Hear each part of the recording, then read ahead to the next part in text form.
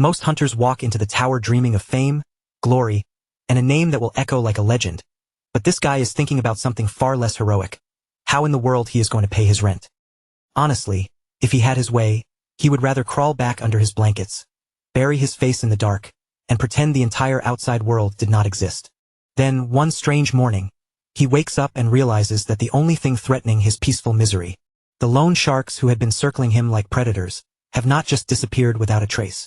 Their severed heads are waiting right outside his door, lined up with unsettling care, each one wrapped up like a gift and tied with a bright red ribbon that almost looks cheerful.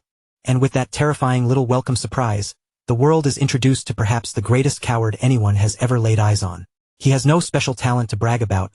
His anxiety crushes him before danger even arrives, and he dodges anything remotely risky like it carries a fatal disease. But the system has other plans, and without asking for his opinion, it shoves him straight into a deadly game. A game built around one simple rule. Summon spirits, then let those spirits fight the battles for him. The only issue is that the beings answering his call are not noble heroes or loyal guardians. They are S-rank lunatics with terrifying power and completely unpredictable personalities. And somehow, on top of trying not to die, he also has to monitor their moods and keep track of their satisfaction levels. It is less like commanding an army and more like driving a rideshare car full of serial killers while desperately praying for a 5-star rating. He even tries to mess things up on purpose, hoping that if he performs badly enough, no one will ever notice him. But every time he gives an order, his summons twist it in the worst possible direction and somehow wipe out entire floors within seconds. Before he can even understand what happened, records that hunters spent years chasing are smashed apart like cheap glass.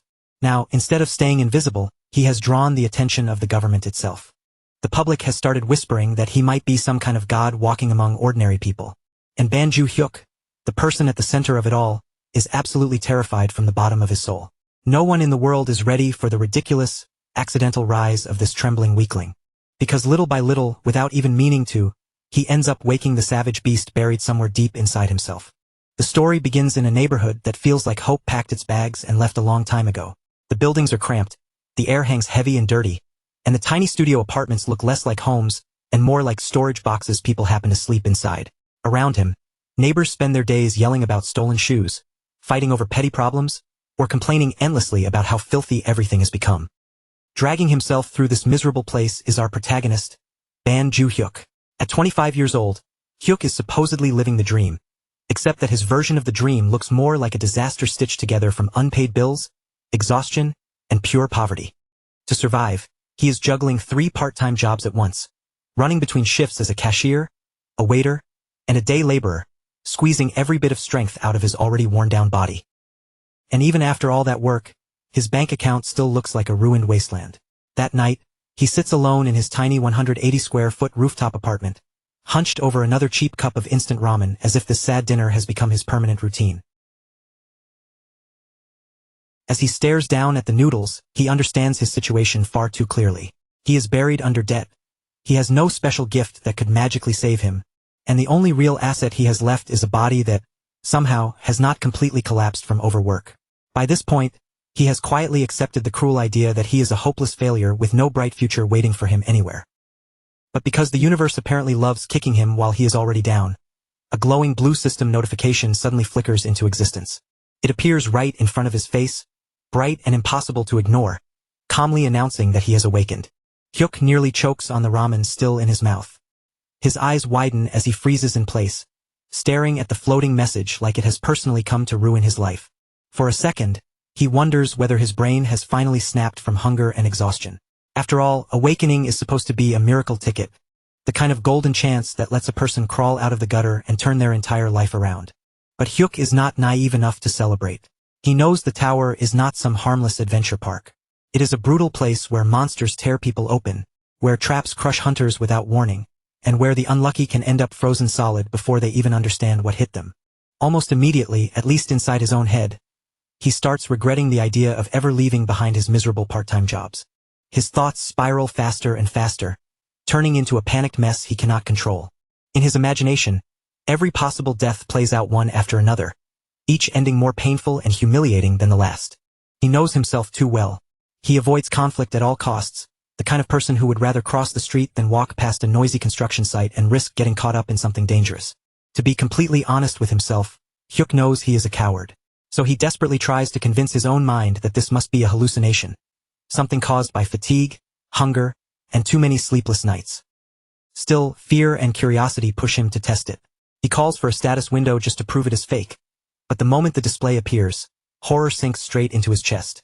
The system shows his name clearly, Ban Ju Hyuk, affiliated with the Black Tower, Level 1. And beneath that, his class is written as Summoner. Under his name, 3 skills are neatly listed: Designated Summon, Random Summon, and Summon General skills. Then his gaze drifts toward the inventory slot. And in that instant, the last bit of denial inside him cracks. Because this is not a dream, not a prank, and not some stress-induced illusion. He reads through the explanation of his trait, learning that a summoner is able to call forth spirits, golems, and even demonic beasts to serve in battle. That only makes him stare harder at the screen, wondering with a sinking feeling what kind of summoner he has actually become. Feeling awkward and a little ridiculous, he decides to test it right there in the middle of his cramped little room. He speaks the words for a random summon, but deep down, he expects absolutely nothing to happen. After all, everyone knows that skills are only supposed to work inside the tower. Using one out here in the real world should be completely impossible. For a moment, he feels embarrassed for even trying something so stupid. But then, before he can laugh it off, the system actually answers him. A confirmation appears, cold and official, declaring that random summon has been activated. The next second, a brilliant purple light explodes through the tiny room, flooding every corner with a glow so intense that Hyuk can do nothing but stare. Hyuk's panic spikes the moment the light begins shaping itself into a figure. But what appears in front of him is not some terrifying monster, and it definitely is not an awe-inspiring dragon. Instead, standing there in the middle of his tiny room, is simply a man. A red-haired human stands in the purple afterglow, blinking in confusion as if he has no idea how he ended up in this cramped little apartment. Hyuk can only stare, his mouth half open and his mind completely blank. Until that moment, he never even imagined that summoning an actual person could be possible. Then the summoned man suddenly lifts his nose slightly and sniffs the air. He completely ignores the impossible magical event that just happened around him, and instead, his full attention locks onto the pot of ramen sitting nearby. After staring at it for a moment, he casually asks if he can have just one bite. Hyuk just stands there, speechless. He has somehow activated real magic and pulled off something that should be completely unbelievable. Yet the result is not a mighty beast or a legendary guardian, but some freeloader who immediately starts asking for his dinner. The red-haired man wastes no time and starts eating the noodles, even complaining about how spicy they are as if he owns the room and Hyuk is the guest. Hyuk's thoughts are a complete mess. He cannot understand how the skill worked outside the tower in the first place, and even more importantly, he has no idea who this strange man is. As if responding to his confusion, the status window quickly appears with an explanation. It says that human summons are separated into different tiers, almost like some bizarre gacha system with the ranks starting from rare and climbing all the way up to legendary special super rare. The system also presents one firm rule. No matter what happens, the summon must protect the summoner above everything else, and every command must be obeyed without failure. Hyuk immediately grabs onto that final line like it is the only piece of safety in the room. Absolute obedience, at the very least, that sounds like something he can use. Then the system finally reveals the identity of the man currently stealing his noodles. His name is John Kozak, an SR rank being, and his title is the Mad Assassin of the Cruel Assassins Guild. The moment Hyuk reads that, a brutal headache suddenly slams into him. The pain is so intense that it feels like his brain is being ripped apart from the inside, then violently put back together again as Kozak's memories come flooding into him. Flashes tear through Hyuk's mind, showing Kozak killing people with terrifying ease, moving through victims like death itself. He sees the man carefully wrapping the severed heads of his targets like presents, treating the gruesome act with chilling calm. At that moment, Hyuk understands with horrifying clarity that the title Mad Assassin is not a joke or an exaggeration at all. Kozak's own life eventually ended after he failed to assassinate the Empire's strongest sword, Master.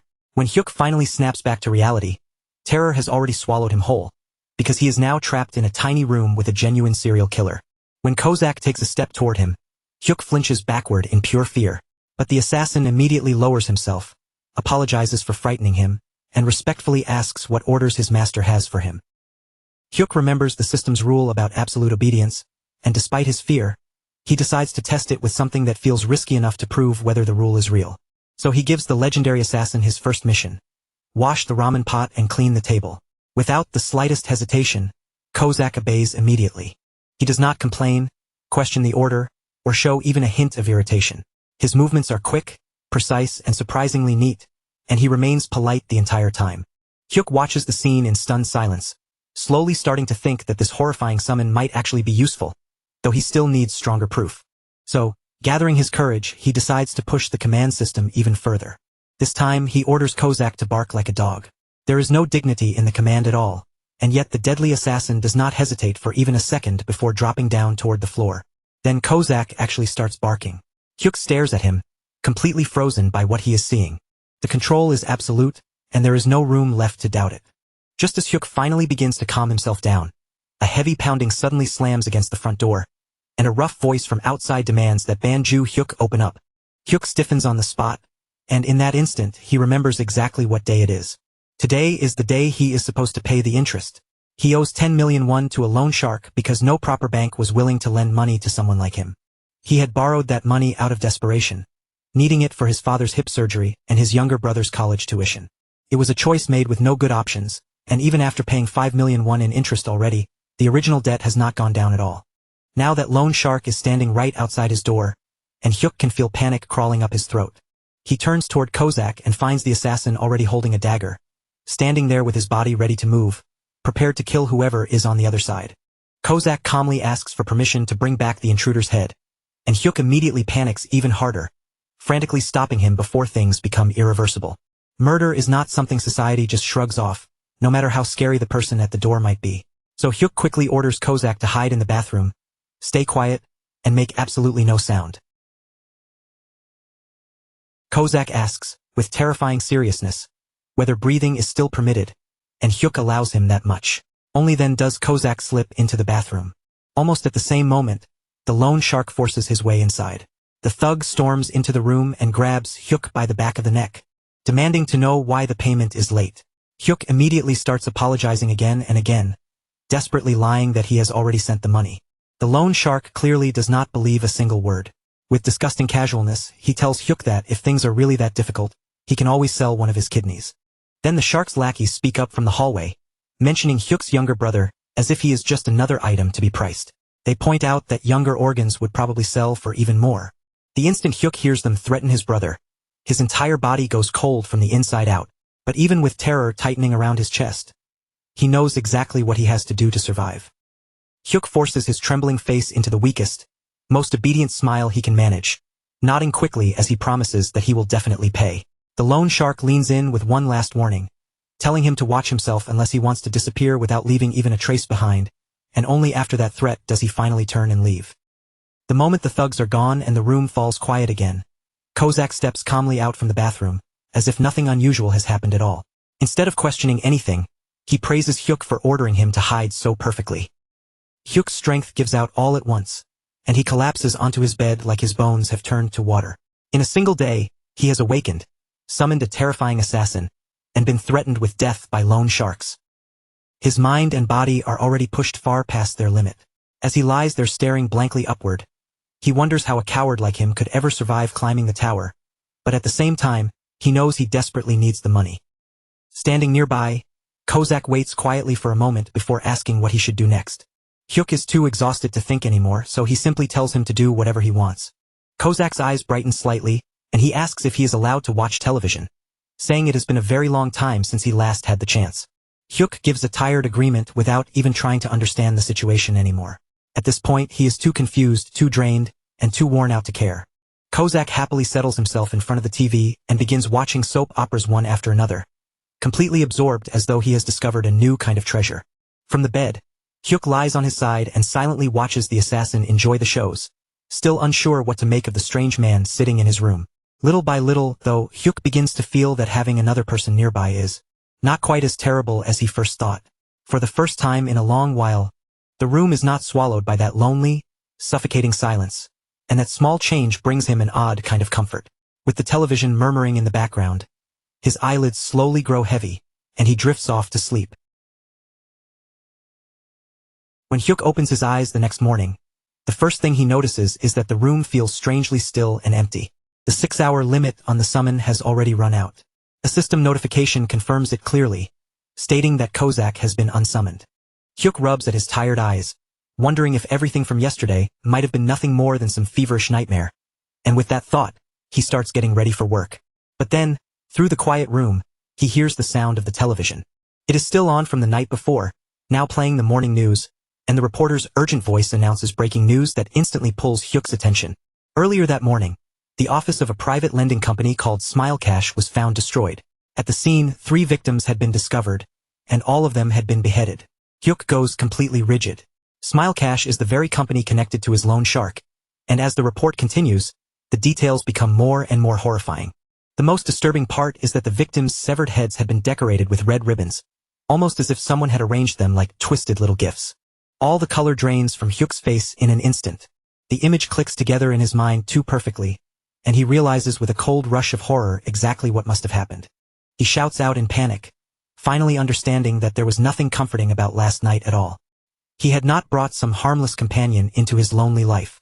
He had summoned a deranged killer who slipped out while he was asleep and slaughtered the debt collectors who had threatened him. The news continues pouring more fear into him, repeating the details of the Smile Cash murders and making the picture even clearer. 3 dead men, all beheaded, with red ribbons left behind like decorations. Hyuk knows without any doubt that this was Kozak's work, and the seriousness of it hits him so hard that his thoughts begin spinning completely out of control. His imagination runs wild, throwing him into the middle of his cashier job, where even an ordinary customer holding a heart-shaped object suddenly starts looking dangerous. Or worse, like someone might step up to the counter and casually hand him a severed head. Fear takes over every part of him, squeezing out any normal thought he has left. He becomes convinced that sooner or later, the police will trace the murders back to him. Too shaken to act normal, he calls in sick to every single one of his jobs. There is simply no way he can stand behind a counter or carry trays while thinking he might somehow be connected to a triple murder.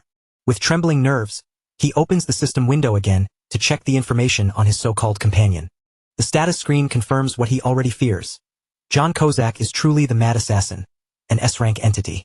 It also lists his human manifestation limit as 6 hours, making it clear exactly why he vanished by morning. Hyuk tries to summon him again, desperate for answers and needing to confront him directly. But instead of immediately bringing Kozak back, the system suddenly changes into something completely unexpected, almost like a customer service screen. A message appears in front of him, asking him to rate his experience with John Kozak before he can use the skill again. Hyuk stares at the floating rating stars in total disbelief. This man had killed 3 people while Hyuk was asleep, and now the system wants a review. From Hyuk's point of view, that seems like the easiest 1-star rating imaginable. He wants to give Kozak the worst score possible, for all the chaos and terror he caused, but then his conscience suddenly gets in the way. He remembers his mother working as a water purifier salesperson, and how badly low ratings could hurt someone doing that kind of job. Even in a situation this insane, Hyuk cannot bring himself to be cruel, not even toward a murderer. After a long, defeated sigh, he gives up on revenge and settles for a polite 3-star rating instead. The instant he submits it, Kozak appears in the room once again, wearing a bright smile. He thanks Hyuk warmly for the generous 3-star rating, then promises that he will do even better next time. The cheerful innocence on his face is completely wrong for someone who has just carried out a massacre. Hyuk does not waste a second. He immediately asks Kozak straight out whether he was the one who killed the men who came to the house the day before. Kozak answers without hesitation, openly confirming it while cheerfully explaining that he had taken care of them right before his summon time ended. Nausea rises in Hyuk's throat as he fully understands that the person standing in front of him is a real killer.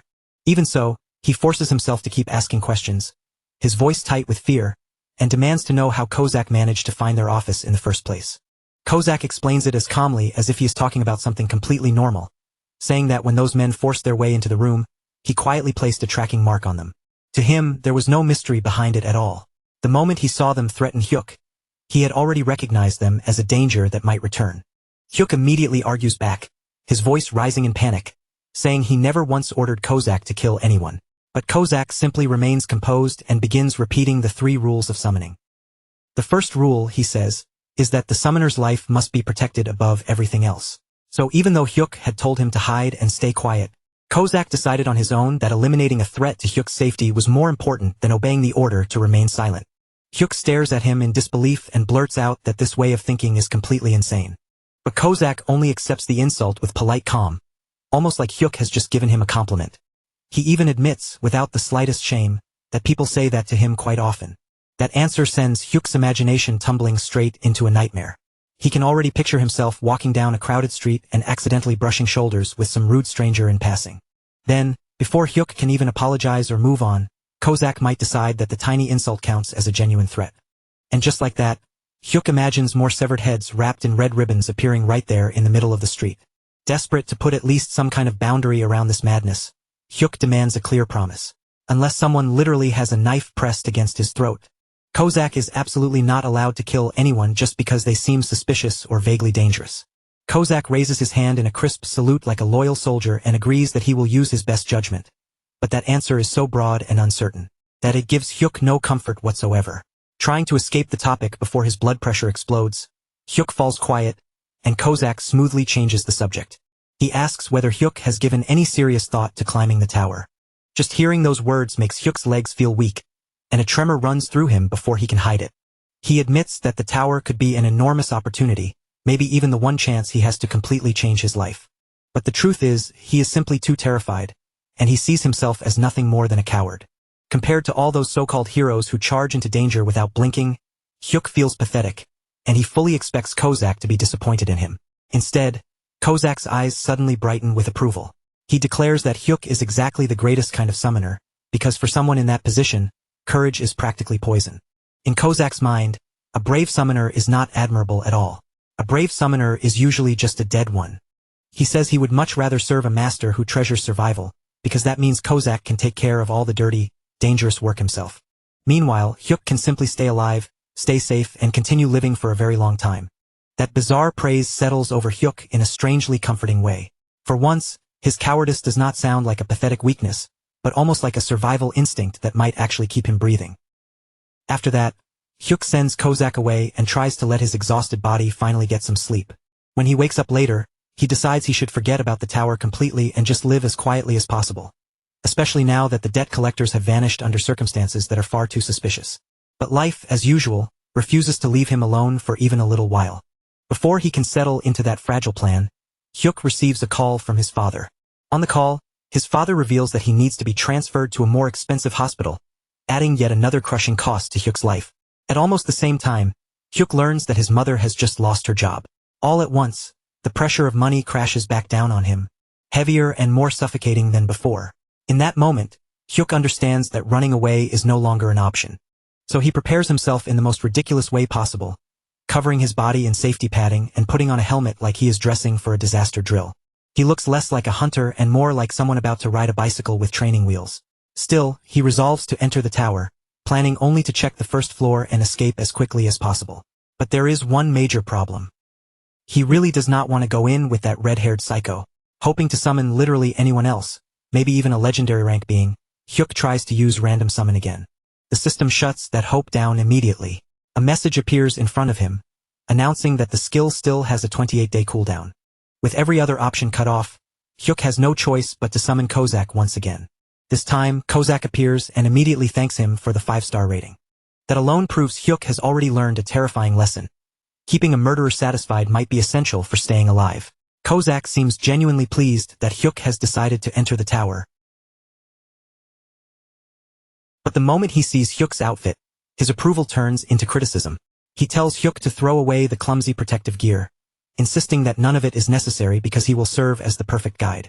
Kozak promises that Hyuk will not have to do a single thing himself. So with a deep, shaky breath, standing beside the most dangerous escort imaginable, Hyuk accepts the prompt and enters Korea's Black Tower. The destination is the first floor, and his grand entrance into the tower begins, though calling it grand might be too generous because Hyuk is mainly focused on trying not to throw up all over the assassins standing next to him. The teleportation hits him like a brutal wave, twisting his balance and churning his stomach until he ends up clinging to John Kozak like a helpless koala. When they finally arrive, the first floor spreads out before them as a barren wasteland. There is nothing warm, safe, or comfortable about it. Only an empty, unforgiving landscape that immediately makes Hyuk regret being there. Kozak, of course, remains perfectly calm beside him. He gently pats Hyuk as if soothing a frightened child and assures him that the nausea will fade with time, while Hyuk slowly staggers away from the safe zone with one hand pressed against his chest. Just then, a system notification appears before him, almost as if it is trying to encourage him and give his shaky confidence a tiny push forward. The message tells him that simply stepping into the dungeon has raised his physical abilities to a mature level. Almost immediately, the nauseous feeling in his stomach begins to fade away. In its place comes a strange rush of confidence that Hyuk definitely has not earned. He clenches both fists, feeling his body become lighter, stronger, and faster, as if he might actually be capable of doing something impressive. For one brief, dangerous moment, Hyuk honestly believes he might be able to fight. Then the system gives him his first mission. Defeat 5 fat grubs with tough skin within 2 hours. The name alone already sounds disgusting, but when he sees the real thing, it is somehow even worse. The so-called grubs are actually huge beetle-like creatures, bulky, ugly, and unpleasant enough to make his skin crawl just by looking at them. Hyuk tries to dig through everything he knows about them and remembers that these monsters are considered the tower's basic training enemies. But basic does not mean harmless, because for a true beginner, taking down even one of them usually requires about 30 minutes of desperate struggle. Their shells are famously thick, tough enough that most beginner weapons simply bounce off without leaving much damage behind. Even so, Hyuk is still riding that temporary confidence boost, and he decides this has to be the moment where he finally proves himself. With a serious look on his face, he asks Kozak for a weapon, determined to defeat at least one monster with his own hands. Weapon raised, Hyuk walks toward the closest giant insect, and for a second, he almost looks like a real hero stepping forward into battle. Then the creature moves. Not even a full attack, just the smallest twitch of its body. But that tiny movement is enough to shatter every piece of courage Hyuk had built up. All that confidence collapses in an instant, disappearing like it was never there at all. Hyuk spins around and screams for Kozak to save him, throwing away every last shred of pride in less than a second. Kozak does not mock him or complain. Instead, he calmly praises Hyuk for choosing retreat at the correct moment. Then the assassin steps forward, but he does not simply stab the insect and end it quietly. That would have been far too normal for someone like him. Instead, Kozak activates a technique called blade explosion with C4. And yes, that is exactly as ridiculous as it sounds. He actually brings military-grade plastic explosives into a fight against tutorial beetles. A massive explosion tears through the wasteland, blasting dust and debris in every direction, and the insects are not just defeated. They are completely erased from existence. Hyuk stands there frozen, staring through the drifting dust in total shock as the mission ends.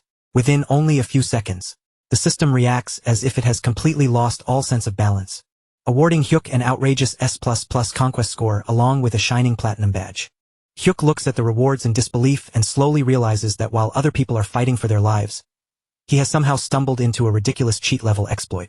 As Hyuk dusts himself off and tries to process what just happened, a global alert suddenly reaches every player across South Korea. The announcement declares that the second floor of the Black Tower has now been opened. Across the country, the scene jumps to hunters and training gyms, crowded bars, and other meeting spots, all reacting with confusion as they wonder who could have cleared the first floor that insanely fast. Meanwhile, Hyuk is already back in his apartment, sitting in his cramped room and going through the loot he brought home. He carefully examines the magic stone he has just obtained, turning the blue crystal over as he studies it. It is an essential resource for modern industry, and even though the market is already flooded with them, this one is still valued at 50,001 won. Hyuk immediately starts doing the math in his head. He has made 50,000 won in just 5 minutes. That is more than he earns after several brutal days of carrying bricks until his body feels like it might break.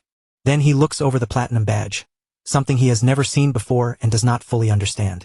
But for now, he decides to set it aside because compared to mystery rewards, the money is the only thing that truly matters to him. To celebrate this sudden little fortune, Hyuk decides to order delivery. He chooses pork trotters, but because he is a surprisingly considerate master, he picks the regular version instead of the spicy one. After all, he remembers very clearly that the legendary mad assassin has an absurdly delicate tongue and cannot handle heat at all. Kozak is visibly touched by the consideration, though he still eyes the food with suspicion and asks carefully whether it is spicy.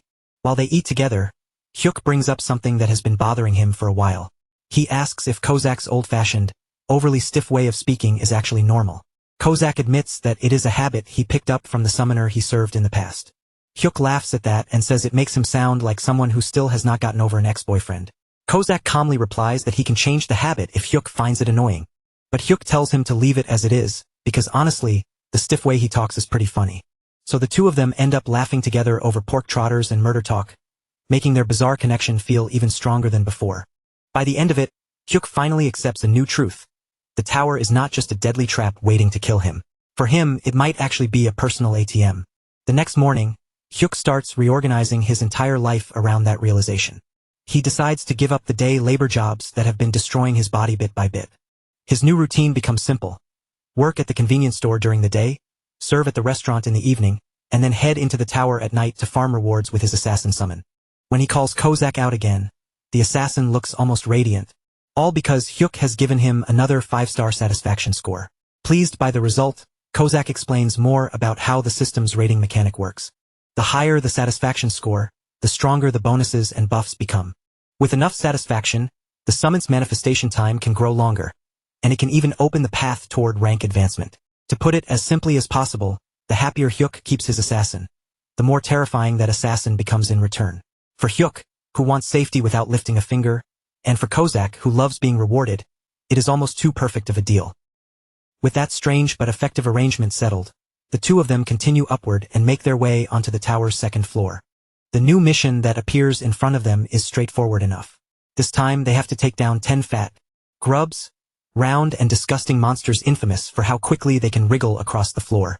Despite their bloated bodies, these things move shockingly fast. Hyuk's face tightens the moment he sees them darting around. He starts getting nervous, wondering out loud whether they can even catch creatures that slippery. Kozak, however, only flashes a confident grin. In the most casual tone possible, he says he will finish everything in 3 minutes. Then they can go back and eat fried chicken. And just like he said, Kozak launches forward and wipes out every last one of those quick-moving bugs before they can cause any real trouble. The result is the same as before. Another S++ rating appears. Another platinum badge drops into Hyuk's hands, and another pile of magic stones gets added to his growing rewards. At that point, Hyuk can only stare at the results and realize how absurdly easy this whole climb is becoming. And of course, they do not stop there. They immediately storm into the 3rd floor and face off against ice grubs. Cleared. Then comes the 4th floor, cleared just as quickly. After that, the 5th floor falls too. By now, Hyuk is gathering platinum badges so easily that it almost looks like he is scooping up cheap little prizes from some discount reward booth. He even notices something ridiculous. A whole floor can be cleared in about the same amount of time it would take to make himself a cup of coffee. Then, after the 5th floor is conquered, the system delivers a special reward for collecting 5 platinum badges. This time, the reward is something called a trade enhancement. Hyuk reads the notice floating in front of him, and his eyes slowly widen. The number of summons he can control at the same time has now increased to 2. The cowardly Hyuk freezes right there, his entire body locking up for a second. One unstable assassin was already enough to handle every floor without breaking a sweat. But now he can summon 2 of them at once. If one Kozak was already turning the tower into a joke, then the tower is absolutely not ready for what comes next. Hyuk keeps staring at his status screen, his eyes moving over the numbers. Then his brain starts working like a bargain hunter who has just walked into the biggest sale of his life. He realizes that after all these speed clears, he has gained enough control capacity to manage 2 summons at the same time. In other words, he could already surround himself with a proper little party. But the moment he checks the cooldown on his random summon skill, he stops. The remaining time is still more than 20 days. So Hyuk decides to think ahead instead. Rather than risk pulling some useless summon right now, he chooses to wait for the cooldown to reset. That way, he can move with 3 people at once. Himself, Kozak, and 1 brand new meat shield to make his safety as guaranteed as possible. In his head, Hyuk calls this wise patience and careful planning. But honestly, the truth is painfully obvious. He just wants to do even less work than he is already doing. Meanwhile, far away from Hyuk's lazy little strategy session, the Awakened Management Agency is being thrown into complete chaos. Inside the government office, a group of exhausted officials is scrambling around, desperately trying to figure out who on earth is clearing the Black Tower, with an unbelievable S++ rating. Team leader Gwangil and section chief Lin Li Min are practically sweating through their clothes, because before this, Korea's best record was not impressive at all. Their previous peak was a miserable E rank, and now the director is spiraling into panic. Terrified that another country might step in first, offer this mysterious super rookie better treatment, or even worse, try to abduct them outright. With the pressure rising by the second, they order a full nationwide search for this unknown player. Of course, they have absolutely no idea that the person they are desperately hunting is not in some elite training facility, but sitting around at home in his underwear, slurping instant noodles like nothing important is happening. And back inside the tower, Hyuk and Kozak are already treating the 8th floor like it is nothing more than a casual walk through the neighborhood. This time, their opponents are red-horned frog warriors. The monsters barely have a chance to move before Hyuk can even properly react, because Kozak has already cut through them and turned the whole group into neatly sliced meat. Just like that, another floor collapses beneath them, followed by yet another S++ rating and 1 more platinum badge added to Hyuk's collection. Hyuk starts grumbling under his breath, saying the hardest part of his day is not even the fighting. It is the dizzy feeling he gets every time he enters the tower. Kozak, staying calm beside him, reminds him that things will only start getting truly serious after the 10th floor. Hearing that, and feeling strangely generous for once, Hyuk decides it is time to reward his loyal killer. He takes out his wallet, holds it toward Kozak, and tells him to go outside for a while, enjoy himself in the real world, and eat something delicious. Kozak refuses almost instantly. His loyalty does not even waver for a second, and he makes it clear that he has no intention of leaving his summoner's side. Hyuk lets out a long breath, giving up on the idea. If Kozak will not go out for a celebration, then Hyuk decides the celebration can simply come to them instead. So they order chicken, and the moment food enters the conversation, Kozak becomes visibly excited, almost trembling with anticipation. While the assassin is completely focused on the coming meal, Hyuk opens his inventory and starts checking what he has gathered. Inside, he spots 5 healing potions that can only be used within the tower, and he quietly plans to hand them over to Kozak later. But the real treasure is the stack of magic stones sitting in his inventory. Hyuk quickly calculates the amount in his head and realizes he is holding over 3 kilograms of magic crystals. If he sells them all, the total value would easily shoot past 1 billion. In only 1 week, Hyuk has gone from having almost nothing to becoming a billionaire. Even more ridiculous, he managed it without putting in any real effort himself. By the 10th day, his routine has become completely fixed. Hyuk goes to work, stands through his cashier shift like usual, then returns home and casually wipes out monsters inside the tower. After another successful run, he gives Kozak yet another 5-star rating, and that rating extends the assassin's active time by 1 more full hour. Kozak responds by making a heart shape with his arms, showing his gratitude in the strangest possible way. The gesture looks cute for half a second, until you remember this is coming from someone who cuts off heads for a living. Then the two of them finally step onto the 10th floor, and the instant Hyuk arrives, he feels that something has changed. Mana surges through Hyuk's entire body all at once, rushing beneath his skin like a storm that refuses to be controlled. To him, the feeling is not calm or gentle at all. It is raw, fierce, and completely untamed. That sudden wave of power shoots straight to his head, making his thoughts heat up as his confidence swells far faster than it probably should. And with that reckless excitement boiling inside him, Hyuk suddenly decides that this time, he wants to join the fight himself. The moment Kozak hears that, his face tightens with obvious alarm. In Kozak's mind, even the smallest injury on Hyuk would be unacceptable. If Hyuk got so much as a scratch, Kozak would feel forced to punish himself for failing to protect him properly. But Hyuk pays no attention to that worry. His pride has already taken over, and in his eyes, the opponent is nothing more than an oversized insect crawling in his way. Then the monster finally appears before them, and for one brief instant, the situation almost looks like Hyuk is about to show some real skill. Or maybe it is simply Kozak moving so quickly that the eye can barely follow him. Either way, before the creature can even properly attack, its body is sliced cleanly in half in a single instant, collapsing as if the battle was over before it ever began. Right after that, the system's announcement rings out, declaring that the 10th floor has been cleared. At the same time, a huge pile of rewards is dropped directly into Hyuk's hands. And because Hyuk has now collected a total of 10 platinum badges, the system presents him with an unexpected special option. He is being given the chance to copy one skill from one of his summons. The list is filled with powerful offensive choices, including deadly abilities like Blade Explosion and Poison Dagger. For most players, the answer would be obvious. They would grab the strongest damage skill without thinking twice. But Hyuk does not hesitate for even a second. The skill he chooses is Shadow Step. Kozak immediately looks at him with confusion, clearly wondering why he would pass over such destructive attack skills. Hyuk answers honestly, admitting that Shadow Step is the best choice because it gives him exactly what he needs most, a way to escape. Instead of criticizing him, Kozak accepts the decision and stands behind it. To Kozak, this is not cowardice at all. It is practical judgment because no matter how strong someone becomes, surviving always comes before showing off. Later, back inside his living room, Hyuk gets eager to test his brand new teleportation skill. He starts hopping and darting around the room like a restless animal, trying to trigger Shadow Step again and again, but nothing happens. Only after making a complete fool of himself does he realize the truth. Tower skills cannot be used outside the tower. So there he is, bouncing around his own apartment for no reason, looking absolutely ridiculous. Once Hyuk is finally ready to turn his newly gained loot into real money, he contacts the Awakened Management Agency and tells them he wants to sell his magic stones. To Hyuk, this is nothing more than a simple cash transaction. But to the agency, this contact is far more important than he realizes. For them, this may be the exact clue they have been waiting to find. Team Leader Gwangil and Section Chief Lin Li Min immediately rush toward the address, moving with the urgency of people who cannot afford to miss this chance.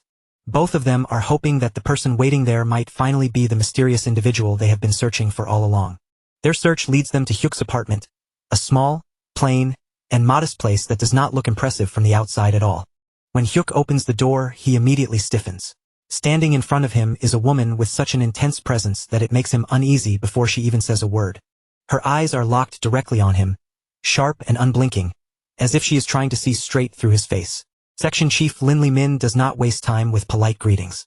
She steps straight into Hyuk's personal space, closing the distance without hesitation. Then, with her gaze fixed firmly on him, she demands to know whether he is the S++ ranker. Lin Li Min leans in so close that Hyuk feels like she is inspecting every tiny detail of his face. Her pressure does not let up at all as she keeps pushing him, asking again whether he is really the S++ ranker. Hyuk does everything he can to keep his expression steady, forcing himself to deny it as calmly as possible. But inside, fear is devouring him. He has no clue whether these agency people carry some hidden awakening detection device that could expose him on the spot. Luckily for him, even though his acting is terrible, his natural aura of helpless, useless-looking weakness is almost too convincing to question. Lin Li Min studies the frightened, miserable look on his face, and her suspicion quickly fades.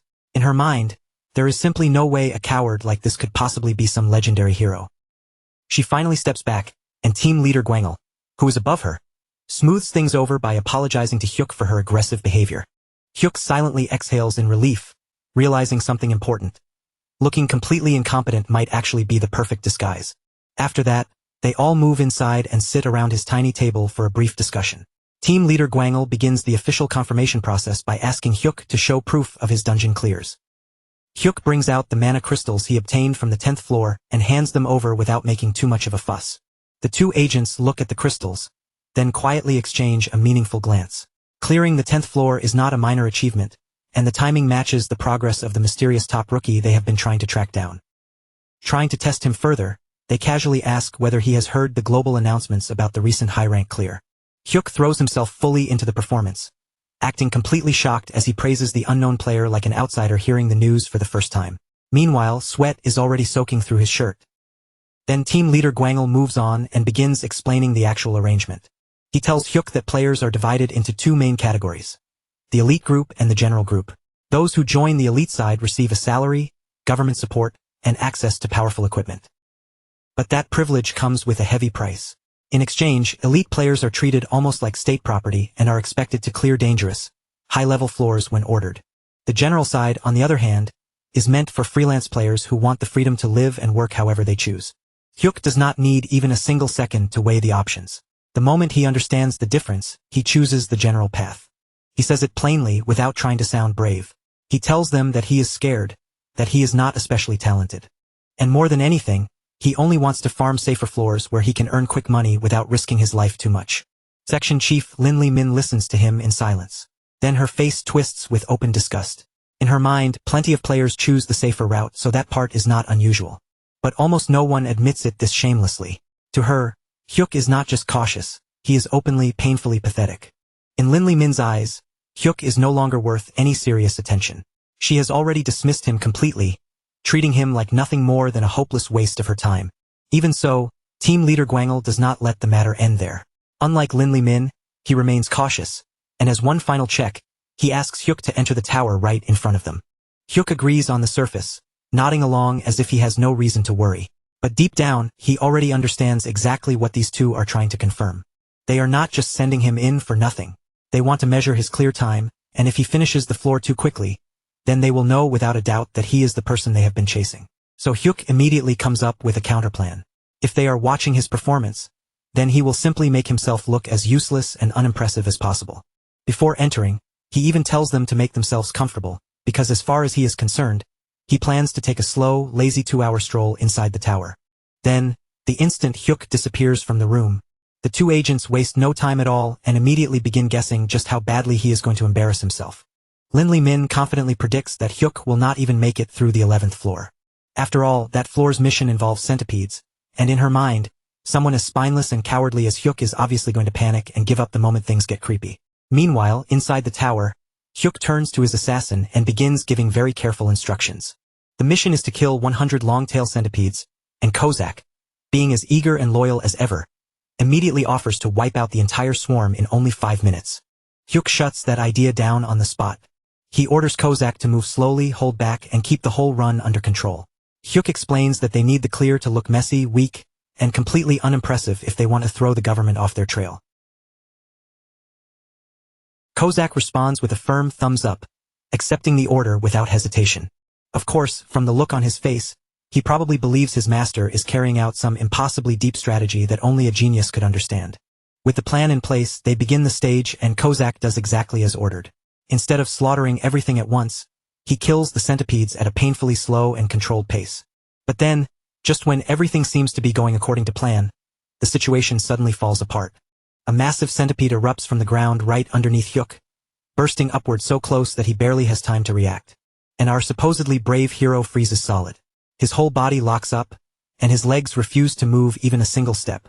The moment Kozak sees his summoner in danger, every careful instruction disappears beneath his absolute loyalty to Hyuk's safety.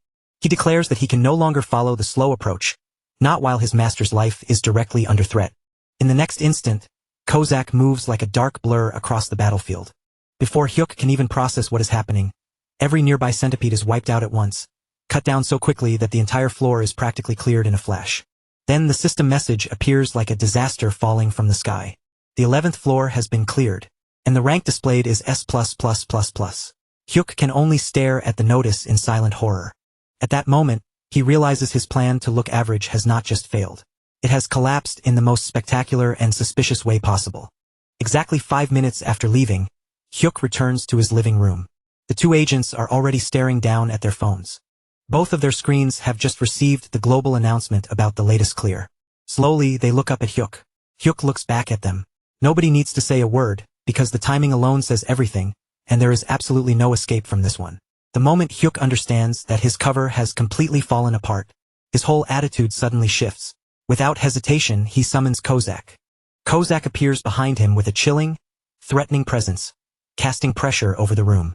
Hyuk looks at the two visibly shaken government agents and tells them that he truly never wanted things to come to this, but now they have to be silenced. For one terrifying moment, it seems like this coward is about to step into his villain era. But the truth is, Banju Hyuk is trapped inside a horrifying fantasy created entirely by his own panic. In that nightmare playing out in his mind, he watches in pure horror as his assassin moves forward. John Kozak takes the earlier order to silence the agents far too literally.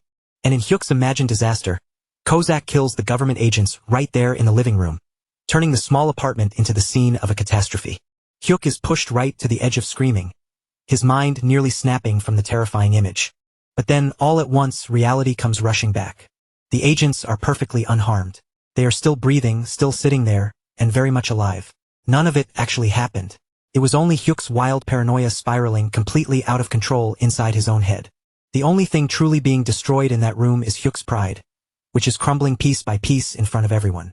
Sweat pours down his face and neck, and Section Chief Lin Li-min looks at him with a frown, asking if he is alright as if he might be having some kind of panic episode.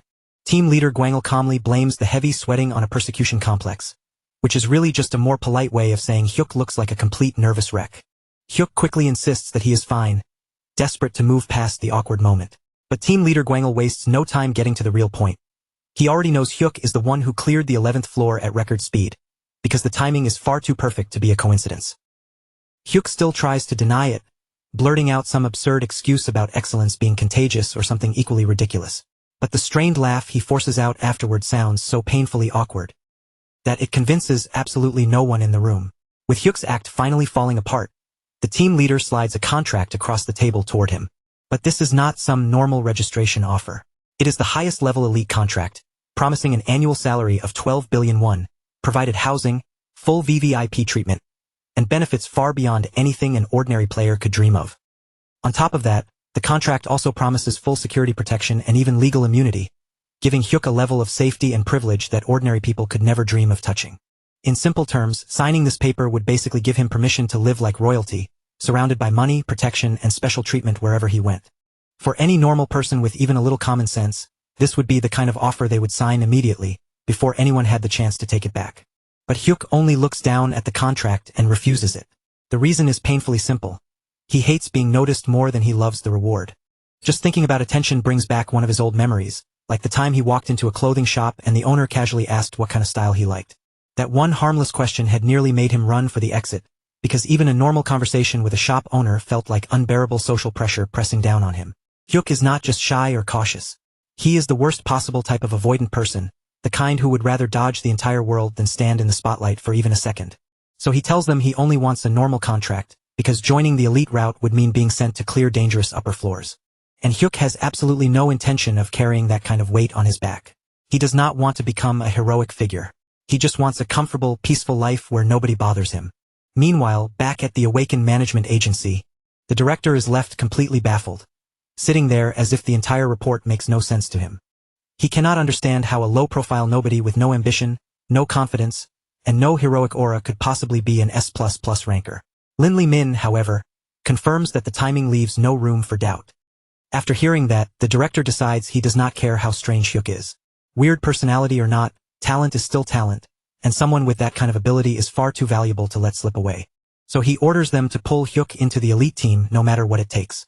And with that single command, he unknowingly sets the stage for even more trouble to come crashing into Hyuk's life later. Back in the supposed safety of his own apartment, Hyuk is absolutely furious. He scolds Kozak for moving way too quickly earlier, because that reckless speed is exactly what exposed them to the agency. Kozak lowers himself and apologizes right away. But Hyuk decides that a simple apology is not enough this time. He has to be strict, so he yells that if Kozak ignores his orders again, there will be nothing waiting for him as a reward. No television, no snacks, only pure misery. And with that harsh warning hanging in the air, they head into the 12th floor to hunt ice weasels. Before anything begins, Hyuk gives Kozak an extremely clear order: move slowly. His goal is to fail the time limit, or at least look average enough that the government finally loses interest in him. Kozak agrees obediently at first, but then he notices something that immediately makes his expression turn serious. The 12th floor is cold. The air bites at their skin, and Kozak sees Hyuk shivering in front of him. To Kozak, that tiny shiver is not just discomfort. He instantly decides that a cold is a deadly illness, one that could put his precious summoner's life in danger. At that moment, every bit of reason disappears from his mind. In order to get Hyuk back to a warm room as quickly as possible, Kozak forgets the plan completely and annihilates the ice weasels in an instant. The result is another S++ rank and yet another platinum badge. Hyuk's desperate plan to look unimpressive is now falling apart in the worst and most suspicious way imaginable. Team leader Gwangil calls him almost immediately, clearly suspicious about how absurdly fast the 12th floor was cleared. Hyuk hangs up the phone without wanting to deal with it, then turns all of his built-up anger straight toward Kozak. He points at the television and declares that the assassin is banned from watching his beloved soap operas. Hyuk makes it painfully clear that anyone who refuses to follow orders deserves no rewards at all, but the cycle of suffering still does not end. On the 13th floor, they find themselves inside a corridor packed with traps. Hyuk immediately starts worrying about all the terrible things that could possibly go wrong. But Kozak sees the traps as an unacceptable threat to his master's safety, so he destroys the entire mechanism almost instantly before Hyuk can even properly panic. Once again, an S++ rank is achieved. Then, on the 14th floor, they are confronted by giant eyeball machines looming in their path. Kozak decides that their sound attacks are far too dangerous for Hyuk's fragile ears, so he wipes the machines out before they even get the chance to make a noise. Another S++ rank appears. At this point, Hyuk finally gives up trying to fight the flow of events. He realizes that no matter how much he struggles, whatever is going to happen will happen anyway. So Hyuk sits down and starts checking the numbers, only to realize that his complete failure to look average has at least one very obvious benefit. In just 14 days, he has earned nearly 8 million won from cash rewards alone. But the real shock comes from the magic stones, because he now has 5 kilograms of them sitting in his possession. If he sells everything, he is basically making around 1 million won a day. The moment that sinks in, Hyuk realizes that a life with a monthly income of 30 million won is now actually within reach. So the very next day, he quits his part-time job without hesitation. Afterward, Hyuk summons Kozak and finds the assassin kneeling with his head lowered, deeply grateful that Hyuk still gave him a 5-star rating despite all the times he disobeyed orders. Hyuk finally decides to stop resisting what is clearly unavoidable. Looking at Kozak, he tells him there is no real reason to keep holding back anymore. Since the management office already knows enough to suspect him, they may as well stop pretending and speedrun everything from this point forward. With that decision made, they enter the 15th floor, where the mission is to kill 20 goblin workers. Hyuk still feels uneasy because goblins are smarter than ordinary monsters and might run away to call for backup. So he warns Kozak to stay sharp and not let his guard down. Kozak calmly tells Hyuk to remain exactly where he is, then activates a skill called Step. The moment he moves, his body becomes a blur of speed and silence, crossing the area so quietly that the goblins barely sense anything at all. Before the goblins can even understand that they are under attack, they are already dead, cut down before fear has time to reach their faces. The mission is cleared immediately, and yet another S++ rank appears before Hyuk. Just like before, another pile of rewards comes pouring in. Among the rewards are a tower-only healing potion and an owner emblem. Back in his room, Hyuk opens his inventory and begins checking through everything he has gained.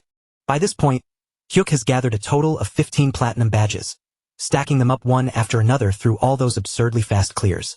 The system immediately recognizes that he has reached another milestone, and right on cue, a new reward offer appears in front of him. Hyuk thinks back to the earlier rewards.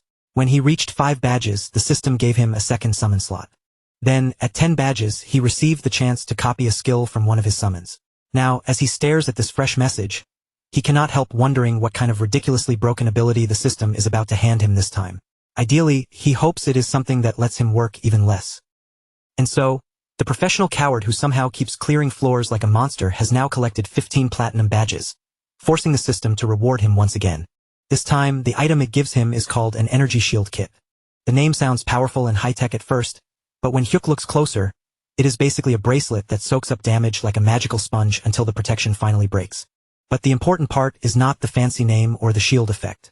What catches Hyuk's eye is the fact that the description does not say tower exclusive, and the second he realizes that, his eyes practically light up with money. If this bracelet can actually work outside the tower, then Hyuk is staring at a payday worth somewhere around 2 to 3 billion won. His mind immediately starts spinning with calculations. Should he sell it and retire comfortably, or keep it and improve his chances of staying alive? Unable to decide on his own, he turns to his personal expert in murder and asks Kozak whether they can clear the 16th floor right away. Kozak, still behaving like Hyuk's most loyal supporter, says that clearing the floor itself is certain. However, if they rush through it, he cannot guarantee an S-rank result. That answer is all Hyuk needs to hear. Risking his life for a worse grade sounds completely stupid to him, so he decides the smarter choice is to sell the bracelet and live comfortably instead. Meanwhile, back at the Awakened Management Agency, the mood has turned painfully heavy. 15 days have already passed since the mysterious super rookie last cleared a floor, and the director is beginning to lose his composure. In his panic, the director becomes convinced that the player has either given up or died somewhere inside the tower. He mourns the possible loss of such absurd talent as if fate itself has made a terrible mistake. Team leader Gwangel tries to calm him down, then checks the logs for any sign of activity. A moment later, he suddenly announces that the player is on the way to use the player shop. The director's grief flips instantly into full-blown panic. He realizes that their precious VIP is still wandering around in beginner clothes and probably does not own anything close to proper equipment. Without wasting another second, he orders the entire shop locked down. He wants the shelves packed with top-level items for Hyuk, but he also gives one very specific instruction. Every item has to be marked down by 90%. In the director's mind, if they simply gave the gear away for free, Hyuk would get suspicious and reject it. So instead, they disguise the whole thing as an unbelievable sale to lure him in naturally. Back at the apartment, Hyuk decides that before he can sell the bracelet, he needs to confirm that it actually works. So he casually hands a dagger to Kozak. Then he asks the assassin to stab him, saying it with the same energy as if he were asking for help opening a jar. Kozak stares at him in absolute horror, as if Hyuk has just proposed something unforgivable.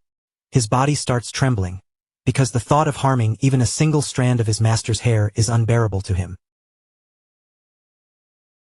Hyuk can only roll his eyes at that dramatic reaction. With a tired breath, he grabs the dagger himself and moves to stab his own arm.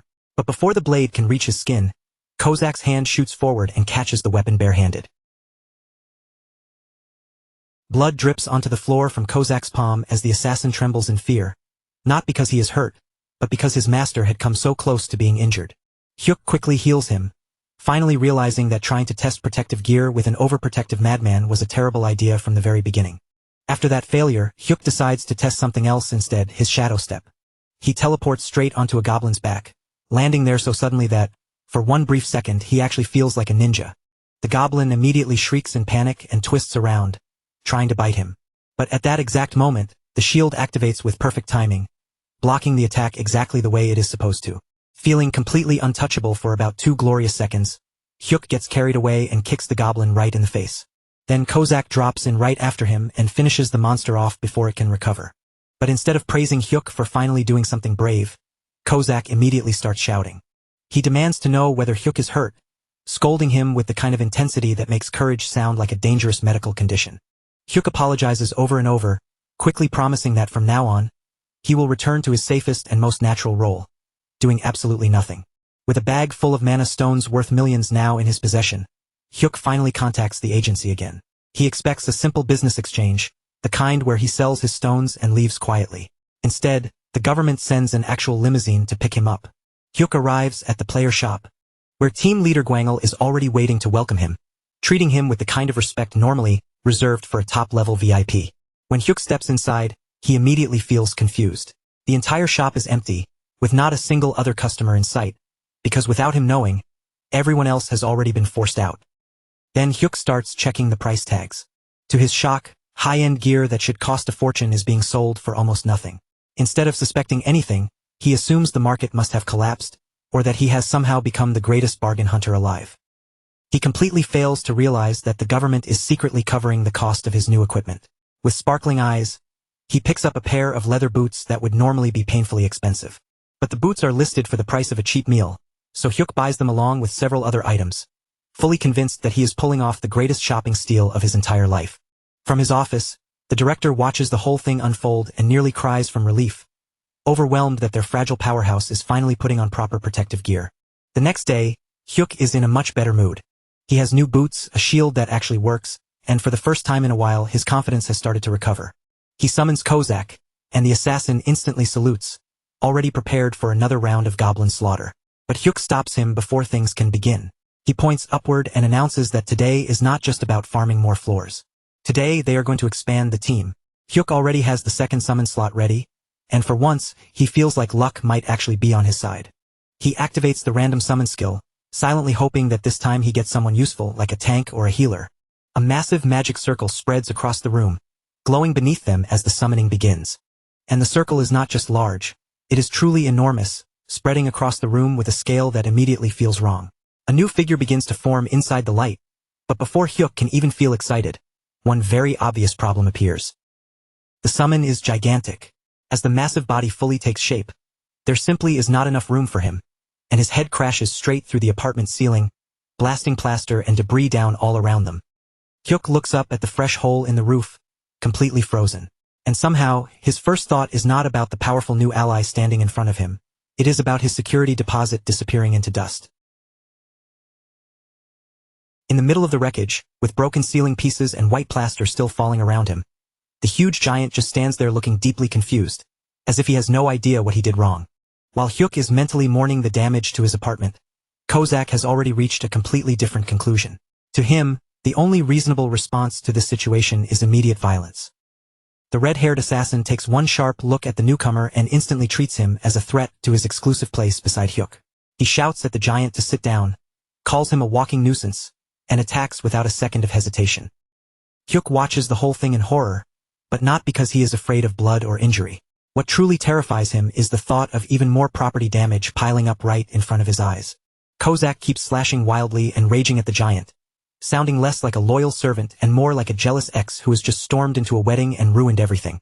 But the giant does not even budge. He remains standing in place, completely unaffected by Kozak's attacks, then looks down at the assassin trying so hard to kill him and calmly says that it only tickles. One of Kozak's eyes twitches at that answer. His voice turns dangerous as he threatens to cut the giant's throat and decorate it. That threat proves Kozak's bizarre obsession with wrapping and decorating things is still very much alive. Hyuk finally cannot take it anymore and steps in, ordering both of them to stop before the entire building comes crashing down. Kozak freezes the instant he hears Hyuk's command, because an order from his master is something he cannot disobey. Even so, the rage is still radiating from him like heat from a blade. Hyuk then asks for a proper report on the new summon. Kozak spits on the floor in disgust and says there is no point in even learning the man's name, because he is nothing more than a meat shield. According to Kozak, this giant is known in the underworld as a complete fool, the kind of idiot who probably does not even understand the 3 laws of summoning. To prove it, Kozak immediately tests him on Article 1, and the giant just blinks slowly, taking far too long to process the question before admitting that he does not know. In fact, he has forgotten it entirely. Kozak turns back to Hyuk with a smug look that practically screams he was right all along, then suggests they kill the giant now and simply roll the gacha again after 100 days. Hyuk completely ignores that casual murder suggestion and instead focuses on checking the system window. The new summon is listed as rare rank, which is the lowest possible tier, and his class is Savage Warrior. His name field is still blank, and his satisfaction score has not even appeared yet. Then that familiar headache suddenly hits Hyuk, and before he can brace himself, he is pulled straight into the giant's memories. What he sees first is a wide, beautiful plain stretching under the open sky, with the giant running around freely among fluttering butterflies. For a brief moment, the memory feels bright, peaceful, and almost harmless, like something innocent from a gentle dream. But then the scene takes a strange turn, because while the giant is happily playing in nature, he is also casually snapping the necks of wolves as if it is just another part of the fun. As the memory continues, the tragedy behind this enormous figure begins to unfold. He had always been simple-hearted and pure in his own way. He was someone who found real happiness in nature, chasing small joys without malice, but he was also unbelievably, almost dangerously stupid. Because of that, a group of so-called heroes tricked him into joining their party. They used him as the frontline shield against a hydra, hiding safely behind his huge body while he took the monster's acid breath directly. In the end, he died protecting the very people who had been laughing at him and mocking him the entire time. When Hyuk returns to reality, the way he looks at the giant has changed. He knows the whole story is twisted and cruel, but he also realizes something important. Someone who is loyal to the point of stupidity and can endure pain like that is exactly the kind of shield a coward like him desperately needs. So Hyuk decides to give the giant a name. He asks whether the giant would prefer to be called Gobang or Gobang. The giant, staying perfectly true to himself, says he does not know. Since the choice is going nowhere, Hyuk simply chooses Gobang for him. Hyuk smiles and promises that he will make Gobang happy, which sounds warm and touching on the surface, until you remember that Hyuk's version of happiness means staying alive while other people do all the dangerous work. Then Hyuk introduces Gobang to Kozak and announces that from now on, the 3 of them are comrades. Kozak's face immediately twists like he has just swallowed something incredibly sour. He politely accepts the word comrade on the outside, but his eyes are already silently calculating how quickly he could tear Gobang apart if he ever got the chance. With their newly formed group now complete, the 3 of them head straight for the 16th floor. The mission this time is to eliminate 30 goblins. Kozak, still behaving like the most dramatic person alive, insists on taking the lead so he can protect Hyuk from any possible poison darts. They move through the forest in a careful formation, with Kozak walking at the front, Hyuk safely tucked in the center, and Gobang following behind to cover the rear. Without warning, a poison dart shoots out from the trees, flying straight toward them. Kozak catches it in midair with effortless precision, stopping it like it is nothing, then immediately turns back to check on Hyuk with extreme concern in his eyes. Hyuk looks around and points out that there are about 50 goblins hiding up in the trees. Kozak prepares himself for a careful and controlled fight, ready to handle the ambush properly, but Hyuk already has a different idea. He tells Gobang to move to the front and block them. Gobang does not stop to think through the situation at all. He does not search for a path, and he does not try to circle around the enemy. He simply jumps. The giant launches his enormous body high into the air, then comes crashing down with the force of a small disaster hitting the ground. The impact sends out such a violent shockwave that even Kozak is thrown off balance for a moment. From the trees, arrows rain down onto Gobang from every direction, but they simply bounce off his skin as if they are cheap toys hitting a stone wall. Gobang laughs happily and says that it tickles, then charges into the goblins and starts crushing them into a bloody mess. Hyuk watches all of it from behind a rock, his eyes wide with disbelief. That is when he realizes that even though Gobang is only ranked rare, his raw physical strength easily reaches SSR level. The system must have pushed his rank down for one simple reason. His intelligence barely exists. After all that brutal slaughter, the group returns to the apartment and celebrates in the most ridiculous way possible, with a pile of fried chicken spread out in front of them. Gobang, of course, looks absolutely overjoyed. Without even pretending to have table manners, Gobang grabs a whole piece of chicken and shoves the entire thing into his mouth, bones and all. He crunches through it happily, cheeks full, eyes shining as he looks toward Hyuk like this is the greatest meal of his life, only bothering to comment on how satisfying the crunch feels. Kozak sits there watching every second of it, and his face twists with pure disgust. After seeing Gobang chew through the bones like they are snacks, he can barely hold himself back and asks if the chicken is supposed to be spicy. But honestly, the spice is not even the real issue. What truly offends Kozak is the horrifying way Gobang eats at the table, as if manners were never invented. Hyuk, seeing the tension rising between them, tries to smooth things over and build at least a tiny sense of unity. Hyuk tells Kozak to ease up, reminding him that Gobang is part of the family now.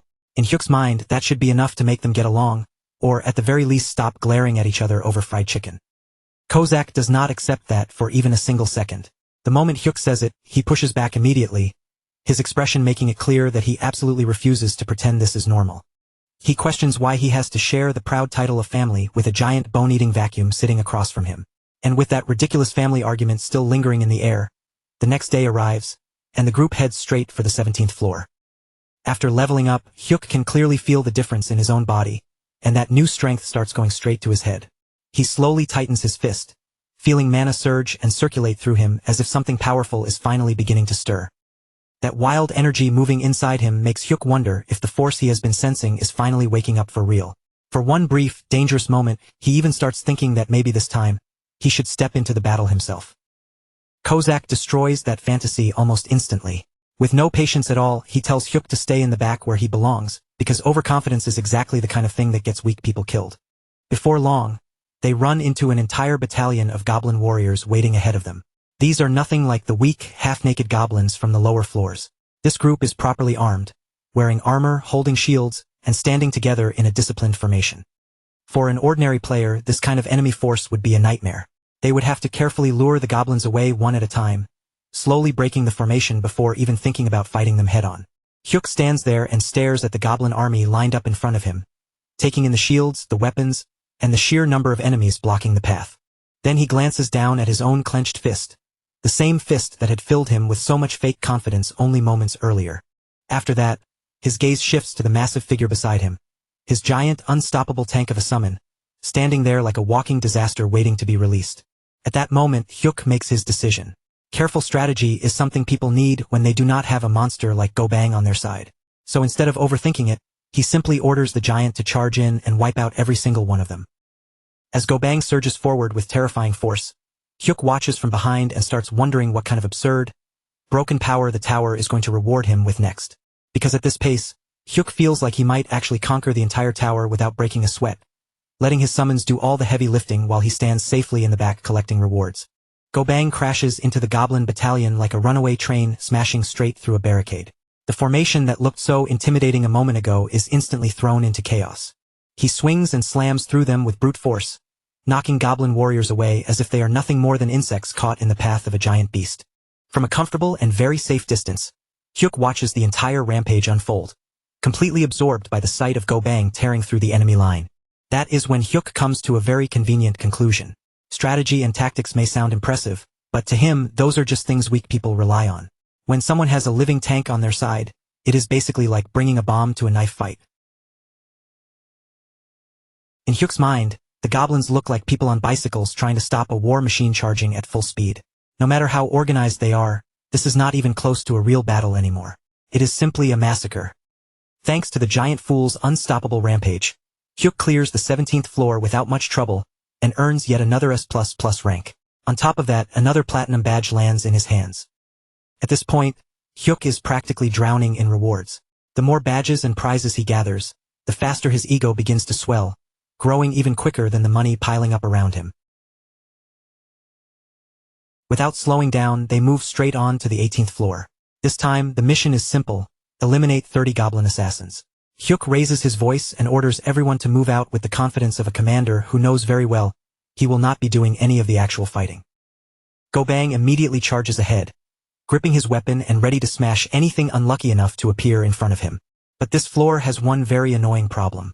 The enemies are invisible, which means even Gobang's overwhelming strength has nothing obvious to hit. The giant swings his club through the empty air again and again, but every attack cuts through nothing. He looks completely confused, standing there like a dog barking at something it cannot see or understand. Gobang grumbles in frustration, complaining that the enemies are cowards for hiding instead of coming out where he can crush them properly. Meanwhile, Kozak has been sulking in the background, clearly irritated because he has gone an entire 5 minutes without killing anything. The moment he sees Gobang struggling, he realizes this is finally his chance to step in. Kozak moves forward with a sharp look in his eyes and declares that he is about to cleanse Hyuk's eyes after making him witness Gobang's pathetic display. Then he mocks the hidden goblins directly, claiming their stealth is nothing compared to what he can do. With full dramatic confidence, the red-haired assassin activates Shadow Step. In the next instant, Kozak vanishes into motion, his body slipping through the battlefield so fast that he seems to disappear completely. Then he begins cutting through the invisible goblins one after another. Every strike lands with frightening precision, and what had been a difficult stealth mission turns into an outright slaughter. Hyuk watches the scene unfold and immediately understands exactly what has happened. Kozak has taken the bait. The assassin had clearly been growing restless because the new summon was stealing all the attention. His pride could not stand it anymore, and now his competitive side has finally exploded. Hyuk grins to himself, realizing that Kozak's jealousy might actually help him collect badges even faster. Silently, Hyuk praises himself as if he has just proven himself to be some kind of brilliant manipulative genius. But almost immediately after that, his thoughts begin drifting into something much, much stupider. After all, Hyuk has already reached level 18, and that number alone is enough to make his confidence start swelling again. He can feel mana flowing through his body more clearly than before, moving under his skin like a rising current. And then, his inflated ego takes physical shape in his mind as he imagines a grand, muscular, wild stallion galloping freely across a bright field of flowers. Yes, this fool genuinely pictures his inner self as a majestic horse charging across the world. In his imagination, it looks powerful, glorious, and unstoppable, even though it has almost no connection to reality whatsoever. Then, through the chaos of Kozak's slaughter, Hyuk suddenly notices a single goblin that has somehow slipped past everything. The horse in his head practically screams for action. Filled with that ridiculous burst of confidence, Hyuk decides this is his moment to step in, so he starts sneaking forward toward the lone goblin. He grips his mace and swings it with far more force than anyone would have expected from him, putting all of that sudden confidence into one heavy blow. The attack lands perfectly. His mace smashes into the goblin's skull and crushes it in a single clean strike before the creature can recover. Hyuk stands over the fallen body, breathing in the moment and feeling, at least in his own mind, like some kind of unstoppable war god. He is probably already composing a dramatic victory speech inside his head. But because he is far too busy admiring himself and basking in that tiny success, his guard drops completely. Because of that, he fails to notice another goblin assassin creeping up directly behind him. The hidden enemy raises its dagger, ready to skewer Hyuk on the spot, and Hyuk turns just in time to see death coming straight at him. Before the blade can touch him, Kozak appears out of nowhere like a shadow snapping into place. With a face full of pure irritation, he knocks the attack away as if saving Hyuk from his own stupidity is already exhausting him. Then Kozak drives a kick into the goblin with such brutal force that the creature might as well have been launched into another world entirely. After dealing with the threat, Kozak turns his sharp gaze back toward Hyuk. The look on his face says everything. He turned away for only 2 seconds, and Hyuk somehow nearly managed to lose his entire purpose for existing. But even after that brutal exchange, the battle is nowhere near over. More goblins pour in from all sides, swarming the field like a green tide. On the left, Gobang is smashing through them with raw power, while on the right, Kozak keeps the entire flank locked down so tightly that nothing can slip past him.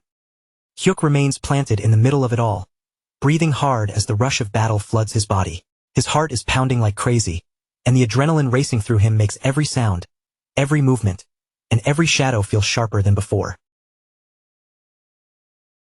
Then, from somewhere deep inside him, that wild stallion comes charging back again, fierce and untamed, as if the fear inside his chest has suddenly turned into momentum. Only this time, that feeling is not just some image running through his imagination.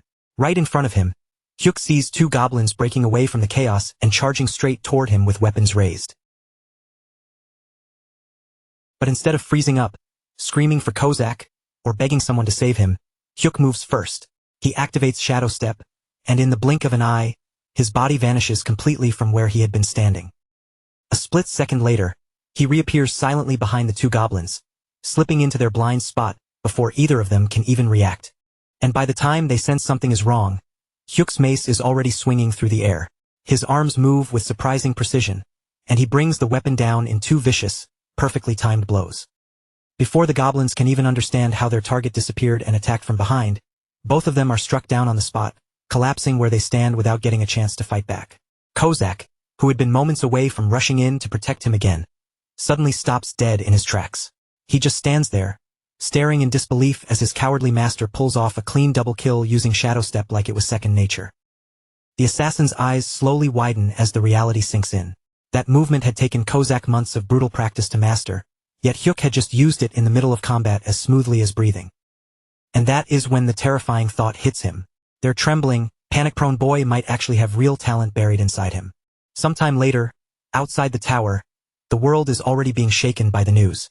The media is in complete chaos, and anchors on every channel begin reporting that a strange new force is rapidly climbing through the tower. According to the reports, a mysterious rookie has cleared 18 floors in only 20 days, and every single result has been a perfect S+. The anchors call it an unprecedented record, the kind of achievement that does not just make headlines, but rewrites history itself. Naturally, everyone starts asking the same question. Who exactly is this top-level player who appeared out of nowhere? While the public outside is burning with curiosity, the truth remains hidden deep inside the tower, far away from the cameras and reporters. Kozak eventually hears about those reports as well, but instead of looking proud or excited, his expression hardens. His face grows serious, almost grim, as if the news is the opposite of something worth celebrating. He immediately makes Hyuk sit down, forcing the mood into something far heavier than usual. This is not casual advice anymore. Kozak clearly believes they need to have a serious talk. He tells Hyuk directly that his growth is happening too quickly, far faster than it should, and that kind of speed is not something they can simply brush off. At first, Hyuk hears those words and naturally takes them as a compliment, his face almost brightening. But Kozak shakes his head at once, making it clear that this is not praise. Kozak explains that Hyuk's shadow step had been perfect, almost disturbingly perfect. The way he says it makes the air feel tense, and his expression looks so strained that he seems like he might mentally fall apart at any second. Then Kozak finally lays out the real danger. When a coward suddenly gains strength, confidence starts to grow alongside it. And once that confidence takes root, that same coward begins imagining ridiculous things like maybe he can stand tall, protect others, and become some kind of hero. But heroes are the ones who die first. Kozak practically begs his master to remember their original promise, that survival and safety must always come before pride. He does not want his master turning into a brave warrior. What Kozak wants is much simpler than that. He wants a proper coward, someone who runs when needed and stays alive. Hyuk nods along and promises that from now on, he will never do anything reckless again. Even after hearing that promise, Kozak suddenly clutches at his own chest, his face twisting as he mutters that something still feels terribly wrong. When he looks at Hyuk now, he does not see a reliable rising player. He sees a walking disaster with legs, completely convinced that this sudden burst of talent is going to drag both of them straight toward death. Back at the apartment, peace is nowhere to be found. Kozak is already shouting at the top of his lungs, threatening to boil Gobang alive in a pot like he is preparing dinner instead of scolding a summon. At the same time, the giant tank casually loses his balance and falls backward with all that massive weight, crashing straight into the refrigerator and crushing it like a cheap metal box. Hyuk lets out a horrified scream, but not because his summons are fighting or because anyone is in danger. No, what truly destroys his soul is watching his poor household appliances get wrecked right in front of him. He yells at them to stop tearing apart his home, his voice cracking with pure frustration. But by then the disaster has already happened and there is no taking it back. The refrigerator door is badly bent out of shape, hanging there like it has survived a dungeon raid. And even worse, a precious jar of kimchi has smashed open across the floor, spreading its contents like a tragedy beyond repair. With his nerves completely fried, Hyuk decides he needs to clear his head somewhere safer. So he goes to visit the only people in his life who are not trying to kill him, train him, or destroy every piece of furniture he owns, his parents. He soon arrives at the family home, stepping back into the familiar place that feels far quieter than the chaos he just escaped. His mother greets him with her usual warmth, welcoming him inside, but the atmosphere in the house is not light. Beneath that gentle smile, the mood feels heavy and worn down. His father is lying in bed, unable to move around properly because of the injury to his hip. Even the way he rests there makes it clear that his body is not recovering as easily as he wants everyone to believe. Hyuk asks how he is doing, but his father immediately tries to act tough. He grumbles that bones heal just fine and claims he simply enjoys lying around anyway. It is such an obvious lie that Hyuk can see through it at once, but he plays along and carefully helps his father sit up for dinner. Soon, the family gathers around a warm pot of stew, but even with food on the table, the pressure of their money problems hangs over everyone like a weight. They are all pretending not to notice. His mother tries her best to keep the atmosphere from sinking too far. She smiles and says she will find work again soon, as if determination alone can make everything okay. But Hyuk can clearly see the exhaustion sitting on her face, no matter how hard she tries to hide it. After watching them for a moment, he decides to test the waters and casually asks what they would think if he had awakened as a player. The reaction comes instantly. His father explodes before Hyuk can even soften the question. He demands to know whether Hyuk thinks something like that is funny, warning him that the tower is not some playground where people go to mess around. He even admits that he may be the kind of man who makes his own wife deal with cockroaches. But even so, he would rather stay poor for the rest of his life than watch his son die inside a dungeon. Even Hyuk's younger brother, Ma-hak, who has just walked in carrying tofu, laughs and calls it the funniest thing Hyuk has ever said. Hyuk immediately backs away from the subject, trying to let it disappear, but then his mother catches him completely off guard. She asks whether he is not supposed to be working that day. Hyuk quickly lies and says it is just his day off, trying to keep his voice casual. But his mother gives him that sharp, knowing look only a parent can give. She tells him his face always gives him away whenever he lies. Even so, she chooses not to press him any further, saying she will trust him as long as he stays far away from reckless danger. Those words hit Hyuk harder than he expects, and for a moment, guilt twists quietly inside his chest. Then another thought suddenly comes back to him. He looks at his mother and asks why she lost her previous job in the first place. His mother explains that she had gone to a customer's home to repair a water purifier, only for that rude customer to start ordering her around like a servant. They demanded that she also take care of their recycling and food waste. So what did she do? Once she realized they were going to leave her a terrible rating no matter how hard she worked, she dumped the food waste right back on them and made them handle their own mess. That is when Hyuk fully understands something about his mother. She is not timid at all. She is bold, aggressive, and frighteningly fearless. And from that realization comes an even harsher truth about his family bloodline. His father's greatest achievement in life was somehow finding the courage to ask this terrifying woman out on a date. His father, in the purest sense, is the very definition of a weak man, the type who completely loses his heart to strong women. And unfortunately for the family, both Hyuk and his younger brother inherited those exact same traits from him. They are pitiful in their own way, easily shaken and yet somehow naturally drawn toward dangerous people and impossible situations. And before Hyuk finally leaves the house. Before leaving, Hyuk quietly slips some spending money to his younger brother and tells him to make sure it reaches their parents, acting like it is nothing special even though the gesture clearly means a lot. His little brother looks down at the money in his hand, then slowly lifts his eyes back to Hyuk, a mischievous grin spreading across his face like he has just found the perfect weakness to exploit. Then, with absolutely no shame, he asks where his own share is, as if delivering money to their parents should naturally come with a delivery fee. Hyuk understands the situation right away. This little brat is not asking nicely at all. He is squeezing money out of him with that smug look on his face. So, just to shut him up before things get any more annoying, Hyuk transfers 500,001 to him on the spot. And with that small family problem taken care of, Hyuk makes his way over to the Awaken Management Department, stepping back into the world of players and tower business. He has already made up his mind. This time, he is finally going to visit the player shop properly and buy something useful. But the moment he walks inside, the pressure hits him all at once. A female employee is standing there ready to assist him, and on top of that, there are far too many people nearby for Hyuk to feel even slightly comfortable. His social anxiety starts climbing fast, tightening around him before the shopping even begins, and suddenly the shop feels more dangerous than any goblin-filled floor. The employee politely shows him a shield worth 100,001, and Hyuk nearly collapses from the shock right there. That price is way beyond what his heart can handle, so he immediately asks if there is anything cheaper. The employee then presents him with a proud handshell, this one priced at $40,001. Hyuk stares at it for a moment, and somehow decides that it suits him perfectly. Of course, the biggest reasons are that it costs less and that buying it quickly will let him escape this painfully awkward conversation as soon as possible.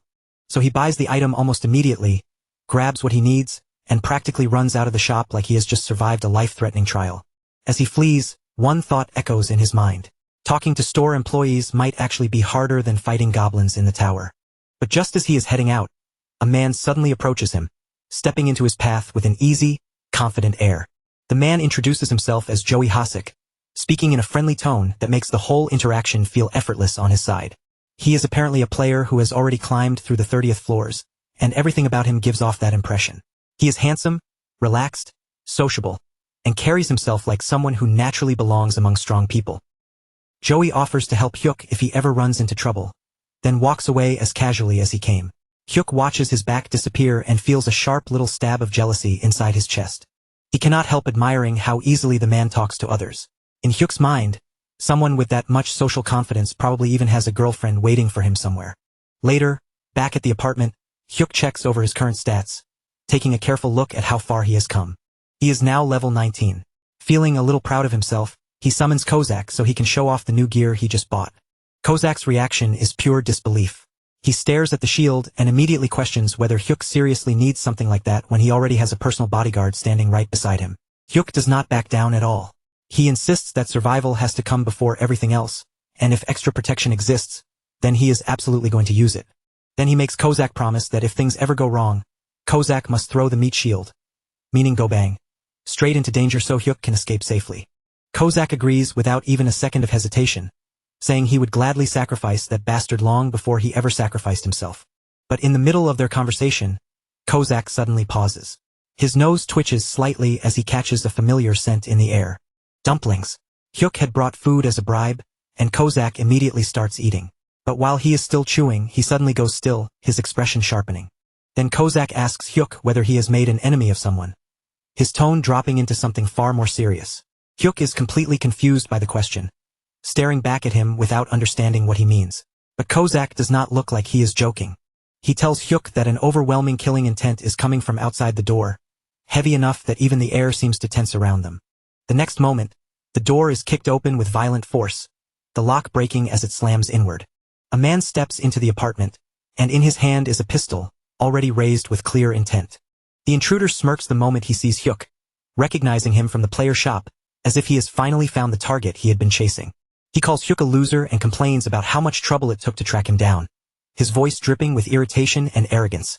Then he raises the gun directly toward Hyuk's head, closing off any chance of escape with the black barrel pointed right at him.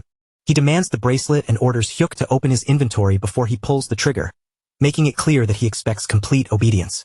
Hyuk looks at the weapon in front of him, but strangely, fear does not rise inside him. Instead, he gazes at the man with quiet pity. In his mind, this attacker is already dead, because while the intruder is busy threatening the weakest-looking person in the room, he completely fails to notice the red-haired assassin slipping through the shadows behind him. For a brief moment, the room falls into a tense silence. The armed intruder is standing there in what is probably the most delusional moment of his entire life. He truly believes Hyuk has frozen in terror. He is fully convinced that this so-called coward will hand over everything without even thinking of resisting, so he keeps piling on his threats. But before he can even finish speaking, the red-haired killer moves. In one instant, the man's confidence vanishes as his body is slammed hard into the ground. All of his momentum is crushed before he can process what just happened, leaving him completely overpowered in a single breath.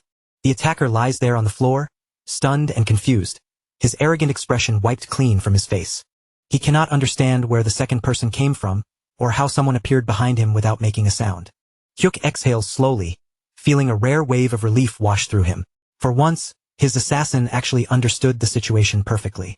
Instead of turning the apartment into a bloody disaster, Kozak chose to knock the target out cleanly, saving Hyuk from another mess he would have to explain or clean up later. Kozak looks at him and questions whether Hyuk truly believed he would act that carelessly, sounding almost offended by the lack of trust. But their attention quickly moves away from that. Once they take a closer look at the intruder, they realize they have captured an item broker. People like this make a living hunting players outside the tower, targeting them when they are away from the battlefield and easier to threaten. After all, once players return to the real world, they are no longer surrounded by monsters, skills, and battlefields. In daily life, many of them are just ordinary civilians again. Hyuk understands the danger immediately. If he had not had his personal bodyguard with him, he would have been killed right there in his own apartment and robbed of everything valuable. Kozak immediately starts thinking like an assassin, calmly planning where they could dump the body far from the apartment so no one would ever find it. But Hyuk shuts that idea down right away, insisting that they are going to handle this in the simplest and most legal way possible by calling the police. Meanwhile, over at the management office, the director is still drowning in despair. He cannot get over the fact that Hyuk only bought a mace and a shield, instead of letting them properly outfit him with the kind of top-level gear a valuable rookie should be wearing. At this point, the department has already classified Hyuk as a melee-type player. But even after seeing him buy defensive equipment, they still cannot relax because they are seriously worried about whether someone like him can actually survive. Then, right when the director is already stressed enough, An urgent call suddenly comes in about the break-in at Hyuk's apartment. The moment he hears what happened, his remaining calm snaps completely, and he explodes into full-blown administrative fury. He charges through the building in a panic, his mind racing with disaster scenarios. If anything happens to their precious star rookie, he knows he will regret not forcing Hyuk to sign the elite contract from the very beginning. By the time the government official finally arrives at the scene, the police are already dragging the gunman away. The criminal is still desperately trying to twist the situation, yelling that he is the real victim and that he was actually the one who got kidnapped. But Hyuk has absolutely no patience left for that ridiculous nonsense, especially after having a gun pointed at his head in his own home. What worries him more is the possibility that he might somehow get dragged to the station too. In his anxious mind, his entire loser act is about to backfire so badly that he ends up in jail by accident. Then the exhausted director steps forward like some kind of guardian figure, or maybe just like a furious manager who has officially run out of patience for everyone involved. The robber recognizes him immediately, and the second he does, he starts begging for help like a shameless coward trying to cling to the only authority figure in the room. The director answers him with one clean punch straight to the face.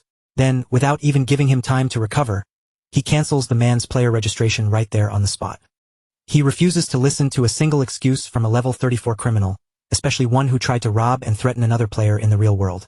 The director orders the police to take him away at once, already knowing what will happen once the higher authorities get involved with a repeat offender like this. After this, no shady liar or underground broker in the city will dare come anywhere near Hyuk again, not unless they want the same kind of punishment brought down on them. Once the garbage has finally been removed, the director turns back toward Hyuk. Somehow, the expression on his face is honestly even more terrifying than the gunman's had been. He starts apologizing again and again for the failure in security, lowering his head with the intensity of someone who knows just how badly this could have ended. Then he swears that from now on, he will make sure Hyuk is protected properly, no matter what it takes. Of course, that promise clearly includes trying to push even more contracts onto him later, because the director has not given up on that part at all. With the situation finally calming down, the red-haired assassin appears again, as casual as ever, and asks whether there is anyone else who needs to be executed today. Hyuk has to shut that down immediately, firmly telling him to stop looking for people to punish and to put those daggers away before this turns into a much bigger problem. After all that chaos, it is finally time to get back to farming floors. So Hyuk and his summons head to the 19th floor, where their mission is to deal with 30 goblin shamans. These enemies are not simple targets. They can keep launching curses and flaming arrows from a distance, making them dangerous if they are allowed to control the battlefield. But their giant meat shield comes up with an answer so simple that it almost feels unfair. He just yells. With one massive sonic roar, the air shakes around him, and the force of his voice literally blows the magical curses away, proving once again that brute strength can absolutely be a legitimate strategy. The red-haired assassin sees this display and immediately gets competitive, his pride clearly refusing to let the giant have all the spotlight. He tells the giant that they need to clear the floor as quickly as possible, because their master should not have to lift even one finger during this mission. With that, the two summons throw themselves into the battle, cutting through the goblin shamans with terrifying speed. Their killing spree is so efficient and so one-sided that Hyuk barely has time to process what is happening in front of him. Before he can even swing his mace once, the mission clear message appears, announcing that the whole floor has already been handled. Hyuk is left standing there, wondering if they wiped everything out that quickly on purpose just to keep him away from the actual fighting. Still, he cannot exactly complain when the result is another high rank and another platinum badge added to his growing record. At last, they arrive at the 20th floor, the dreaded Talon Evaluator, a place with a reputation nasty enough to make even prepared players feel tense. This floor is a complete nightmare packed with scouts using poison needles, tactical warriors that move with coordination, and massive hobgoblins that look like they could crush a normal person with one swing. The red-haired assassin immediately tries, once again, to keep their master safely on the sidelines. He tells Hyuk to stay somewhere secure while the summons take care of the mission and rack up the 100 goblin kill count. They start setting up their usual plan, with the giant meat shield drawing every enemy's attention while the assassin slips through the openings and finishes off the targets. But this time, Hyuk is tired of just standing back and watching everything happen like a spectator. He makes up his mind that he will not simply sit safely in the background while his summons do all the fighting for him. So he activates Shadow Step, letting that movement pull him forward before anyone can stop him. Then he throws himself straight into the middle of the chaos, charging toward danger with a recklessness that does not look like the usual Hyuk at all. He jumps right past the giant tank and rushes ahead, slipping beyond the protection that was supposed to keep him safe. Both summons are left completely stunned, staring after him in disbelief as their cowardly master finally chooses direct violence with his own 2 hands. And as Hyuk pushes forward, his mind drifts through a long, miserable trail of memories from the life that made him who he is. He remembers how, ever since childhood, he had basically lived as a full-time human doormat. His past was never the kind of origin story that creates legends or brave heroes. He had been such a harmless child that other kids probably felt like stealing his toy car was not even bullying, but some kind of public service. By the time he reached middle school, he had already turned into a ghost in the cafeteria, quietly mastering the sad art of eating alone while blending into the background like he was part of the wall. He had been so terrified of dealing with people that he could not even bring himself to look school bullies in the eye, no matter how badly they treated him. But somehow, living his whole life at the bottom of the loser class turns out to be strangely useful training for the tower. Hyuk realizes that monsters are easier to face, because they do not play complicated social games or twist words just to hurt someone's feelings. To him, they are easier to handle than a group of cruel teenagers. In his mind, this is basically a deadly video game mission, except the danger is painfully real, and if he dies here, there will be no second chance. Back in the roaring chaos of the 20th floor, the professional coward finally stops acting like some glorified background supporter. Hyuk steels himself, pushes through the fear clawing at his chest, and activates Shadow Step right in the middle of battle. The moment he moves, his speed is sharp enough to catch even Kozak off guard. The red-haired psycho who serves him actually watches with interest, clearly impressed despite himself. Hyuk tears across the battlefield like an overcharged ninja, cutting through the confusion so quickly that his figure almost blurs between the goblins. And for one brief, shining instant, something almost miraculous happens. Hyuk actually looks like a person who knows exactly what he is doing, moving with purpose instead of panic. He drops several goblins with surprising speed and efficiency, striking them down before they can properly surround him. But of course, that glorious moment of success does not last for very long. Because almost immediately after that, the little green pests start swarming him from every direction, clambering onto his back like a pack of filthy, frantic children trying to drag him down. All of Hyuk's cool image disappears in an instant. He curls up behind his shield, huddling into himself as if the shield is his last hope, silently praying that the expensive gear he bought will solve this nightmare for him. Luckily, the energy barrier activates at exactly the right moment. A protective force flashes around him, stopping the goblin swarm before they can turn him into a helpless pincushion. Hyuk understands the lesson almost immediately. Maybe, just maybe, he got a little too confident for a man whose greatest life skill has always been running away from trouble. The second the summons see their master getting buried under enemies, they finally step in properly and begin doing the job they were supposed to handle from the start. Kozak is visibly offended that those filthy creatures dared to put their hands on his master.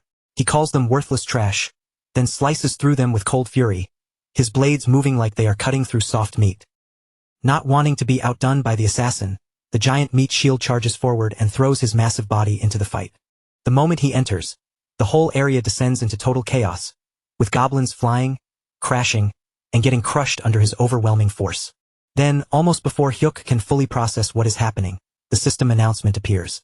All 100 goblins, along with the hobgoblin, boss included, have been completely wiped out from the floor.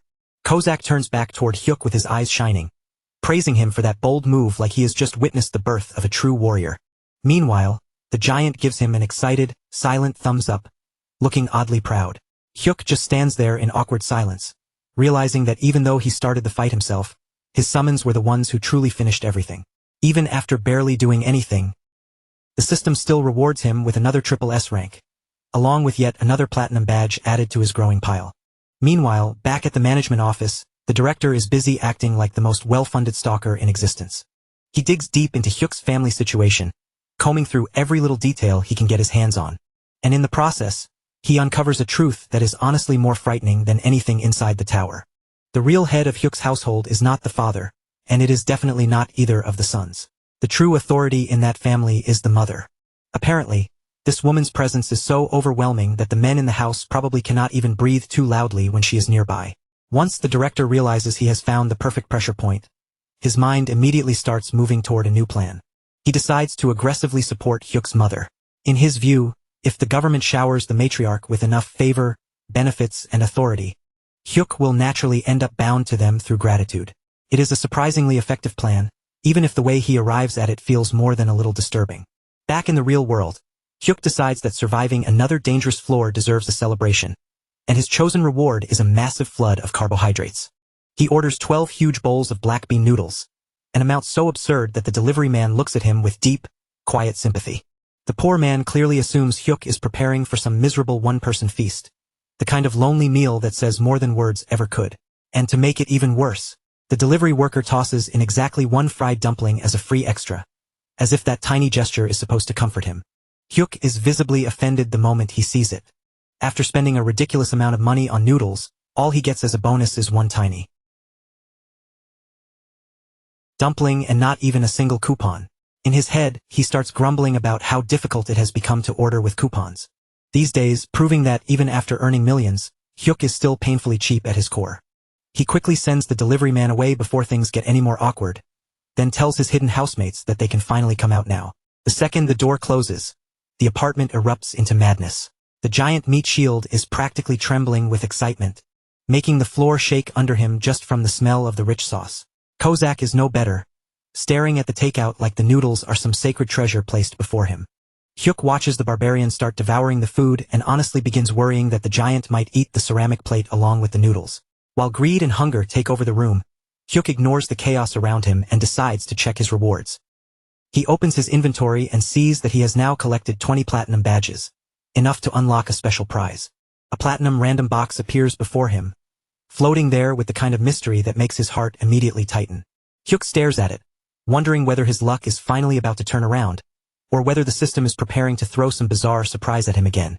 The professional coward fixes his eyes on the floating platinum box with the desperate intensity of a gambler staring down a slot machine. The system begins slowly scrolling through the list of possible rewards, each option appearing one after another before his eyes. And honestly, the lineup is enough to make any grown man tear up from pure happiness. There are mana stones, rare herbs, 50 different kinds of metal, potions, elixirs, and all sorts of weapons waiting in the reward pool. Some of the options are even special items like the rune of level up, which lets someone gain levels without having to climb through floors normally. And then there are tower jump tickets, rare items that can let a player skip entire floors as if stepping over danger itself. Hyuk immediately studies the reward list with the sharp, greedy focus of someone trying to squeeze the absolute best deal out of a prize box. The tower jump ticket is rejected in his mind almost instantly. To Hyuk, skipping a floor is basically throwing away all the rewards he could have earned by clearing it, and there is no meaning in becoming high level if he ends up broke. Then his eyes lock onto the real treasure on the list, the grade confirmation summon ticket. The moment he realizes that it could give him an SS rank summon, basically a god-level servant, his imagination starts running wild. If he gets something that powerful, he could officially retire from fighting forever. He pictures himself lounging comfortably in a chair, sipping juice while an overpowered servant handles absolutely everything for him. Just imagining that level of perfect laziness almost makes him drool. With his hopes rising, Hyuk silently prays for a miracle and opens the box. The rewards come out in a chaotic mix, one after another. The first thing he receives is 10 full kilograms of mana stones. The moment Hyuk sees them, his eyes practically turn into money signs, shining with pure greed. He quickly realizes that these shiny rocks alone are worth around 5 million won, and better yet, he can sell them whenever he wants. The second reward is a skill book with the ridiculous name Cow's lightning staff. Hyuk stares at the title and immediately thinks it sounds like something pulled straight out of a terrible romance novel with no shame at all. Still, he registers the skill anyway because no matter how stupid the name sounds, he is desperate to finally get a proper attack skill of his own. But the third reward is the one that truly matters. What appears before him is a rune of summon grade up. This is a complete jackpot, an item that can raise a summon's rank depending on how much potential that summon has hidden inside. Hyuk immediately runs into a problem, and somehow it feels strangely personal. Should he give it to Kozak, the red-haired assassin, or to Gobang, the giant meat shield? He thinks Kozak probably deserves it more, since the two of them have shared so many meals together, even though, if they are being honest, Gobang has very clearly eaten more of the food. In the end, Hyuk decides not to use the rune right away and chooses to save it for later. After all, when he looks at their current strength, it is already more than enough to get them through the floors in front of them. After that, Hyuk becomes curious and decides he should test out his brand new Cow's lightning staff skill right there inside his own room. He tries to activate its first form, Lightning Soil Chaser, expecting some dramatic flash of power or at least something impressive enough to make him feel cool. But nothing happens at all. Not a spark, not a sound, not even a tiny bit of dramatic atmosphere because of course, magic does not function in the real world. So Hyuk just ends up standing there looking completely ridiculous, swinging his mace around inside the apartment while Kozak asks why he is doing that in the middle of the room. When Hyuk proudly announces that he has finally learned an attack skill, Kozak's face twists with horror, as if he has just watched a toddler pick up a running chainsaw. But the serious mood does not last long, because Gobang suddenly decides to steal fruit from Kozak. That one childish move instantly starts another ridiculous fight, with Kozak calling him a bastard while the apartment falls back into chaos. Once the oversized children finally calm down and stop making a mess, Kozak turns serious again and gives Hyuk a lecture. He explains that a summoner's role is to stay behind the front line and let the servants handle the dangerous fighting. He even points out that his former master died for exactly that reason, because he tried to step forward and act like a hero when he should have stayed alive. But Hyuk is already too caught up in his own growing confidence to fully accept that warning. He insists that he is stronger now, and because he has a new skill, he needs to test it properly instead of hiding behind everyone forever. Kozak looks at him with the heavy expression of someone watching a disaster unfold in slow motion. Then he warns Hyuk that for someone weak, an attack skill is not a path to glory. It is just a flashier, prettier way to get yourself killed. When Hyuk tries to argue back by saying the 20th floor had been easy, Kozak finally loses what little patience he had left. He activates one of the summoning principles, and in the very next moment, Gobang grabs Hyuk in a crushing bear hug, locking him in place like he has basically taken their master hostage for his own safety. Kozak punches Gobang for squeezing him too roughly, but even while scolding the giant, he still agrees with the idea itself. Once they enter the tower, Gobang will carry their master around like luggage, while Kozak wipes out the floor by himself. Hyuk realizes, with growing horror, that he has completely lost control over his own summons. So he brings out the last weapon he has left. Pitiful pleading. He throws away the tiny bit of pride he still has and begs them, almost desperately, to at least let him kill one single monster carefully. Kozak lets out a tired, defeated sigh, clearly worn down by how pathetic the whole scene has become.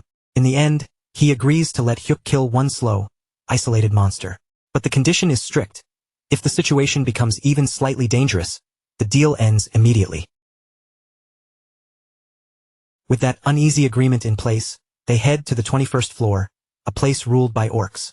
Kozak warns that orcs are actually smarter than the giant tank, which Gobang instantly rejects with wounded pride. Before the mission can truly begin, Kozak suggests a training method so humiliating that Hyuk can already feel his dignity preparing to collapse. He wants Hyuk to get some real hands-on practice, so he tells him to strike the giant 10 times and use that massive body like a proper training target. The giant, instead of being offended, beams with almost ridiculous enthusiasm and happily agrees to stand there as Hyuk's target, even assuring everyone that the hits will not hurt him in the slightest. Hyuk immediately shuts that idea down, his face twisting in humiliation as he refuses to participate in something so degrading, then warns them that if they keep treating him like a joke, he will just charge into the mission by himself. Seeing that Hyuk is not going to play along, the assassin finally drops the matter, and with that awkward training plan abandoned, the real mission begins. Wipe out 400 orcs within 4 hours. The moment the objective appears, the summons shoot forward without hesitation, rushing ahead like unleashed beasts. They crash straight into the orc horde and begin ripping through them at a terrifying speed, cutting down enemies so quickly that Hyuk can barely keep track of what is happening.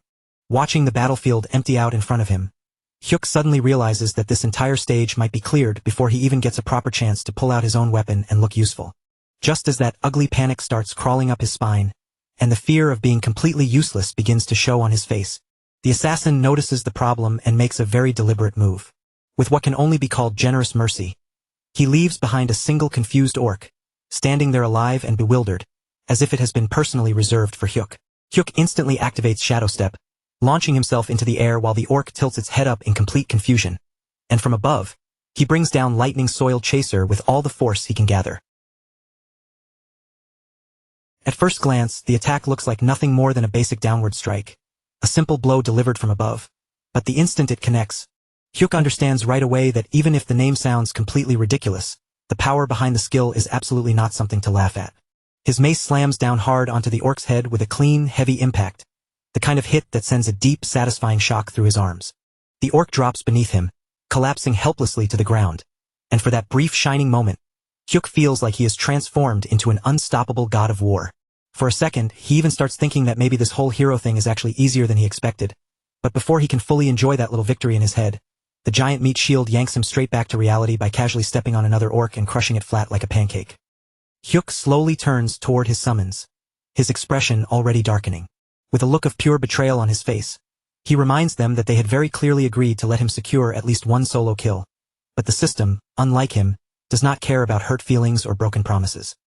Instead, it immediately showers him with rewards for clearing the 21st floor, handing over mana stones, healing potions, and, once again, another gleaming S++ platinum badge. Over the next several days, Hyuk gradually falls into a surprisingly smooth rhythm. Moving from one monster cleanup to the next like this has somehow become his normal routine. He passes through the 22nd and 23rd floors with the same flawless rating, barely needing to struggle as his team tears through everything in their path. By the time they arrive at the volcanic zone on the 24th floor, surrounded by heat, smoke, and burning ground, Hyuk is hardly even sweating, because no matter how harsh the environment becomes, his team remains completely unstoppable. They continue clearing one floor each day with terrifying efficiency, moving like a perfectly tuned machine that never slows, and as Hyuk prepares for the 25th floor, he starts to realize that taking down only one orc at a time is beginning to feel painfully dull. Still, he understands that for now, he has to keep building trust with his overly protective summons. So while getting ready back in his apartment, Hyuk decides it is finally time to behave like a proper generous employer.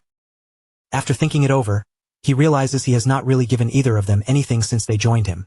So he reaches into his supplies and pulls out a high-grade rune he had obtained earlier.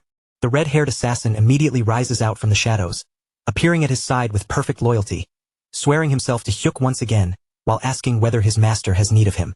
Hyuk hands the rune over to him, and the item turns out to be something incredibly valuable. A grade-up item capable of raising a summons tier. The assassin is so stunned by the gift that for a moment he can barely process what he is holding. Then, as if he cannot trust his own eyes, he actually bites down on the rune to make sure it is real and not some kind of dream. The second he realizes it is genuine, his eyes nearly turn into hearts, because this means he can finally rise all the way to SSR rank, and the emotion hits him so hard that he is practically on the verge of tears. He promises Hyuk with trembling excitement that once he becomes stronger, he will protect his master even better in his new and improved form, but instead of using the rune right away, the assassin decides to wait until later that night, choosing not to rush such an important upgrade and risk ending up with some broken, awkward new body. To celebrate the moment, he stays close by Hyuk's side and settles in to watch television with him. Even so, as the programs keep changing, he is already beginning to question how one single show can possibly be rerun that many times. While they flip through the channels, Hyuk suddenly freezes, and his heart almost stops in his chest. There, on the news, he sees his mother. She is standing outside in public with a protest sign gripped firmly in her hands. Even though she is completely alone, she looks like a one-woman army, standing her ground against unfair dismissal and the abuse of a powerful company. The report reveals that she had been fired from her job as a water purifier manager after refusing to apologize for a customer's unreasonable demands, and for 10 straight days, she has been protesting by herself while company executives look down from their windows and mock her. Just as the broadcast shows her reaching the very edge of her patience, a sharply dressed lawyer from one of Korea's top law firms walks up to her with a calm, polished presence. He tells her that he is connected to a support project for socially disadvantaged people and offers to handle her case completely free of charge. On top of that, he even promises to take care of the media side of the situation as well, though Hyuk's mother, understandably, looks suspicious at first. Still, after weighing the offer in that tense moment, she chooses not to back away. Instead, she commits herself fully to the fight, determined to see justice through no matter how difficult it becomes. Back in the apartment, Hyuk is overwhelmed with guilt, staring at the screen and wondering what the point of having two sons even is if their own mother still has to suffer alone on the street like that. The red-haired assassin reacts instantly, drawing two knives with a cold, murderous readiness. He offers to pay those company executives a very violent visit on Hyuk's behalf, but Hyuk barely manages to stop him before the situation turns into an outright massacre. Once the immediate danger of assassination is under control, Hyuk starts thinking more practically, his mind racing as he begins calculating how many mana stones he would need to sell. If there are any hidden legal costs waiting behind the scenes, he wants to be ready to cover them, even if that means turning his hard-earned mana stones into cash. But before Hyuk can even settle his thoughts, his father suddenly calls him with news that is somehow even more unbelievable than everything he has already heard. First of all, the lawyer's help is not going to cost them a single coin, as if some invisible hand has quietly erased that burden for them. And that is not even the end of it, because the top hospital in the entire country has suddenly selected his father out of nowhere for something even bigger. They are offering him a completely funded hip surgery, along with a full rehabilitation program to help him recover properly afterward. Hyuk barely has time to breathe, let alone understand why this much luck is suddenly pouring down over his family all at once. While his mind is still spinning from his father's call, he immediately reaches out to his younger brother to see what is going on with him as well. And then his brother drops another bombshell, revealing that he has just been awarded a massive national scholarship from the Awaken Management Department. That is the moment Hyuk's expression hardens. This is far too convenient to be simple kindness from fate, and a streak of luck this absurd practically has the government's fingerprints all over it. So Hyuk quietly sets up a private meeting with the agency's team leader, choosing a place where they can talk without too many eyes on them. Then, once they are seated over a meal, Hyuk does not dance around the issue at all. He looks straight at the man and asks why the agency is meddling in his family's lives. The team leader does not flinch, hesitate, or even try to act like Hyuk has misunderstood the situation. Instead, he calmly explains that when Hyuk has problems waiting for him back home, those worries do not just stay outside the tower. According to him, that kind of pressure follows Hyuk inside and directly affects how well he can perform when his life is on the line. He then adds, almost casually, that this kind of support is completely normal for players considered important enough to receive elite-level treatment. But before Hyuk can argue, question him further, or even properly reject that explanation, the team leader makes his next move. The man slides a fresh contract onto the table in front of him. It is not just any agreement either, it is an ultra-elite special management contract. And as the team leader smiles wide and casually suggests they sign it right then and there, Hyuk feels cold sweat begin to gather on his back. His heart starts pounding so violently inside his chest that it feels like it is trying to claw its way out as he sits across from the captain. The captain is so fired up that his whole body seems ready to vibrate through the floor, and he keeps pressing Hyuk to sign the elite team contract without wasting another second. Hyuk, the professional coward that he is, instantly understands that the captain came armed and ready to corner him. Even so, he forces himself to stay composed and weakly insists that he lacks both confidence and talent. The captain slowly rises from his seat with the heavy presence of someone about to deliver the final verdict, then asks if Hyuk is seriously trying to act modest after smashing records no one else has ever even come close to touching. Hyuk has no comeback at all. After all, pretending to be humble after clearing 24 floors with SSS-level ranks only makes him look like an even bigger fraud. By this point, the captain is almost begging him, and he even brings up the recent incident involving that bastard Choi as proof that things have already become dangerous. He insists that Hyuk should be receiving full VIP treatment, along with the proper protection that naturally comes with elite status. Hyuk lifts a hand and tells him to sit down first, making it clear that he needs a moment to actually think this through. For Hyuk, the biggest issue is the mandatory video recording attached to elite contracts, because the last thing he wants is for his murderous summons to become famous online like some kind of celebrity squad. But the captain has already prepared an answer for that too. He promises that the recordings and security arrangements can be adjusted according to Hyuk's wishes, then adds that they can provide a high-security residence and even personal guards for his family. Just when Hyuk's resistance begins to crumble apart like an old cookie under pressure, the captain calmly places the final bribe in front of him. 2 houses, completely free, one for his family to live in, and another one reserved entirely for Hyuk himself. For a second, Hyuk's brain almost shuts down completely at the sheer weight of the words free property. Still, even with his thoughts short-circuiting, he somehow manages to hold onto the last shred of caution. He asks for just a little more time, saying he wants to get advice first before he signs something that could decide the shape of his entire future. The next morning, the assassin appears in front of him looking as if he has swallowed a glowing purple flame from the inside out. He has officially advanced beyond SR rank. Now he has reached SSR rank, and the aura pouring off him is so bright and intense that Hyuk can barely keep his eyes open while looking at him. Hyuk quickly tells him to tone it down. Only after that blinding pressure settles does Hyuk bring up the contract offer and begin discussing what the agency has placed in front of him. To Hyuk's surprise, the assassin does not reject the idea right away. Instead, he seems strangely supportive of the whole arrangement. He points out that Hyuk is basically a national treasure walking around in human form, so being treated with that level of importance is only natural. Even so, there is one condition the assassin refuses to overlook. He warns Hyuk that he must demand complete authority over when they enter the tower and when they clear its floors. The assassin makes it clear that he will not allow greedy management filth to shove them into danger before they are fully prepared. He then explains that as long as Hyuk stays alive and continues using his random summons, his potential will keep expanding far beyond what people expect. Eventually, Hyuk will be able to summon beings so powerful that they are not just rare or impressive. They will exist on a level that ordinary humans cannot even properly measure, much less hope to match. Hyuk's imagination struggles to keep up with that kind of possibility, and for a moment, the scale of that future power almost feels unreal. But when he checks the actual numbers instead of getting lost in fantasy, reality immediately pulls him back down. His next random summon is still 19 days and a little extra time away, meaning that future power is not something he can reach just yet. After finishing that strategy discussion, Hyuk brings out the giant meat shield so they can check on the rest of his lineup. The system confirms that both barbarian tanks are now present, making it official that the two massive frontline brutes are standing there together. But the poor giant immediately starts sweating, his huge body stiffening as if he already knows exactly what kind of trouble is coming. The assassin has entered full bully mode, proudly showing off his extra 2S ranks with the smug energy of a kid waving around a brand new toy. And the gap between them has grown so ridiculously wide that it is no longer something the giant can simply ignore or laugh off. The difference has become so overwhelming that the giant actually starts tripping over his own feet in pure fear, unable to even raise his eyes properly toward the assassin glowing with that sharp purple light.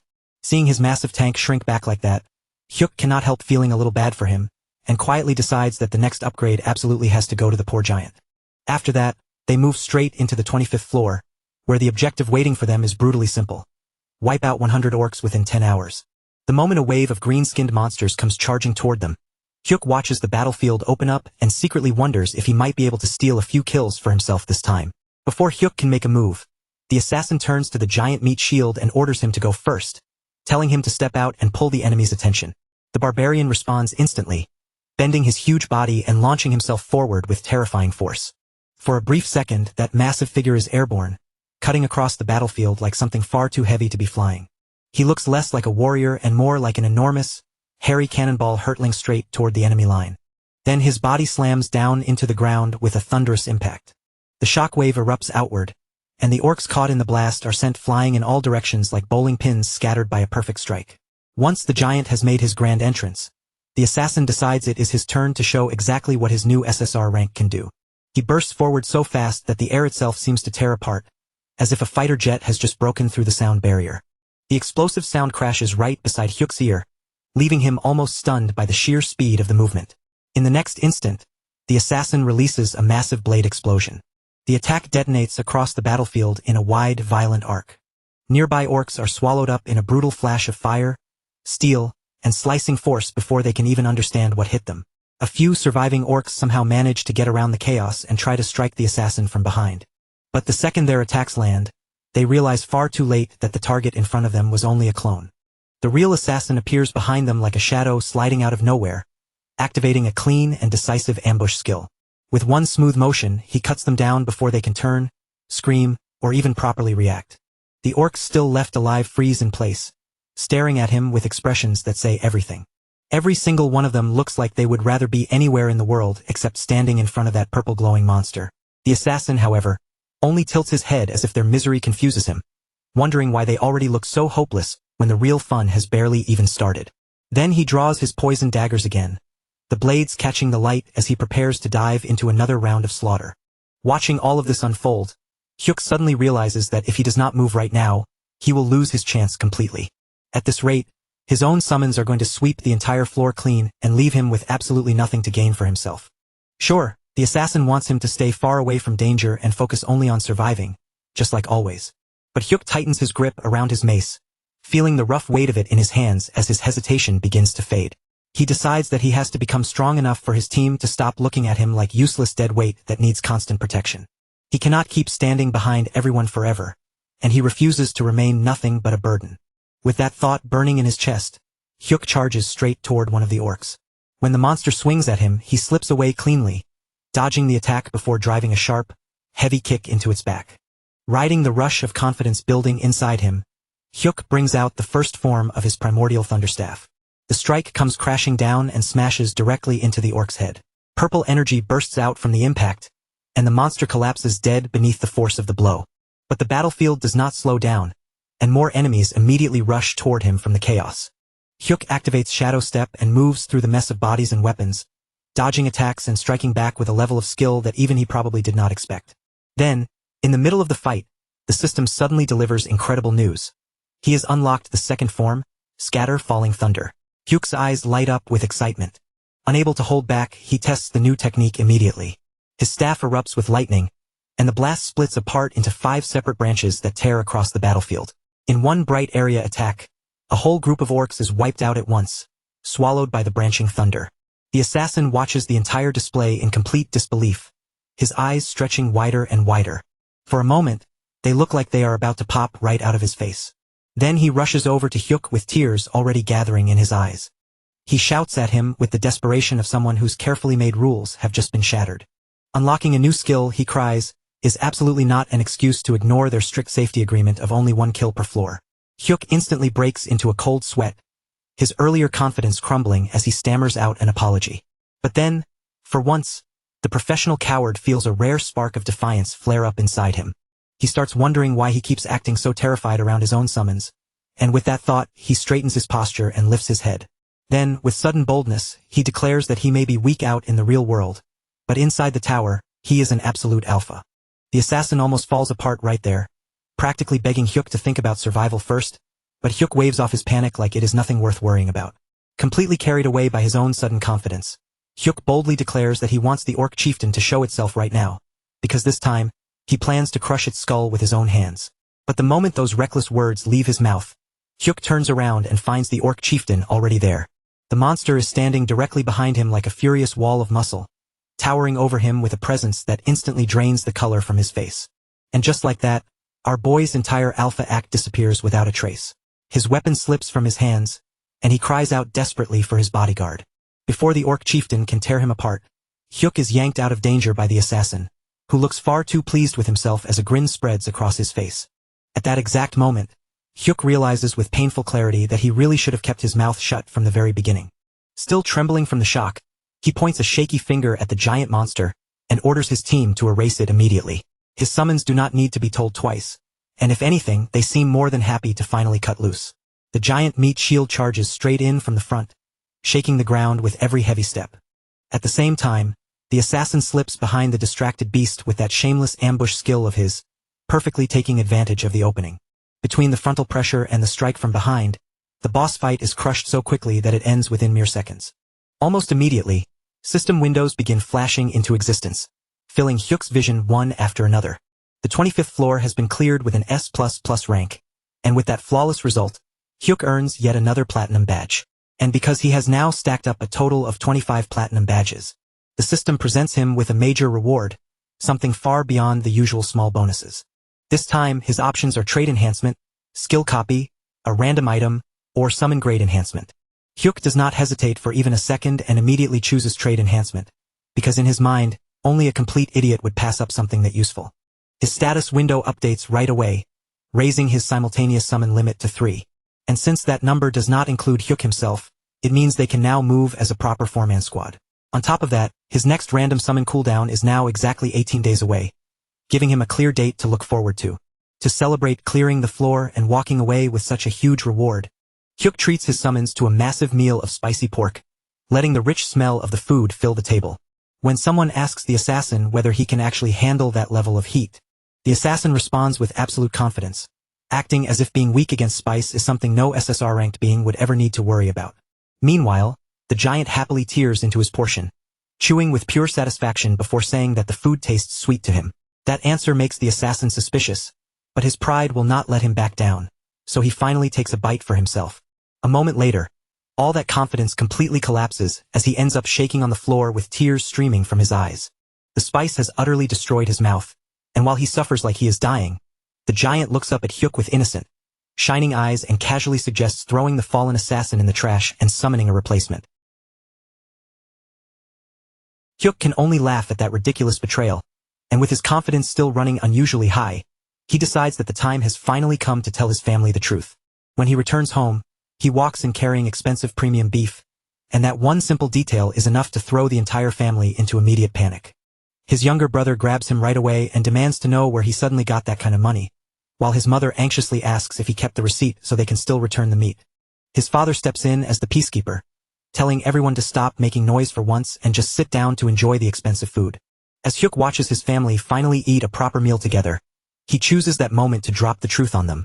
He tells them plainly that he is an awakened player, and the entire table falls into a silence so deep it feels like the room itself has frozen. His brother tells him to stop spouting nonsense and just eat his fruit. His mother assumes he is making some terrible joke, and his father carefully asks if Hyuk is talking about a video game. Since words alone clearly are not enough to convince them, Hyuk takes out his phone and makes a quick call to the management team leader. Not long after, the entire family finds themselves standing in the lobby of an unbelievably luxurious association building, staring around like they have stepped into another world. The team leader formally addresses Hyuk's mother and tells her that her son is a precious national asset, as well as a highly valued elite player. Then he guides the stunned family upstairs and opens the doors to an enormous penthouse glittering with wealth from every corner. Hyuk gestures toward the absurdly luxurious space as if it is no big deal and calmly tells them that this is where they live now, leaving his entire family completely speechless. At the Awaken Management Department, Hyuk finally puts his name on the agreement and officially signs the contract. Until just a short while ago, he had never once imagined that he would actually accept an elite contract like this. Life had suddenly swerved in a direction he never expected, and everything around him felt almost unreal. Team leader Gwangil apologizes and explains that they can only offer an annual salary of 2 billion won because the starting pay for elite players is regulated. He adds that, honestly, someone like Player Band deserves far more than that. Hyuk, meanwhile, catches himself thinking that even 2 billion won is starting to sound strangely normal, and that realization makes him feel like his sense of reality is slowly going numb. Hyuk then explains that this arrangement was his own decision, because he is not comfortable with the public finding out that he is the S++ rank record holder. If that truth got out, his private information would almost certainly be exposed too, and if his face spread across television, social media, and every major outlet, even his family would struggle to go outside normally. That is exactly why he has not even told his family that he is the S++ rank record holder. Gwangil simply nods, then asks whether they like the house and says that if anything is missing, Hyuk should speak freely. Hyuk replies that the house is already more than enough, and there is nothing else he could reasonably ask for. Then, as he checks the message his brother sent earlier, he reads that their mother cried for the first time after seeing the house, saying she had never lived anywhere like that before. From the sound of it, she truly loved the place. The message continues, with his brother rambling about how unbelievable his own room is too, complete with a laptop, a full gaming setup, and everything else he could ever want. Even the television is so huge that it looks like a movie screen, and he says he almost fainted just looking at it. But when the message starts turning overly affectionate, Hyuk stops reading right there. For a moment, he wonders if life could really become any better than this, before immediately feeling like even wishing for more might be greedy. Gwangil then led Hyuk through the office residence that had been arranged for him, showing him the place where he would be staying from now on. Everything was already set up before he even arrived, from the furniture to the appliances, so there was nothing left for Hyuk to prepare. He could bring his things in and start living there immediately. Still, Gwangil glanced around the two-bedroom unit and asked if Hyuk was really satisfied with the size, carefully adding that a larger place could be arranged if he wanted one. But Hyuk was more than satisfied. The moment he looked around the room, the clean layout, the furnished space, and the comfortable atmosphere already felt luxurious to him. In his eyes, this was not just some simple residence. It might as well have been a penthouse. Meanwhile, far away in Seoul, inside the largest penthouse in all of Korea, the mood was completely different. This was a residence owned by the country's rank 1 player, and high above the city, 2 women were relaxing peacefully by the pool, gazing out at the sweeping view as if the world below had nothing to do with them. Then, without warning, the still surface of the pool broke apart. A man rose up from the water, sending ripples outward and instantly shattering the quiet, elegant atmosphere around them. He looked at the women with a bored expression and asked how long they intended to keep swimming around so lifelessly. Then, with a casual smile, he suggested that instead of wasting time like this, they should go out and find something more entertaining to do. This man was Yoo Kil-man, the number 1 ranked player in Korea. His trait was all-weapon warrior, a power that made him dangerous no matter what kind of weapon ended up in his hands. Among all players, Yoo Kil-man stood at the peak when it came to weapon mastery. His proficiency with every type of weapon was unmatched, and he had gathered a terrifying collection of lethal techniques and ultimate skills. Even now, while others could only dream of reaching his level, he was pushing through the highest floors of Korea's Black Tower. He casually picked up shot glasses filled with whiskey, holding them as if they were nothing special, then remarked that just 1 glass of the liquor was worth 5 million won. The price alone was enough to make an ordinary person freeze before even taking a sip. With a playful edge in his voice, he asked how the expensive liquor tasted. One of the women laughed brightly, lifting the mood again as she said that if the alcohol happened to taste sweet today, she might end up finishing every last drop of it herself. Then another woman, who had been holding back her curiosity, finally spoke up. She looked toward Yoo Kil-man and said there was something she had been wondering about. Since he was a top player, she assumed he might actually know the answer. Yoo Kil-man glanced at her, giving her just enough attention to continue, and asked what exactly she wanted to know. She asked who in the world the player was who had achieved consecutive S++ clears all the way through the 25th floor. Lately, that mystery had been on everyone's lips, and she could not hide how genuinely curious she was. But Yoo Kil-man only scoffed, unimpressed. To him, the 25th floor was nothing worth making a fuss over. He dismissed the person as some low-level nobody and said he had no interest in them at all. Even then, the woman did not back down. With a teasing smile, she pressed the topic a little further, reminding him that an S++ clear was still a world first. Then she asked if he truly was not curious, especially when someone like that had appeared in their own country. Another woman sensed the danger in the air and quickly tried to stop her before she went too far. But before she could properly intervene, Yu Keelman's expression shifted, and in the next instant, he poured whiskey straight over the woman's head. The expensive liquor ran down her hair and face as the atmosphere turned ice cold. Yu Keelman stared at her without a hint of warmth and told her to keep talking. Then his voice dropped even lower as he warned her to listen closely. He asked what she thought would happen if he stopped clearing the 66th floor right now. The woman went completely still, unable to answer. The Black Tower was currently forming in Gangjeong, but Yu Keelman pushed the question further, asking what would happen if the next one appeared near a major city instead. Would South Korea be destroyed? The question struck her so hard that her entire body began trembling, and tears seemed ready to spill from her eyes at any second. She apologized in a shaky voice, but Yu Keelman showed no mercy. He went on, blaming people like her for the tower's collapse. People with pretty faces, shallow minds, and empty words that meant nothing. After that, the women left. Yu Keelman remained alone in his room, standing by the window as the city stretched out beneath him. His mood had completely soured, and he muttered that he felt terrible. Seriously, even when he avoided player-obsessed women and surrounded himself with civilians instead, they still ended up talking about S++ clears. No matter where he went, it was always the same. His jaw tightened as irritation rose inside him. China had contacted him again that month, just like they had the month before, refusing to give up on pulling him away from Korea. Their offer was almost absurdly generous. They were willing to pay him 180 billion won every year, provide him with a mansion, caretakers, a private jet, and even treat him with respect equal to that of a national leader. And Japan was no different. Japan had offered him 200 billion won annually, along with a luxury mansion and 10 personal maids who would obey his wishes and take care of whatever he desired. Even with offers like that waiting for him, Yu Keelman had stayed in Korea. He had continued fighting on the 66th floor, throwing himself into battles against the dead for months without walking away. And this was the gratitude he received? Instead of recognizing what he was doing, people were obsessing over some bastard who had only cleared the 25th floor. Ungrateful trash. His thoughts darkened as he wondered if he should simply change his nationality and leave Korea behind. After all, the 66th floor was not some joke that anyone could handle. The 60th floor marked the beginning of the undead zone, but the 66th floor was even worse. That was where specter masters appeared, ghost-like beings so horrifying that just looking at them was enough to make a person's body tremble uncontrollably. Normal physical attacks were useless against them. Blades, fists, and raw force meant nothing. Only elemental attacks could affect them at all, and anyone foolish enough to treat them like the ordinary undead from stories or fiction would be making a fatal mistake. Only someone who had stood in front of that suffocating demonic energy in person could truly understand how terrifying it was. It was the kind of pressure that crawled into the body and mind, leaving fear behind even after the battle ended. After just one attempt on that floor, Yu Keelman needed 3 full days of rest simply to recover from the mental damage. Even with accessories, elixirs, and light element weapons gained from tower rewards, survival itself was barely possible. Clearing the 66th floor again would not be realistic for some time. He slowly exhaled, and the thought of changing nationality became heavier in his mind. Maybe it was not something he should merely consider anymore. Maybe it was time to actually move forward with it. If he suddenly changed countries, Korea would be thrown into chaos, wouldn't it? That thought lingered as the deadline continued creeping closer, step by step.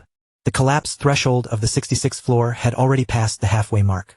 In roughly 3 months, the true countdown would begin, and once that happened, there would be no easy way to turn things back. At that point, Korea's only real hope would be him, Yu Keelman, the nation's top player and the one person everyone would be forced to rely on. But when that time came, he might not even be in Korea anymore. Then those fools could regret it all they wanted. They could fall into despair and finally understand what they had lost. Ungrateful bastards. Back with Hyuk, the atmosphere was much brighter. To celebrate moving into his new home, he ordered 10 whole fried chickens. When the delivery worker arrived with the huge amount of food, Hyuk could not help apologizing for placing such an excessive order. Still, living in a player residential complex was shockingly convenient. The more Hyuk experienced it, the more unreal it felt compared to his old living situation. The staff took care of almost everything, from building management to small everyday errands. Laundry could be picked up and returned without hassle, and whenever cleaning was needed, cleaners were available as if the place had been built to remove every annoying chore from daily life. The building itself had nearly everything he could ask for. There were restaurants serving 3 meals a day, cafes, gyms, dry cleaners, karaoke rooms, and even a swimming pool. As Hyuk took it all in, he genuinely wondered why he had not moved into a place like this much sooner. Feeling completely satisfied, Hyuk carried the boxes of fried chicken inside, ready to share the food with everyone. They had just finished another important step in their climb. Their latest mission had been on the 26th floor, where they needed to eliminate 20 swamp trolls. The swamp terrain made that stage notoriously difficult to deal with, but thanks to Hyuk's shadow skill, the mission had gone far more smoothly than expected. He had even managed to take down one of the trolls himself. Hyuk stepped into the room with the food in hand and called out to the others. He asked what they were all staring at so seriously, especially when the chicken had already arrived and was ready to eat. On the massive 100-inch television, a girl group was performing with bright lights and polished choreography. The screen was so huge and dazzling that even Meatball sat there completely captivated, unable to tear his eyes away. Hyuk understood the reaction immediately. A girl group performance on a 100-inch TV had enough visual impact to overwhelm just about anyone. Not long after that, the group finally shifted their attention from the screen to the food and started eating. As they ate, Kozak asked if they should head straight for the 27th floor the next day. Hyuk agreed without much hesitation. Since they had already built up momentum, he thought they might as well keep pushing and go all the way up to the 29th floor. Kozak tilted his head and asked why Hyuk was stopping at the 29th specifically. Hyuk explained that once they reached that point, they would spend 10 days repeating clears instead of immediately moving forward. After those 10 days passed and the random summon cooldown finally ended, Hyuk planned to challenge the 30th floor with a full party of 4 members. That explanation made Kozak realize what Hyuk was aiming for. He asked if they were going to recruit a new member, and despite himself, he admitted that he was already looking forward to seeing who would join them. But then a small hesitation crept into Kozak's mind. If Hyuk summoned an SSR-ranked ally, or perhaps even someone above that, Kozak's position as the right-hand man might be threatened. Even so, if it meant improving the summoner's safety, then maybe that would be the better outcome. He could not quite decide how he felt. Meanwhile, Hyuk grinned, and even Meatball began cheering excitedly at the thought of a new member and even more battles ahead. Just then, team leader Gwangel returned with the item Hyuk had requested. It was the Volcano Orc leather armor, a special piece of equipment that absorbed and held heat from flame aura while also blocking cold air and freezing temperatures. Hyuk accepted the armor with genuine gratitude and thanked Gwangel for bringing it all the way to him. Gwangel simply waved it off, saying it was nothing special, since supporting elite players was part of their team's duty. Hyuk nodded and said he would make good use of it before returning it later. Gwangel then gave him a steady look and wished him luck on the 27th floor. Soon after, Hyuk and the others entered Black Tower Korea's 27th floor. The moment they arrived, the air changed completely. This floor was famous among players for its vicious cold, the kind of freezing temperature that seemed to bite straight through the skin. But for Hyuk, the place did not feel brutal at all. Thanks to the equipment he had prepared, the cold air wrapped around him more like comfortable warmth than danger. He glanced over at Meatball and asked if he was feeling cold. Meatball stood there like a mountain, completely unfazed by the freezing air, and answered in his usual blunt way that a true warrior did not feel cold. Kozak, however, was a completely different story. He was visibly trembling, his body stiff from the cold, almost as if he had frozen halfway while standing in place. Seeing him like that, Hyuk asked if he should lend him his hood. Kozak quickly insisted that he was fine, saying he could hold back the cold with magic. Hyuk could only let out a helpless sigh. Watching Meatball stand there with that ridiculous physical toughness, he could not help thinking that if the guy only had a proper brain to match his body, he would have been a real SSR-level monster. Kozak then tried to shake off the cold by forcing himself to move, saying that it felt better once his body was active. Rather than standing around and freezing, he urged them to begin hunting right away. The next instant, Kozak shot forward into the frozen floor, moving ahead as if staying still for even one more second would be unbearable. Hyuk watched him rush off and muttered to himself that, for a moment, he had thought Mr. Kozak had completely lost control because of the cold. But for Hyuk, the situation felt almost absurd. While Kozak was acting like the freezing air was driving him mad, Hyuk felt as comfortable as if he were sitting under a heated blanket. Honestly, the warmth made even walking feel like a chore. Still, he figured he should at least put in a little effort and catch one monster himself. With that thought, Hyuk moved forward together with Meatball, stepping deeper into the frozen hunting ground. But only a few seconds later, a notification appeared in front of him, announcing that the 27th floor had already been successfully cleared. Hyuk froze for a moment and blinked, completely unable to believe how fast it had happened. Already, Hyuk could barely process it. Kozak answered in a shivering voice that he had cleared the floor for his summoner, but the truth was painfully obvious. More than anything, he had done it because he wanted to escape the cold as quickly as possible. Then, before the surprise could even settle, another notification appeared in front of them. An item had dropped. It was a tower-exclusive weapon called the Roland Kingdom Paladin Captain's Holy Sword. The weapon was a two-handed sword, but it looked terribly worn down, as though it had been through countless battles and barely survived them. When Hyuk picked it up, the first thing he noticed was the weight. The sword was incredibly heavy in his hands, and no matter how he looked at it, he could not immediately tell what made it better than the mace he was already using. In the end, Hyuk decided he would just store it away for the time being. If it turned out to be useless, he could always throw it away later without thinking too much about it. The tower-exclusive Roland Kingdom Paladin Captain's Holy Sword came with several effects: increased attack power, sacred fire, spirit stability, and a higher critical rate against undead enemies. However, the biggest limitation was that those effects only applied when fighting undead. On top of that, its durability was extremely low, meaning it would need repairs after being used. Its special feature was a faint radiance that flowed into both the wielder's body and the blade itself. Hyuk looked over at Meatball and asked if he wanted to give the sword a try. But Meatball only muttered with complete seriousness that a warrior fought with his fists. Hyuk then turned to Kozak and asked if he had any use for it. Kozak answered with a casual tone that his equipment consisted of wyvern leather armor and dwarven daggers. In other words, he only handled top-tier gear and had no interest in something like this. Both of them were stubborn in their own strange ways. Hyuk stared at the old sword and quietly thought that selling it might really be his only option. He wondered if he should take it back to the player shop, though with how worn out it looked, he had no idea whether anyone would even buy it. Still, before getting rid of it completely, Hyuk decided he should test it at least once. Kozak stepped back and told him to go ahead, offering him a cheerful word of encouragement as if this were some grand challenge. Hyuk tightened his grip on the heavy two-handed sword and swung it. Then he swung it a second time, and after only those two swings, every bit of stamina seemed to drain straight out of his body. Kozak watched him and nodded with approval, praising him as if he had just witnessed something amazing. He said it was impressive, exactly what he expected from Summoner Ban. But Hyuk could only stare back in disbelief. He told Kozak that he could not even lift the sword properly, so the praise made absolutely no sense. This man really had no idea when to stop complimenting him. Even then, Kozak calmly added that Hyuk had still done well, since physical ability was naturally limited outside the tower. That made Hyuk pause. He looked at Kozak and asked if there was truly no way to remove that outside world limitation. Kozak fell silent for a brief moment before answering. He said there was a way, but it was not something anyone should wish for. If the boundary separating the real world from the tower ever disappeared, that restriction would vanish as well. The many towers spread across Earth would collapse, reality itself would become no different from the tower, and players would finally be able to use their full power without restraint. Kozak's expression turned serious as he looked at Hyuk. In a low voice, he said that if such a thing ever happened, it would be nothing less than a sign of disaster approaching. At that same time, inside the Japanese embassy in Korea, located in Gwangwamun, a phone call came through. The message was delivered in coded words. The rabbit wanted to leave its old nest and move to a new one, and that rabbit was none other than Korea's rank 1 player, Ukilman.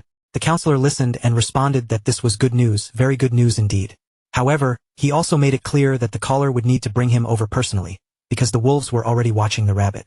Even so, the caller told him not to worry, saying calmly that he would take care of it. The man receiving the report was Counselor Tomo of the Japanese embassy. A faint smile formed on Tomo's face. From the look in his eyes, it was clear that something dangerous was beginning to move, and a storm was about to strike. 2 days later, at Black Tower Gwangwamun in the Republic of Korea, the tower's progress stood at a dangerous point. Floor 65 had already been cleared, and the current barrier was the 66th floor, with the deadline showing 92 days, 13 hours, 34 minutes, and 52 seconds remaining. Hyuk felt a faint uneasiness settle in his chest as he remembered what Kozak had said about the disappearance of the boundary being an omen of doom. Still, the higher floors were supposed to be handled by top players like Ukilman, weren't they? Worrying about it would not change anything. For now, Hyuk only needed to keep climbing at his own pace. Since they had cleared the 28th floor the day before, today's goal was the 29th floor. The 28th had been troublesome enough, with giant trolls launching attacks from the tops of massive trees. If Kozak had been fighting alone, it would have been a much harder battle. But with Meatball there, they had somehow managed to handle the whole situation. Thinking back on it, Hyuk still wondered how they had even dealt with those enormous trees so easily. Once again, the same thought crossed his mind. If Meatball had just a little more intelligence, he really would have been a true SSR. The giant trolls had come crashing down from the trees like oversized chestnuts dropping from the branches. Kozak had shouted a sharp warning the moment they fell, and his finishing strike afterward had been clean, quick, and perfectly timed. But the 29th floor was a completely different kind of problem. That floor was infamous for its filthy plague trolls.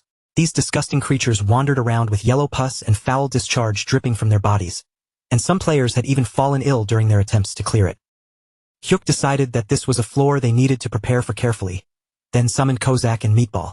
Kozak appeared with his usual confidence, proudly declaring that he was at his summoner's service. Meatball quietly added that he was there too. Hearing that, Hyuk muttered under his breath for Meatball to please stop calling himself Meatball. Then the three of them entered the 29th floor. Hyuk looked at Kozak and Meatball and asked if they were really okay without masks. Meatball answered confidently that warriors did not get sick.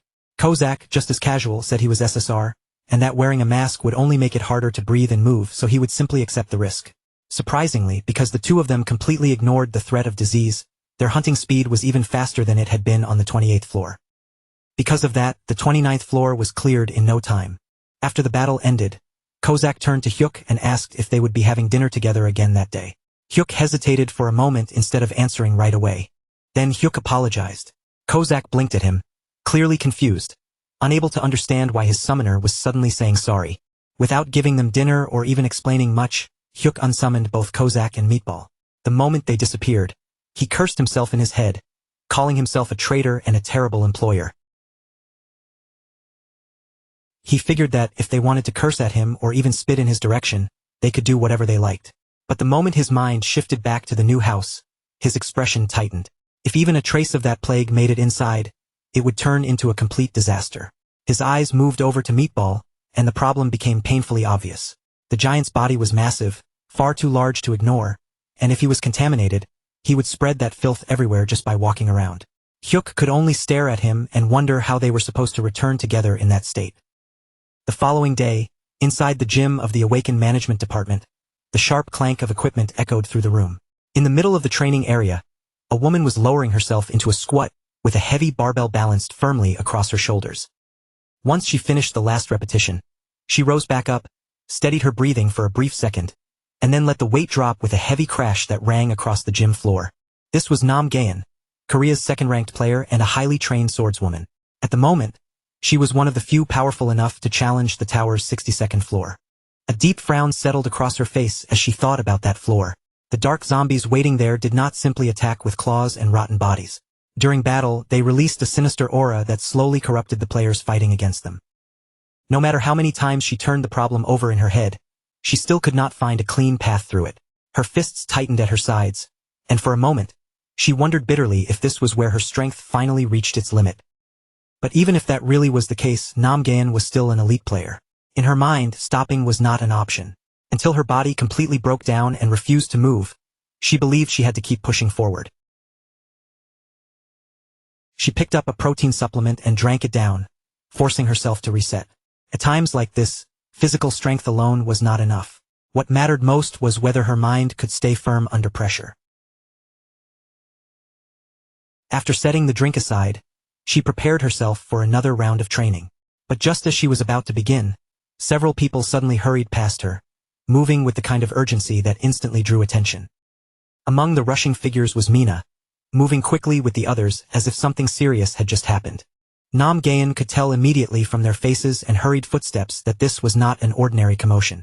Something had clearly broken out. Mina quickly filled her in, explaining in a tense voice that major news had just been released, and the entire department was already reacting to it. At that very moment, a press conference was being broadcast, and Yu Kilman stood at the center of it, speaking in a cold, controlled tone that left no room for misunderstanding. He openly criticized the Awakened Management Department, accusing it of caring only about policies and official procedures, while failing to properly support the allied teams that fought on the front lines. Then, with that same hard expression, he declared that the future of the Republic of Korea looked dark, as if he had already lost all confidence in the country's direction. And then came the announcement that truly shook everyone. Yu Kilman stated that he would be leaving Korea that very day and would continue his career from then on as a Japanese player. When that news reached Hyuk, it struck him like a sudden blow, leaving him momentarily stunned. Yu Kilman, the strongest player in the country, was changing nationality. Team leader Gwangul confirmed the situation directly, and that was exactly why they had called Hyuk in so urgently. After a short pause, Gwangul carefully asked him how long it would take for him to climb all the way to the 60th floor. Hyuk let out a quiet breath through his nose. From the moment he had been called in, he had already expected that this question might come. He calmly explained his current situation. Right now, he was only on the 29th floor. Even if he managed to clear one floor every single day without fail, reaching the 66th floor would still take roughly 37 days. Since the deadline was about 90 days away, it might seem possible at first glance. But reality was not that convenient. Any truly difficult section would require at least 10 days of preparation on its own. And beyond that, his contract clearly stated that climbing to higher floors had to be his own decision. Gwangul lowered his head in apology. His shoulders weighed down by the situation. They had only just signed the contract, and yet he was already placing such a heavy request in front of Hyuk. Even so, the crisis had left them with almost no room to breathe. Seeing that expression only made it harder for Hyuk to turn him down. He knew the request was unreasonable, maybe even impossible under normal circumstances. But sometimes, when the situation became desperate enough, people were forced to drag the impossible into reality. Just then, the door suddenly flew open with a loud burst, cutting through the tense air in the room. The person who rushed in was Nam Gaeun. She had heard the news from Mina and come straight over without wasting a second. The moment she entered, she urgently asked whether they had been able to secure any light attribute items from the United States. Gwangul shook his head, his expression grim. Items with that kind of attribute were still unbelievably rare, not just in Korea, but across the entire world. Nam Gaeun gave a small nod, then apologized for barging in so suddenly. Only after that did her gaze shift, and she finally noticed Hyuk standing there. She realized there was a guest in the room, and the moment her eyes landed on him, Hyuk stiffened without thinking. Gwangul hesitated for a beat before explaining who he was. Hyuk immediately bowed his head and said he was only there to sell a few items. For someone like him, simply standing face to face with a player of her level already felt like a massive achievement. Then, as if a thought suddenly sparked in his mind, Hyuk remembered something he had obtained earlier. Since she was looking for light attribute equipment, he carefully offered to let her examine it and see whether it might be useful. He brought out the sword and showed it to her. Nam Gaeun's eyes focused immediately, and after inspecting it with care, she asked if she could take a closer look. Hyuk agreed at once, almost too quickly, and a faint flush rose across his face. Nam Gaeun took the weapon and examined it more closely, reading through the effects engraved into its information. It increased damage against undead enemies and also raised the critical hit rate. The moment she saw those effects, her eyes widened. In all her experience, she had never come across a weapon with abilities quite like this. Then Nam Gaeun reached out and placed one hand firmly on Hyuk's shoulder. Looking straight at him from a distance that felt far too close, she asked him to lend it to her just this once. She promised that if he did, she would repay him in any way she could. Hyuk froze completely, unable to move. Her face was right there, so close that his mind nearly stopped working. All coherent thought vanished from his head. He could not focus on the sword, the request, or even the crisis around them. The only thing his mind could process was how unbelievably beautiful she looked. For that brief moment, Hyuk's awareness drifted far away from the room, as if reality itself had slipped out of reach. His imagination carried him into a future that had no chance of actually happening. In that impossible dream, he was standing beside her, living a completely different life from the one he knew now. But in the real world, nothing so grand was happening at all. Hyuk was simply standing there in front of everyone, trapped inside his own ridiculous thoughts, with an awkward expression frozen stiff across his face. Nam Gaeun's voice pulled at him again as she asked whether he had just said he would lend her the holy sword. Only then did Hyuk finally snap back to reality. He realized, with sudden embarrassment, that he had drifted into an absurd fantasy without even noticing it. Startled, he straightened his posture at once and quickly confirmed that yes, of course he would lend it to her. He told her to use it as much as she needed and simply let him know how it performed. Nam Gaeun thanked him warmly, calling him player ban, and added that if he ever needed help, he could ask her at any time. If it was within her power, she would do whatever she could. Nam Gaeun wasted no time after that. She prepared herself almost immediately, her expression sharpening with resolve, and declared that she would challenge the 62nd floor right away. Gwangul told her to return safely as she headed out. Watching her leave, Hyuk wondered whether the sword would truly prove useful against the enemies waiting there. If the results were good, the review alone might help him sell it for a decent price later. He had already planned to get rid of the weapon anyway, so there was no point in getting too greedy.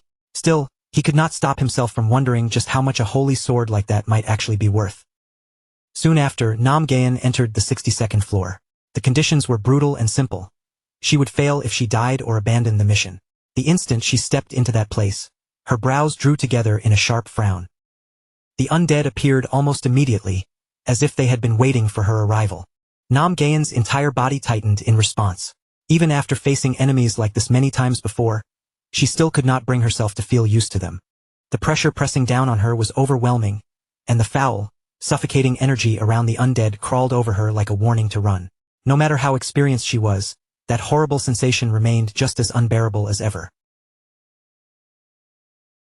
Then Nam Gaeun activated the holy sword. A pale white shimmer slowly rose from the blade, but the glow was so weak it almost looked like it might fade at any moment. The sword itself was in terrible shape, its edge worn down and its surface marked with damage, and compared to the light attribute items she had used before, this radiance felt disappointingly faint. As she stared at that dim light, doubt crept into her eyes, and she could not help wondering if something this fragile-looking could truly be enough. Before she could think any further, the undead suddenly lunged straight at her. In that instant, she understood there was no room left to hesitate or fall back. The only path in front of her was to meet the monster head-on, because for a player standing inside the tower, facing danger without retreating was simply part of the fate they had chosen. She tightened her grip, pushed off the ground, and rushed forward. A heartbeat later, her attack smashed directly into the undead's strike. The undead's claws were completely coated in a sinister darkness, the black energy curling around them like smoke from a curse. That corrupted power came crashing down toward her with brutal force, and the moment it touched her, her entire body suddenly felt as if a heavy weight had been dropped onto her shoulders. For the first brief second, nothing seemed to happen at all, as if the sword had failed to respond. Her heart sank, and she almost believed the sword had been useless after all. But then, without warning, something changed. A system notification flashed before her eyes. Holy Sword effect. Steadfast mind activated. A hidden power buried inside the blade had finally awakened. The dark aura that had forced its way into her body was suddenly pushed back, reflected away, and erased so cleanly that not even a trace of it remained. She stood there for a moment, completely stunned, her eyes frozen in disbelief. Then she snapped back into motion and swung the blade once more. This time, her strike cut cleanly into the dark zombie and landed as a critical hit. Her eyes widened even further when she saw what was happening. The dark aura surrounding the enemy was being stripped away by the blade, and if that effect continued, then the entire flow of the battle had already shifted in her favor. She did not waste that chance. She stepped in and kept attacking, sending slash after slash into the monster's body, and within only a few seconds, the dark zombie finally collapsed. The victory came so easily that it almost felt ridiculous. And once she understood what the Holy Sword could do, she pushed forward without slowing down, cutting her way through the floor one enemy after another. Meanwhile, outside the battle, team leader Gwangel lowered his gaze and checked the time. 2 full hours had passed since she entered the 62nd floor. In the past, whenever player Namgun failed her attempt, she would usually have returned around this time. Because of that, Gwangel could only wait in tense silence, wondering what result this attempt would bring. Then, at last, she appeared. Hyuk's eyes immediately sharpened as he looked up. She had come back. Gwangel stepped forward to greet her, welcoming her back with open relief and praising her for all the effort she had put in. She told him to give her just a moment, saying she needed to drink a healing potion and remove her armor first. The moment Hyuk heard that, his thoughts instantly jumped to one conclusion. There was no way she could have cleared it already. So in his mind, she must have given up and abandoned the mission partway through. Maybe even with the holy sword in her hands, the floor had still been too impossible to overcome. Feeling nervous, he carefully asked how things had gone, then quickly added that he was just glad she had returned safely. He also asked whether the holy sword had at least helped a little, and if it had turned out to be disappointing, she did not need to hide it from him. But she did not answer him with words. Instead, she walked straight toward Hyuk, closed the distance without hesitation, and wrapped him in a firm hug. In that single instant, something deep inside Hyuk's long, painfully untouched life shattered beyond repair. His brain completely shut down. He stood there stiffly, barely able to understand what was happening to him. To Hyuk, she suddenly felt much too bold, much too close, and far too dangerous for his fragile sanity. And just like that, his mind slipped helplessly back into full delusion mode. In only a few seconds, his imagination had already sprinted far into the future, picturing the two of them attending their child's elementary school orientation, together like proud parents. She thanked him from the bottom of her heart, saying that if he had not lent her that holy sword, she definitely would have failed. But while she spoke with complete sincerity, Hyuk was still trapped inside his own fantasy, mentally watching their imaginary children grow up before his eyes. Then she turned toward team leader Gwangil and gave her report. The 62nd floor clear had been successful. She still needed more tests to confirm everything, but if things kept going this well, she believed the 66th floor might even become possible with that sword. The moment Gwangil heard that, joy practically burst across his face. If her words were true, then the entire situation had changed. At the same time, a chilling thought crossed his mind. If this sword had fallen into Yu Keelman's hands instead, the result would have been disastrous. A man like that would never have shared its true value with anyone else. Gwangil glanced toward Hyuk, his interest deepening as he quietly thought that the more he learned about this man, the more fascinating he became. Jaeun, meanwhile, suddenly pulled herself back and apologized, realizing she had let her emotions carry her away. Only then did Hyuk finally return to reality. To him, it honestly felt as if he had lived through an entire lifetime inside that one delusion. Jaeun then explained that the sword had served her well, but the blade had taken damage in several different places. Hyuk looked at the worn sword and thought that, to be fair, it had already been in pretty rough condition from the very beginning. At this rate, the weapon would probably wear out completely after only a few more uses. But Gwangil quickly added that this was not something they needed to worry about. The player workshop had highly skilled craftsmen, and if the sword received proper repairs, it could last far longer than expected. Hearing that, relief finally softened Jaeun's expression. Hyuk then hesitantly asked whether the repair costs would be expensive, but Gwangil immediately answered that the department would cover everything. Hyuk paused for a moment, then carefully asked if they would rather buy the sword from him outright, since they would need it to keep challenging the higher floors anyway. But Gwangil shook his head. From his point of view, selling the sword would be a terrible mistake. Renting it out would bring in far more money while still allowing Hyuk to keep ownership of the weapon. After all, there were hundreds of towers scattered across the world, and in most countries, players had not even managed to reach the 60th floor yet. That meant sooner or later, people everywhere would come searching for a weapon like this. The sword could be rented out for 10 billion won every single time someone used it. The moment Hyuk heard that number, he froze. A rental business. And not just any business, but pure profit. Gwangil continued, explaining that the department would even take care of all the rental procedures on Hyuk's behalf. Hyuk nodded without a second thought. Then, for the time being, he offered to rent the sword to the department for 1 billion won, while keeping the possibility open to expand the business worldwide later. But Gwangil quickly waved off his concern and told him there was no need to worry about those details, because the department would handle everything properly. Once the arrangement was settled, excitement swelled inside Hyuk until he could barely contain it. 10 billion won for a single rental. The number felt so unreal that it almost stopped sounding like money. This was no longer just some old sword. In Hyuk's eyes, it had become a gold mine. So, filled with that excitement, he declared that a day like this absolutely deserved a celebration. To mark the occasion, he went out and bought food for Kozak and Meatball. Kozak was completely thrilled, clearly moved that Hyuk had personally bought something for them with his own hands. Even Meatball was overflowing with happiness, saying that no one had ever treated him this kindly before. Hyuk told both of them to eat as much as they wanted and not hold back at all. Then he admitted with genuine gratitude that thanks to the two of them, he had been able to make it this far. That evening, breaking news swept across all of Korea. The 62nd floor had finally been cleared successfully. A new holy sword with divine attributes had been revealed to the world. Player Namgaeun was now being hailed as a new hope for reaching the 66th floor. People even started forgetting about Yu Keelman. And in that way, because of Hyuk's completely unexpected contribution, Korea's crisis slowly began transforming into an opportunity. 10 days passed after that. During that stretch of time, Hyuk had been steadily preparing himself by clearing the 28th floor again and again. And now, the moment he had been waiting for had finally arrived. The cooldown on his random summon had ended at last. Hyuk had prepared for this moment with almost ridiculous seriousness. He washed himself from head to toe, carefully trimmed his nails, and had even refused to eat since the day before, as if a little extra sincerity might somehow improve his luck. He wanted the best result he could possibly get. With his hands clasped tightly together, he prayed with all his heart for something amazing to appear. SSR would already be incredible. No, if he was going to dream, he might as well dream bigger. LSR. Legendary super rare. Kozak watched him with a crooked smirk and told him not to worry so much, saying things would probably work out just fine. After all, surely they would not be unlucky enough to pull another summon like Meatball. The moment those words left his mouth, Meatball reacted right away. Hyuk immediately defended him, saying there was absolutely nothing wrong with Meatball.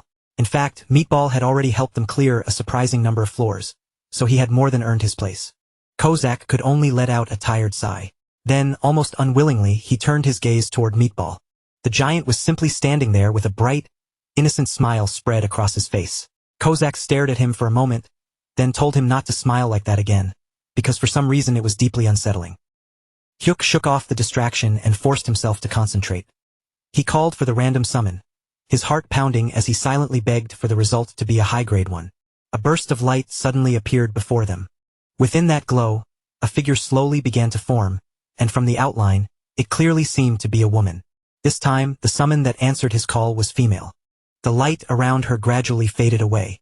Then she stepped forward with a calm, elegant grace, her every movement controlled and composed. She lowered herself with proper respect, thanked him for summoning her, and gave Master Ban a humble greeting. Her name was Dalrai. For a moment all three of them were left completely speechless. Even at a glance, it was obvious that she was no ordinary summon, and the shock rippled through the room almost instantly. Hyuk stared at her and asked what they were supposed to do now, his voice filled with confusion. Beside him, Kozak was so stunned that he could only repeat the exact same question. Then, without warning, the girl summoned a sword into one hand and shaman bells into the other.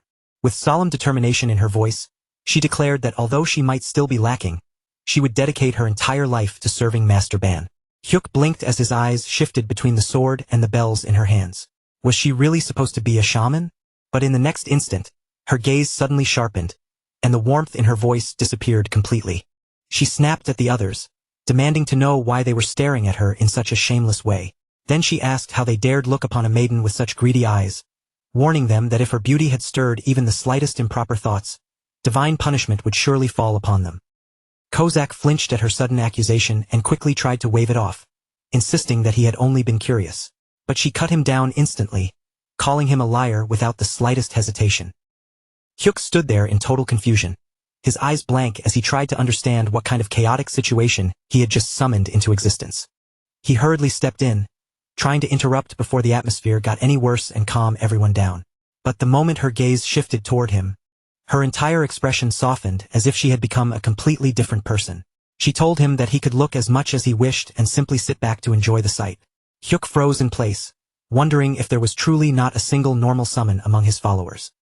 Even so, there was no denying that pulling an SSR was an enormous victory. Her rank matched the strongest summon he already had, which meant this result was far beyond ordinary luck. Then another question suddenly crossed his mind. Even among SSR summons, were there different levels of strength? Hyuk quickly checked her details. Name, Dalrai. Grade, SSR Super Special Rare. Type, Priestess. Affiliation, Imperial Shrine of the Heavenly Empire. Manifestation duration, 5 hours. Cooldown, 3 hours after dismissal. She was listed as a strict, solemn, and commanding high priestess.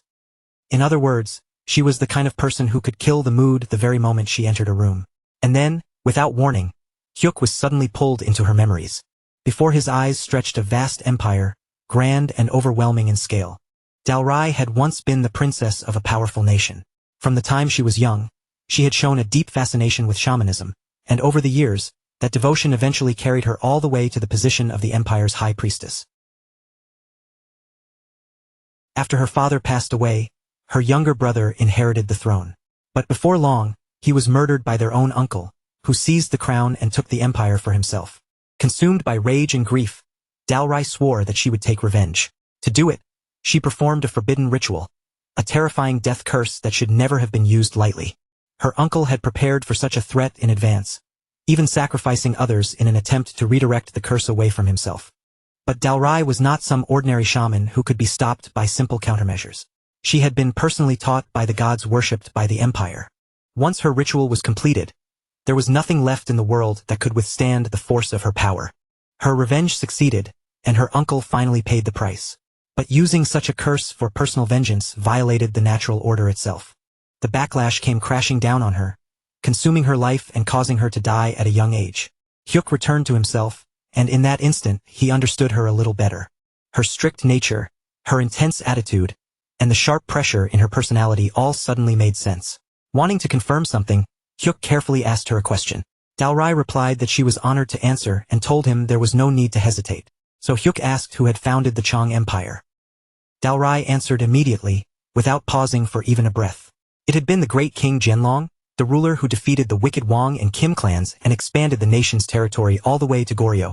He was the great sovereign who changed the country's name from Baekse to Chong. Hyuk listened carefully, then asked if that meant the giant founder of later Beach was the person she was talking about. Dalrai slowly nodded and confirmed that he was correct. Hearing that, Hyuk fell into deep thought. So this was a parallel world. In Dalrai's world, later Beach had unified the three kingdoms instead of Goryeo.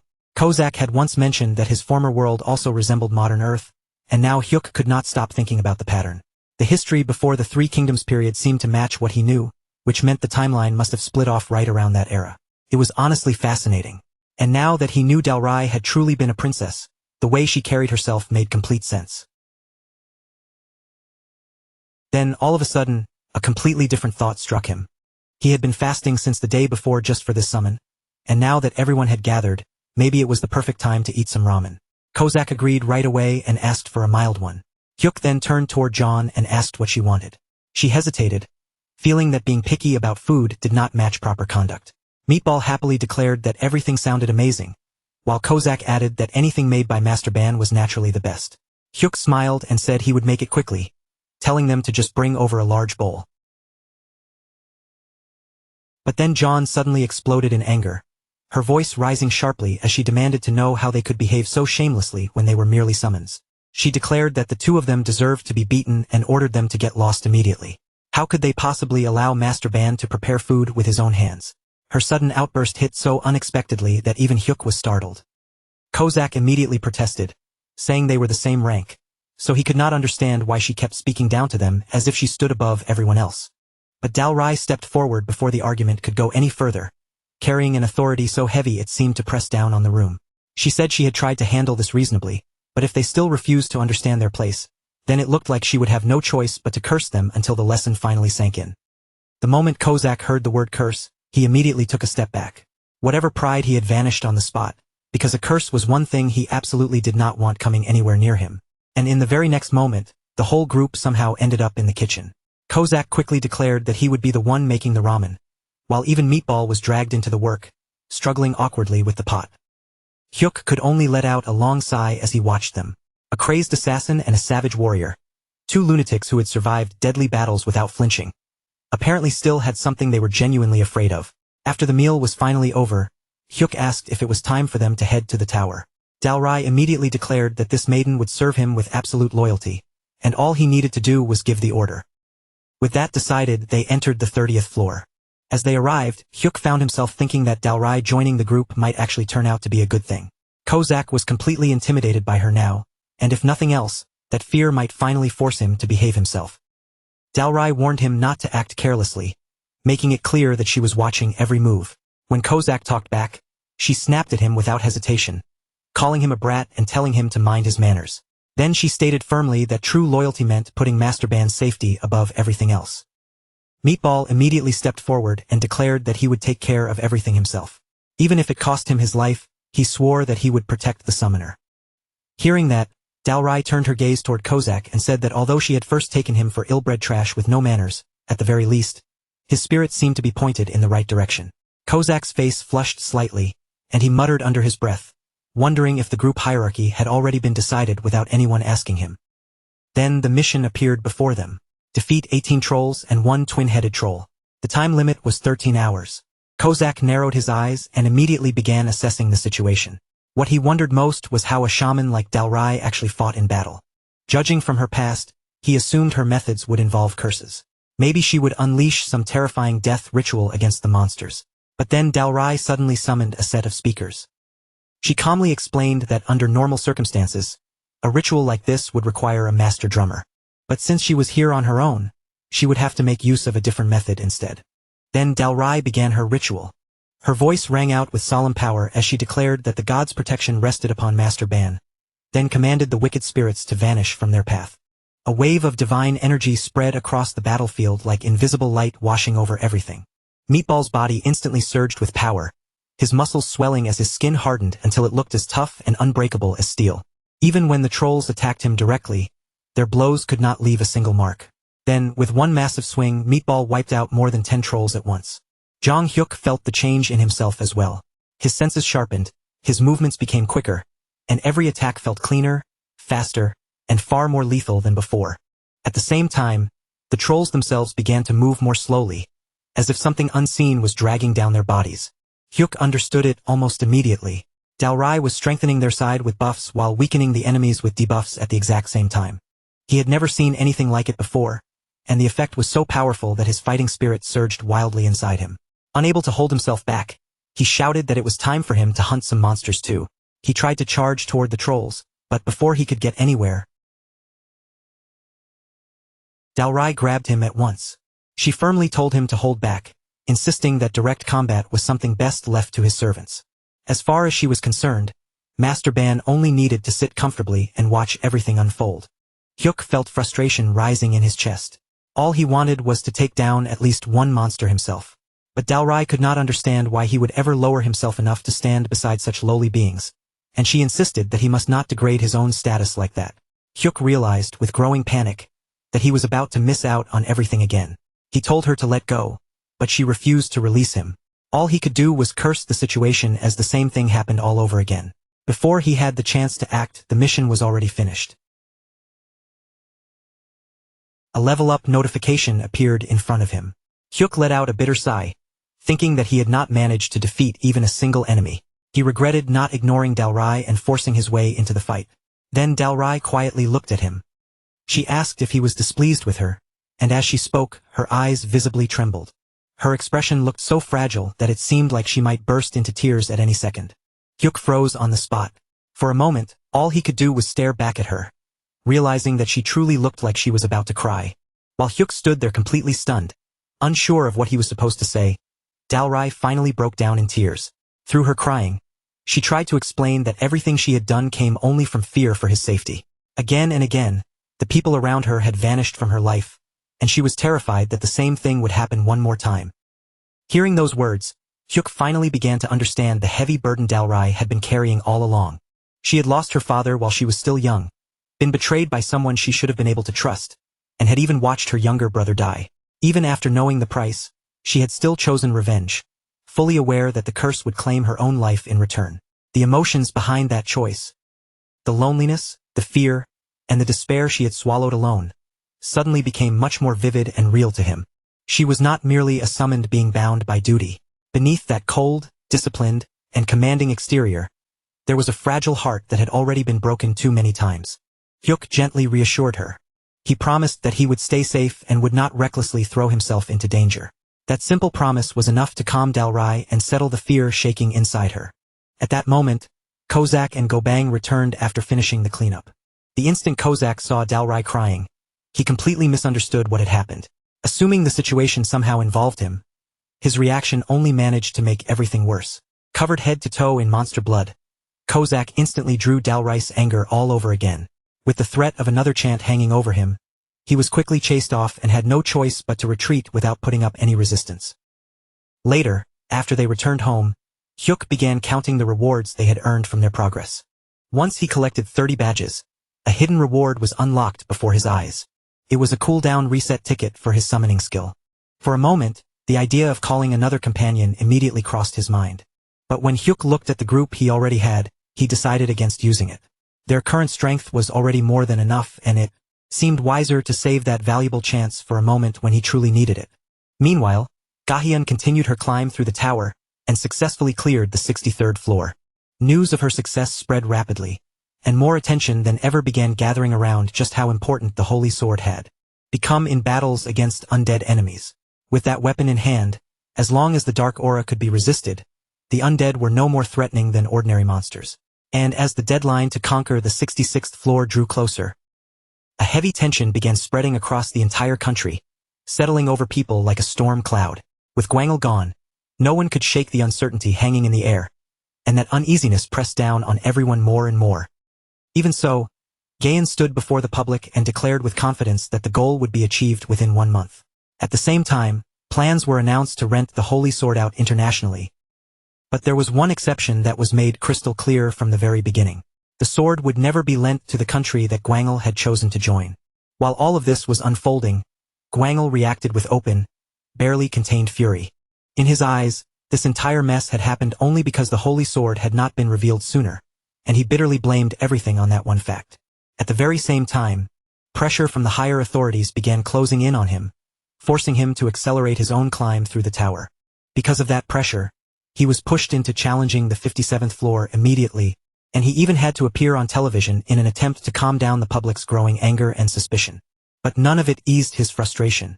If anything, the resentment inside him only grew heavier, until he became completely fixated on one thing.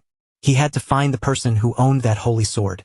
And once he found them, he was determined to make that person pay for humiliating him like this. As the news continued spreading across the internet, people everywhere began obsessing over the identity of the sword's owner, and the rumors exploded almost overnight.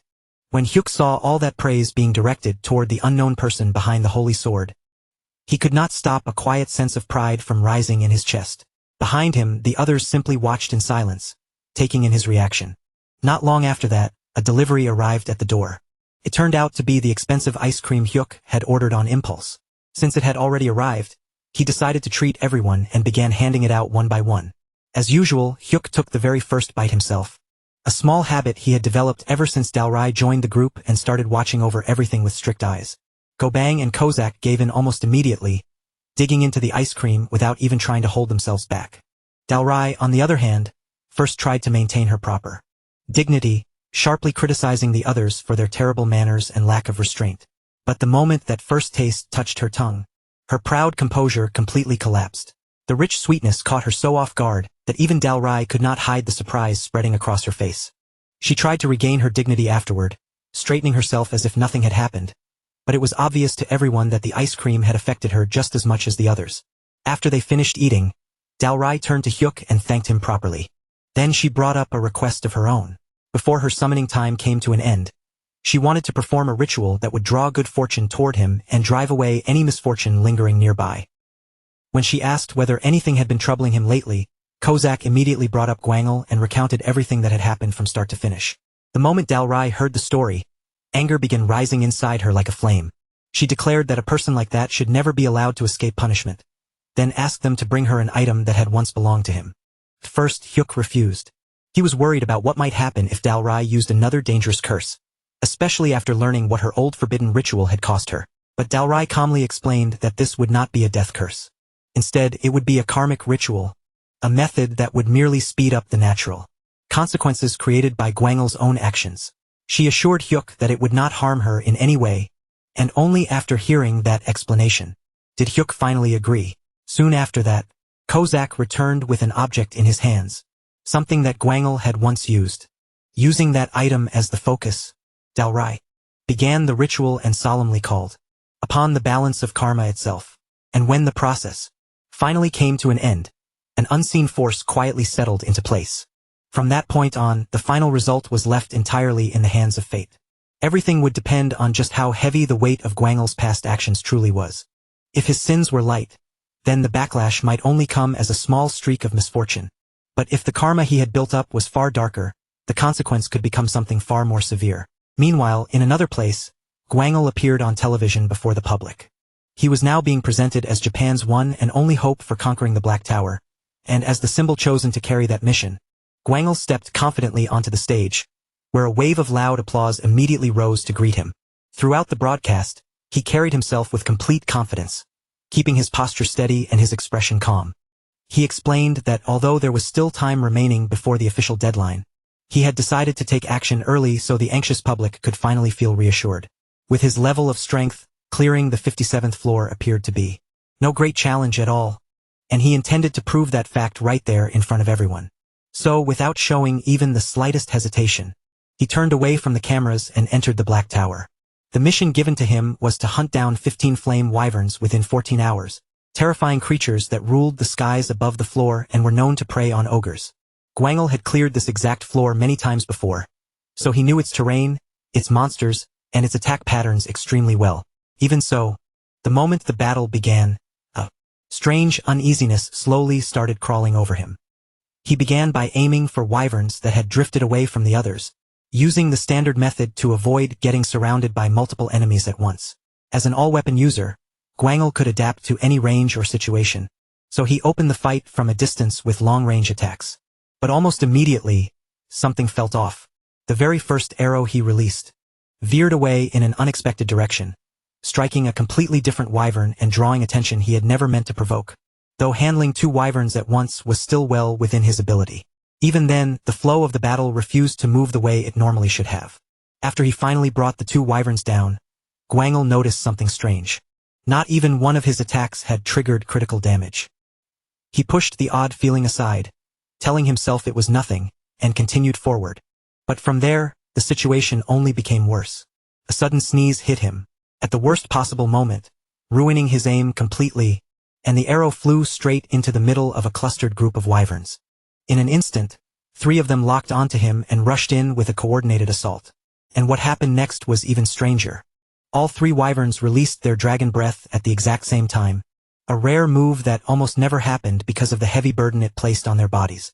With the flames closing in and nowhere clean to escape, Gwangul was forced into a corner and unleashed his strongest skills, barely surviving the clash. After a brutal and exhausting fight, he managed to kill 2 of the wyverns, leaving only 1 injured and weakened wyvern still standing in front of him. Believing that he had finally regained control of the situation, Gwangul moved in to finish off the last one. But that confidence disappeared almost immediately. As he shifted his footing and stepped back, his heel accidentally came down on a wyvern egg that had been hidden on the ground beneath him. Something that never should have existed there at all, not even for a single moment. Then the hatchling's sharp cry burst across the battlefield, cutting through the chaos like a signal flare. That desperate sound instantly pulled the attention of the nearby wyverns, turning their gazes toward the source. The second Gwangul realized what that meant, the danger became painfully clear to him. If he stayed in that place any longer, he knew there was a very real chance he would be torn apart and killed. With every path forward suddenly cut off, Gwangul had no choice but to retreat, throwing away the challenge and escaping before it was too late. But outside the tower, the situation waiting for him could not have been more badly timed. The instant he reappeared, he landed right in the middle of a live stage performance, shocking the audience so badly that the entire place seemed to freeze around him. Yet Gwangul did not even spare the stunned crowd a glance. He ignored the stage, the lights, and all the eyes on him, immediately pulling out a healing potion and drinking it down. Even as the crowd erupted into noise around him, his face remained empty and unreadable, as if none of their reactions had anything to do with him. Without saying a word to anyone, he simply turned and walked away in complete silence. It did not take long for news of his failure to explode across the world. The public reaction turned cruel almost immediately, and in no time at all, Gwangul became the target of open mockery, with people ridiculing him without holding back. At the same time, Hyuk continued pushing upward through the tower, and successfully cleared the 31st floor. But once again, he had been unable to take part in the fight with his own hands, and that failure left a bitter irritation burning inside him.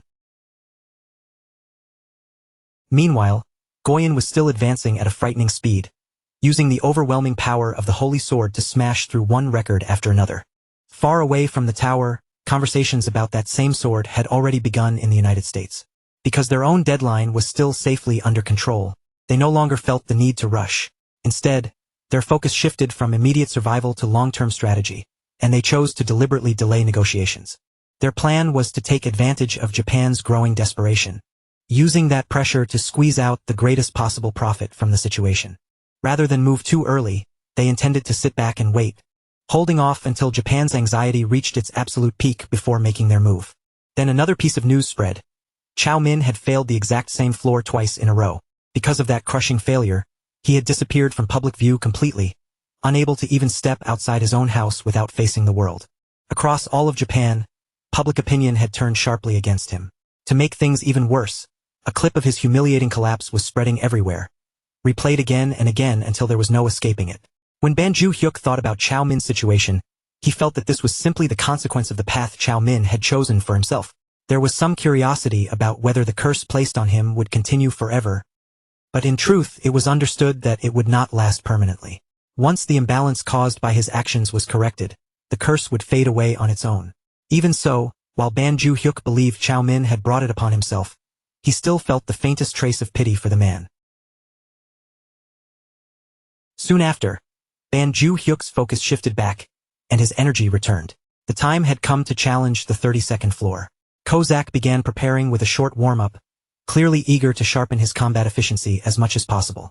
Dalrai, on the other hand, remained composed and ready like always. And beside them, Meatball could barely contain himself, his whole body practically buzzing with excitement at the thought of hunting monsters again. But before they set out, Banju Hyuk suddenly came to a stop and said there was something important he needed to talk about with Dalrai. To set the mood properly, he revealed a stack of premium ice cream boxes.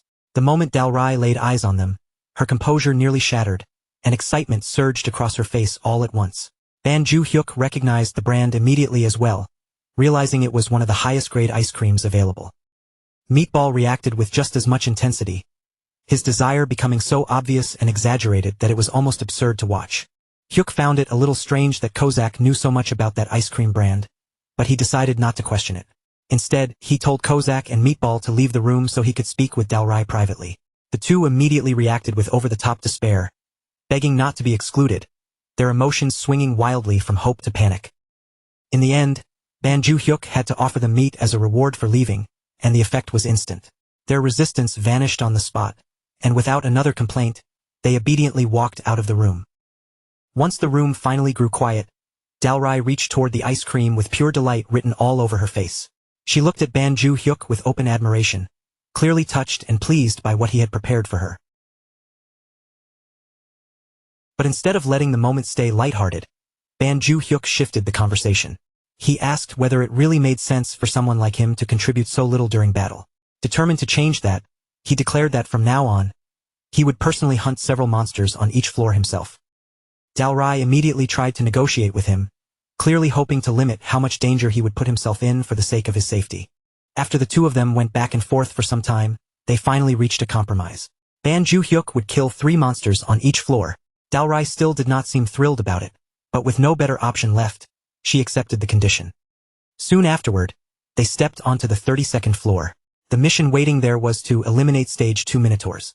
Banju Hyuk explained that minotaurs appeared from the 31st floor through the 35th floor, with their stage increasing 1 level higher on each floor. Those floors provided exactly the kind of environment minotaurs thrived in, allowing their already massive bodies to keep growing even larger. Meatball already stood at around 3 meters tall, but the king of those creatures could reach a terrifying 6 meters in height. Even the stage 2 minotaurs standing in front of them now were roughly 4 meters tall, and their overwhelming size alone was enough to shake a person's courage. Seeing an enemy that huge from such close range, Banju Hyuk felt doubt slowly creeping into his chest. After pushing so hard for Dalrai to let him fight, backing down now would be far too embarrassing. Just as his hesitation began to settle over him, Dalrai activated her support magic from behind. Her spell wrapped around Banju Hyuk and his summons at the same time, strengthening them while slowing the movements of the enemies in front of them. With that quiet support giving him a push from behind, Banju Hyuk looked around the battlefield. Meatball was already standing firm on the front line and had even brought down several minotaurs by himself. Kozak was positioned close by as well, calmly prepared to step in the moment anything started to go wrong. Once Banju Hyuk realized he was not facing this danger alone, he steadied his breathing, gathered his courage, and began moving toward the monster he had chosen as his target. The Minotaur was the first to make a move, lowering its massive body and charging in with brutal strength, as if it planned to smash Banju Hyuk flat before he could even breathe. But Banju Hyuk did not retreat. He pushed forward instead, his feet moving sharply as Shadow Step carried him around the creature's attack, slipping past its crushing force at the exact opening he had been waiting for. And in that split second, while the Minotaur's guard was exposed, he awakened the third form of his primordial thunderstaff, letting violent lightning gather around the weapon. Falling thunderflash erupted in his hands, and Banju Hyuk drove the strike straight into the monster's head with terrifying precision, dropping the huge creature in one clean blow. As it collapsed, he could not help thinking that clearing floor after floor again and again had finally allowed him to unlock this powerful new form. The speed and destructive force of the technique were on a level far beyond what he had used before, even if the price was a much longer cooldown afterward. And although fear had gripped him when the battle first began, he had still held himself together, kept his promise, and defeated 3 monsters with his own hands. Meanwhile, Kozak and Meatball swept through the remaining enemies with steady teamwork, cleaning up everything Banju Hyuk left behind. By the end, the floor was cleared with another S++ rank, and a new platinum badge was added to his growing list of rewards. When the next day arrived, the focus around them slowly shifted away from Banju Hyuk's latest victory. This time, everyone's attention landed on Anya, who had just come back after challenging one of the higher floors. When people asked how far she had progressed, Anya spoke about the 65th floor with a serious expression, saying it had been incredibly difficult.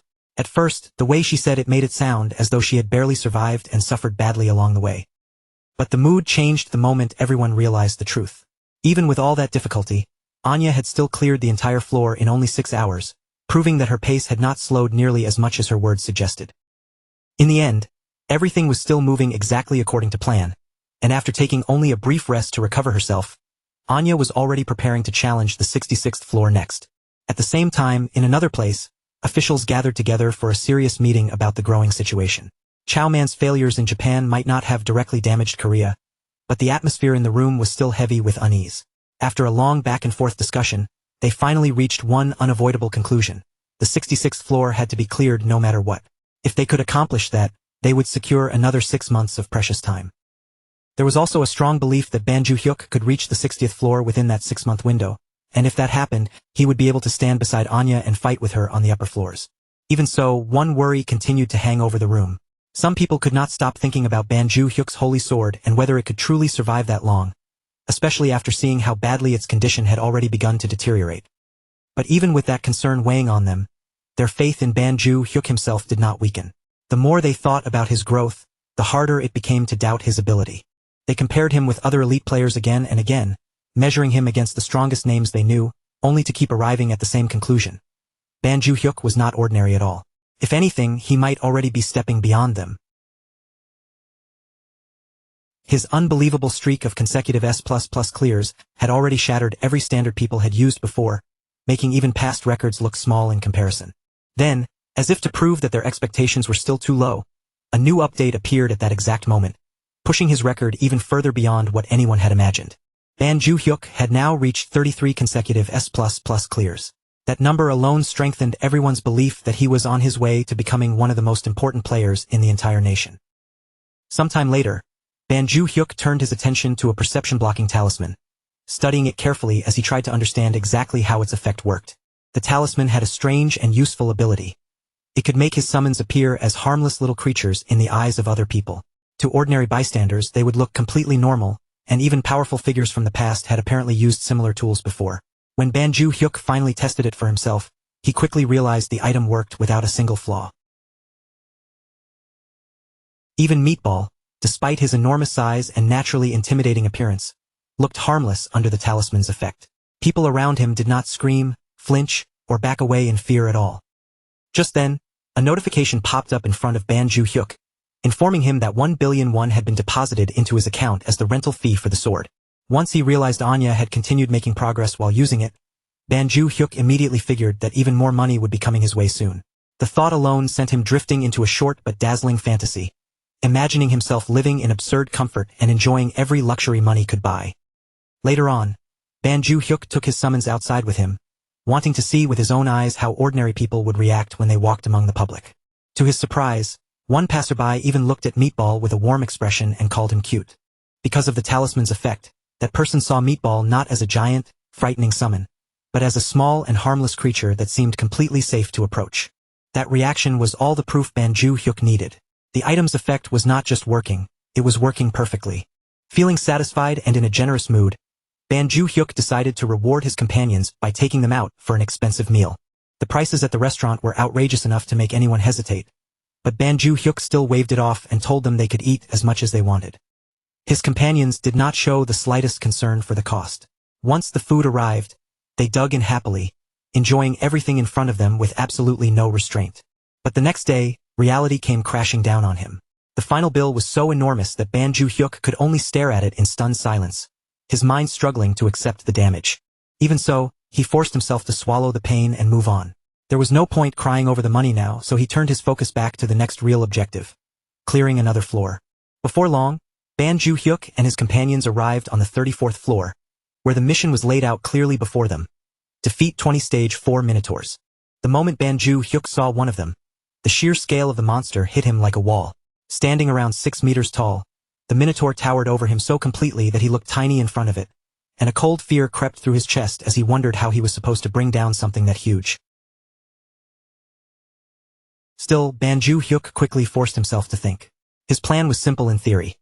Attack the legs first, break the monster's balance, and then finish it off while it was unstable and unable to move properly. But even with a plan in mind, uncertainty remained in his eyes. At that moment, Kozak stepped forward, sensing his hesitation, and offered to support him. Kozak agreed to help under one condition. Ban Ju-hyuk only had to fight a single monster himself. As long as he accepted that, Kozak would handle the rest of the support.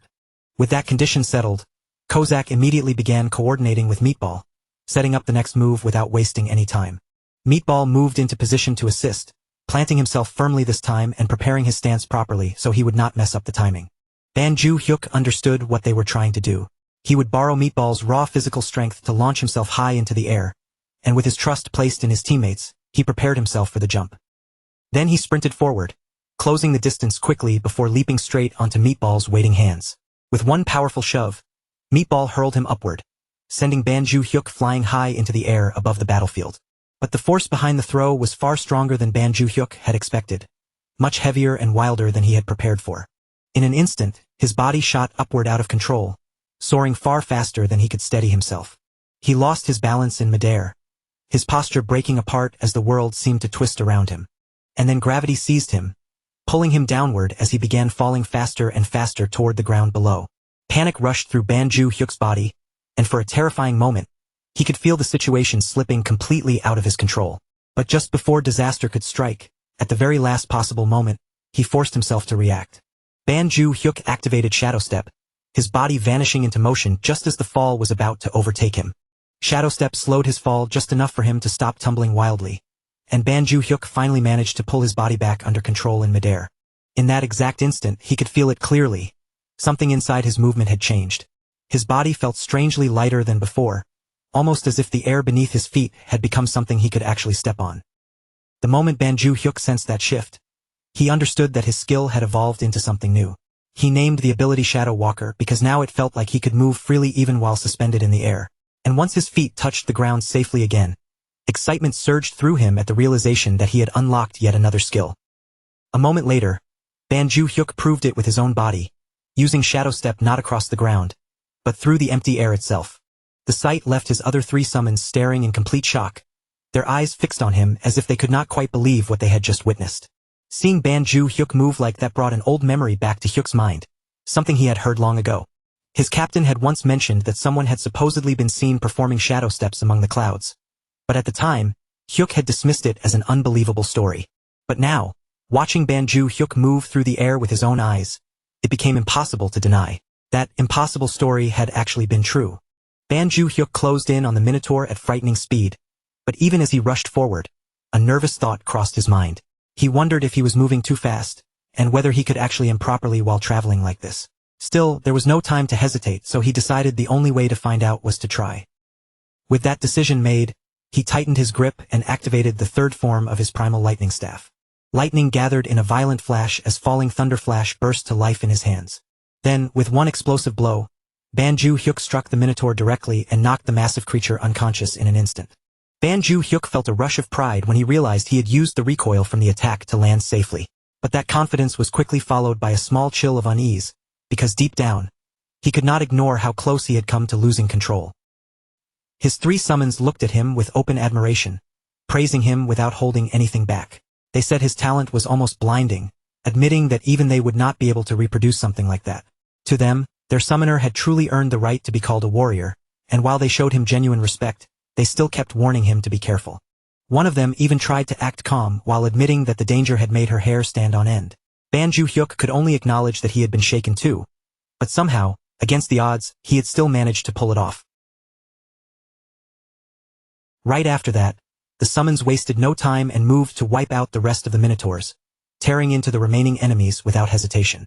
Soon, a system window appeared in front of Ban Ju-hyuk, announcing that he had successfully cleared the 34th floor mission, gained a level, received 4 kilograms of mana stones, and obtained a summon grade up rune. Ban Ju-hyuk froze in surprise when he realized that a summon grade up rune had dropped as a normal reward instead of a special bonus, and to him, it felt like he had hit the jackpot. Then another system message appeared, confirming an S++ clear rank for the 34th floor of the Black Tower in Korea, granting him another platinum badge, unlocking the 35th floor, and finally removing him from the tower. After returning home, Ban Ju-hyuk looked over his summons with clear satisfaction and praised each of them for how well they had fought. Then, when he had a private moment, he quietly asked Kozak whether an SSR summon could be raised all the way to LSSR by using the grade rune. Kozak answered immediately, denying it without even needing to think, and explained that the rune could only raise a summon up to SSR at most. Not long after that, Dalrai called Meatball over for dinner.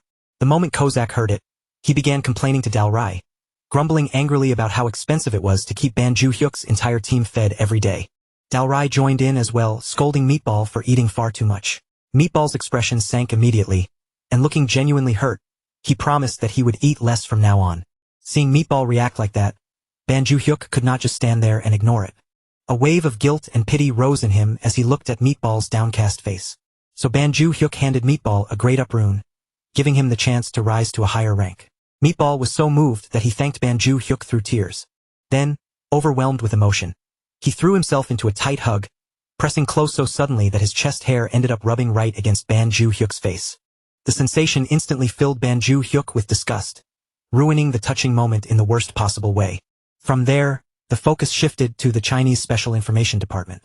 Inside, Su-jun, the deputy director, summoned a section officer before him and demanded in a sharp voice why there was still no news about clearing the 59th floor. The officer reported that among the forcibly naturalized assets, more than half had vanished inside the tower, creating serious setbacks for their plans. Even worse, there were reports that many of them had taken their own lives within the tower itself. Su-jun then received a list containing elite South Korean players. After scanning it, he ordered the officer to choose suitable targets from the recently contracted rookies. He made it very clear that famous names were not to be touched, because drawing too much attention would only create unnecessary trouble. At the same time, he ordered that everything had to be done cleanly, without leaving behind any evidence. That way, the country could never be held responsible or forced to admit involvement in what happened. The officer immediately saluted, accepted the order, and left the room. Once he was gone, Su-jun reflected coldly on Japan's foolish attempts at public forced naturalization, which had only ended in humiliation and exposed their weakness. Unlike them, Su-jun had no intention of making things public. If they needed players badly enough, then they would simply abduct them. After that, 2 days passed. During those 2 days, Ban Ju-hyuk and his summons had mostly been surviving on ramen. Kozak was trying hard to cut down on expenses, so their meals had become painfully simple. Ban Ju-hyuk, however, had other concerns weighing on his mind when a new system window suddenly appeared. The window showed a catalog update, and on it, the dull barbarian meat shield was listed as unable to be summoned. Ban Ju-hyuk immediately grew worried, but Kozak explained that ranking up was not a simple process. It strengthened the soul itself, which made it dangerous, and if the upgrade failed, there was even a risk of permanent deletion. The moment Ban Ju-hyuk heard the word deletion, it struck him like a heavy blow. Dalrai quickly scolded Kozak for scaring him like that, then turned to reassure Ban Ju-hyuk before his panic could grow any worse. She explained that if Meatball had truly been deleted, his name would have vanished from the catalog completely. Since his name was still there, the fact that he could not be summoned likely meant something else was happening. Dalrai suggested that it might even be the rare case of a 2-rank leap during an upgrade. Kozak agreed with that possibility and added that Meatball's soul was unusually pure, which might make him especially suited for a successful upgrade. Ban Ju-hyuk, however, rejected Kozak's misunderstanding silently in his own mind. Even with their explanations, he could not stop worrying about what a sudden jump in rank might really mean for Meatball. Wanting to lighten the heavy atmosphere a little, Ban Ju-hyuk tried to shift everyone's attention elsewhere and suggested that after finishing their ramen, they should all head out to a cafe. But almost immediately after saying that, another worry struck him. What if Meatball came back from the upgrade even larger than before? And if that really happened, what if the new house they had just moved into no longer had enough space for him to fit comfortably? Before long, the focus moved to a cafe, where 2 men were already deep in conversation about the upcoming raid on the 66th floor. They spoke as if the raid would be handled without much trouble, all because the Holy Sword was involved. One of the men even openly praised the hero Nam Gaeun, his voice filled with admiration. The other man immediately snapped at him, scolding him for mentioning her name so casually without the respect she deserved. Meanwhile, Ban Ju-hyuk was passing through the area like any normal customer, but before he even realized what was happening, he somehow ended up accidentally embracing Nam Gaeun without anyone around him noticing properly. Soon after, the drinks and desserts they had ordered arrived at the table, and everyone settled in to enjoy the sweet food and cafe atmosphere together. Right then, Ban Ju-hyuk received a call from Gwangil, who sounded excited as he congratulated him on breaking records with his unbelievable streak of consecutive S++ clears. After the congratulations, Gwangul brought up the penthouse that had once belonged to Yuchi Elman. As a show of gratitude for renting out the holy sword at such a low price, he offered to transfer the entire place to Ban Ju-hyuk for free. The offer came so suddenly that Ban Ju-hyuk was completely caught off guard. Not knowing how to answer right away, he asked for some time to think it over, then ended the call before making any decision. Kozak noticed the exchange and asked who had called him.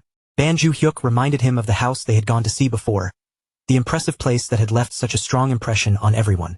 Kozak admitted without hesitation that the house really had been magnificent. Dalrai agreed as well, saying that a place like that matched Ban Ju-hyuk's current position and status quite well. But Kozak quickly added a warning, telling him not to trust anything simply because it was offered for free. In his view, nothing in life ever came without some kind of hidden cost. Dalrai, on the other hand, encouraged him to accept it, arguing that it was a fair reward for everything Ban Ju-hyuk had already contributed. Ban Ju-hyuk found himself stuck between both opinions. He could not ignore the thought that once he accepted a gift that big, it might become much harder to refuse whatever the management department asked of him later. After weighing it over in silence for a while, he finally reached a decision. Instead of accepting the penthouse as a free gift, Ban Ju-hyuk decided that he would buy it himself. His summons immediately praised the decision, impressed by what they saw as his clear judgment and dignity. But the atmosphere changed the moment Ban Ju-hyuk checked the actual price. The number displayed in front of him was not small at all. The penthouse cost 20 billion won.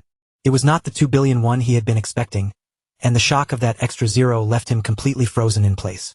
Kozak noticed his reaction and asked what was wrong, but Ban Ju-hyuk quietly pushed the matter aside and decided that it was time for them to leave.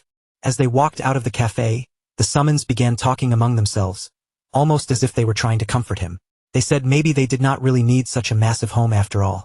A place that big would be difficult to clean, expensive to maintain, annoying if someone had to walk far just to reach the bathroom at night, and the garden would probably attract bugs too. One inconvenience after another came up, until they finally agreed that living beside Ban Ju-hyuk mattered far more than living in a huge house. In the end, they even praised his judgment as if it had been brilliant all along. Then, right at that moment, the mood around them quietly shifted. Two suspicious-looking men stepped into the cafe. The moment they entered, something dangerous seemed to cling to them, like the faint smell of hidden weapons. There was also the sharp presence of blood, old scars, and even the harsh scent of gunpowder carried in with them. Kozak recognized it immediately. These men were the same kind of people as him, the sort who lived close to violence and danger. Without making a sound or drawing attention to himself, Kozak quietly made his move. He marked both men for tracking, making sure they would not disappear from his awareness so easily. Just then, Ban Ju-hyuk called out to Kozak and told him they were going home. Kozak followed without hesitation, but inside, he decided that for the time being, he would keep this suspicious situation hidden from his summoner. The focus then moved to the Awakener's Management Administration. There, Nam Gayan sat in complete silence, her posture still as she immersed herself in image training deep within her own mind. In her thoughts, she went over the importance of the Holy Sword, knowing it was essential for neutralizing the dark aura released by the undead. Even so, Nam Gayan firmly told herself that she could not allow herself to depend on that weapon alone. Her mental training unfolded with sharp clarity, as if an endless battlefield was forming inside her mind and throwing enemy after enemy at her. Dark mummies, dark zombies, dark skeletons, dark ghouls, and eventually, an entire army of undead pressed toward her from every direction. She had already cut down hundreds of enemies to reach her current level, and each imagined battle sharpened her senses further, hardening her resolve until there was no hesitation left in her eyes. When the intense training inside her mind finally came to an end, Nam Gayan prepared to leave. Her superior addressed her with formal respect, wishing her luck and warning her to stay careful. Mina also spoke up with clear concern on her face, unable to hide how worried she was as she supported Gayan. With their encouragement behind her, Nam Gayan headed toward the 66th floor of the Korea Black Tower. Her focus did not waver as she entered the battlefield. Before long, a skeletal monster appeared directly in front of her.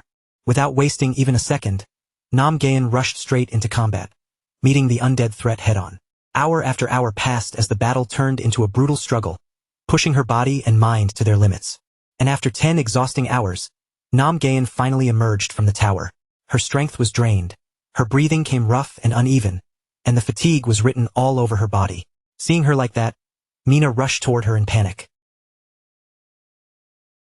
But before Mina's panic could fully spill out, Nam Gayan lifted her tired face and gave her a faint, reassuring smile. Then she raised one thumb weakly, silently letting everyone know that she had done it. At that exact moment, a system notification appeared, confirming what her exhausted gesture had already revealed. The 66th floor of the Korea Black Tower had finally been cleared.